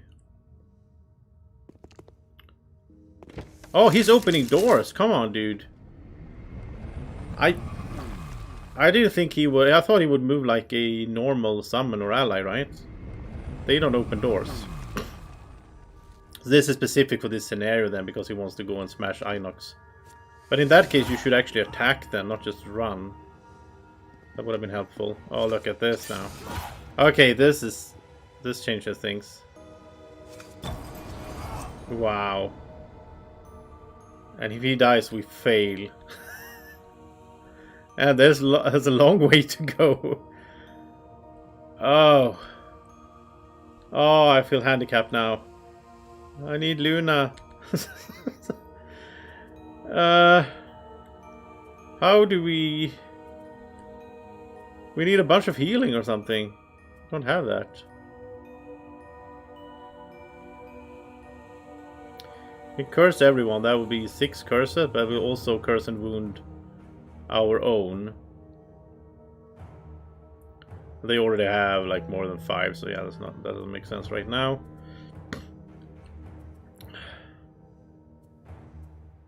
We should, if we give them poison, then we can, yeah, if we poison them, then they can take damage from that poison in the same round.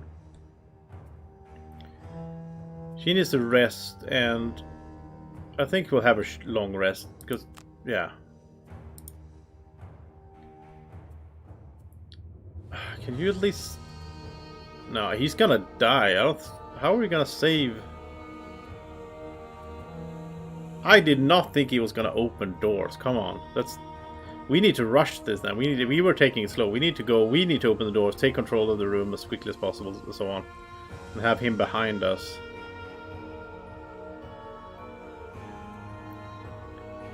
Yeah, the only way I see to maybe do this now is we have to short rest the Mind Thief. That's the card we need, right? 1, 2, 3. No, we can't even use that card. We have to... The only thing I can think of now is to preserve Edge and Scurry, so then we can at least stun one of these. And just hope that the other one gets a curse. When... yeah.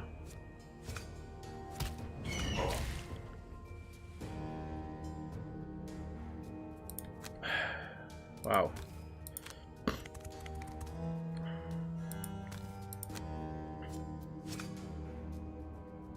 Okay, that's a stun. Oh yeah, we could immobilize this guy. I wonder if... I don't think we have any effect that immobilizes friendly. But I guess they... I wouldn't be surprised if the Plague Herald has one in his deck that we're not using. Because he has those, like, things that affect your allies in a negative way. Yeah, that's the scenario right there. Okay, well then we know for the next time that we have to play this way differently than normal.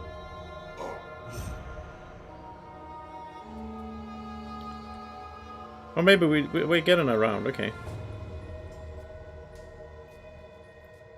Okay, how far can this... Okay, that... It's not great, but like, we don't have that many options. That's a stun at least. And then everyone with poison will suffer 2 damage. That is a nice effect. Could we move him with this? No. That would have been helpful, but... Yeah. Yeah, this is not a good first mission. Oh, but he can move through the summons. Like, they're friendlies to him, so he can move through them. Well, I guess if they occupy all the spaces in front of him, I guess. But yeah, well, this is not a good mission to like learn new characters in, because we have this special situation with someone running like that. I think we'll burn one of these. I will see the Iron Beast another time. Well, actually, she can get 4 burnt cards back anyway, so yeah. That's true. I need to remember that. That's amazing. And it's just a bit like the Spellweaver then. When I play the Spellweaver, I mean, not in physical form, because then it's easy to keep track, but into digital, I'm always like in the back of my mind, don't just, like when she short rests, I have to remember, like, don't burn her card and get the card back. Like, it's the same here. When we rest with her, like, never burn the... What's the name of it? I'm gonna learn the name of it. Get it into my brain. Unending Dominance. Never burn Unending Dominance. We need to remember that. Okay. Like, she can make the move and whatever. And actually, this is interesting. It says 2 summoned allies. I mean, this is also a summoned ally. The Jade Falcon. So that's interesting. She can actually use, you know, affect the... But, yeah, it's so crowded. The boots worked, by the way. She got 3 out of 6, which is... I think that is a bug that you can... I don't think it's intended to that. Like, every step you take is a use of the comfy boots. It's weird. Can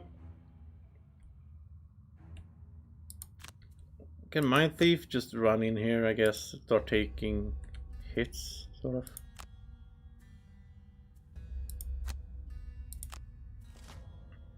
Okay, they're just gonna retaliate. Okay.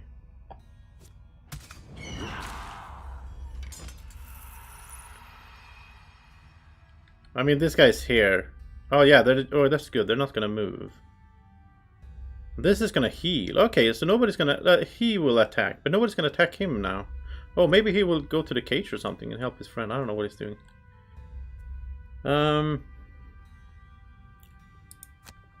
Yeah, we need some method to contain that guy, I guess. That's nasty. 17 with 3 shields.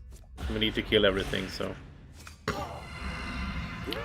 that might be a bit tricky. Skip pull.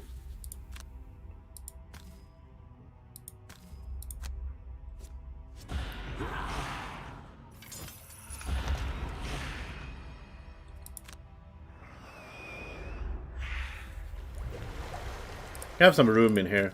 Here we can start. There's actually, I should do tab as well. There's some traps. Those are damage 6. Okay.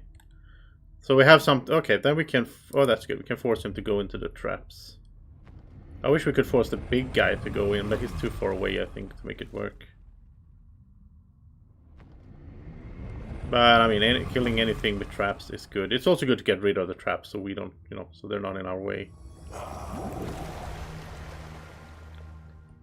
So let's see, I think the Plague Herald can do it right away here. He can go in here. And he can make that guy go in there.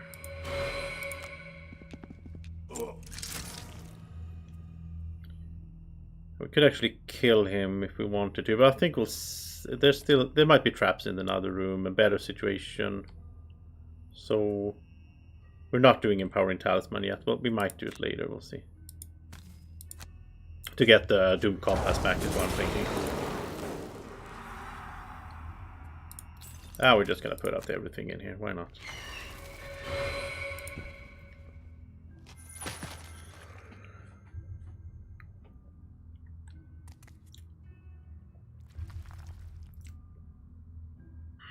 Hey, Clever Swine. Finally beat the first scenario. 13.9 hours played so far. Yeah, it's gonna be really fun for you when you get past the first 2 scenarios. They are a bit tricky, but it's a rough way to learn the game. But then when after that, it's, you know, you're gonna have a good time there. And don't get the summoner too quickly, because I have a hard time wrapping my mind around how to make her work good. Especially in scenarios that has dwindling small corridors, which a lot of scenarios in Gloomhaven have. Oh, she's gonna be tricky to play efficiently. Very tricky. Okay, so let's move here. So 2 within range 2 can perform move. We control the action, so we can make this bird. That's pretty cool, actually, that we can control the bird. Just make him go in here, so we clear up space. This is what we have to do with her. We have to control them. I'm not used to this. I'm used to putting out summons and they just handle themselves. But with her, we can actually, you know, control them, which is so cool as well. I like it. Okay.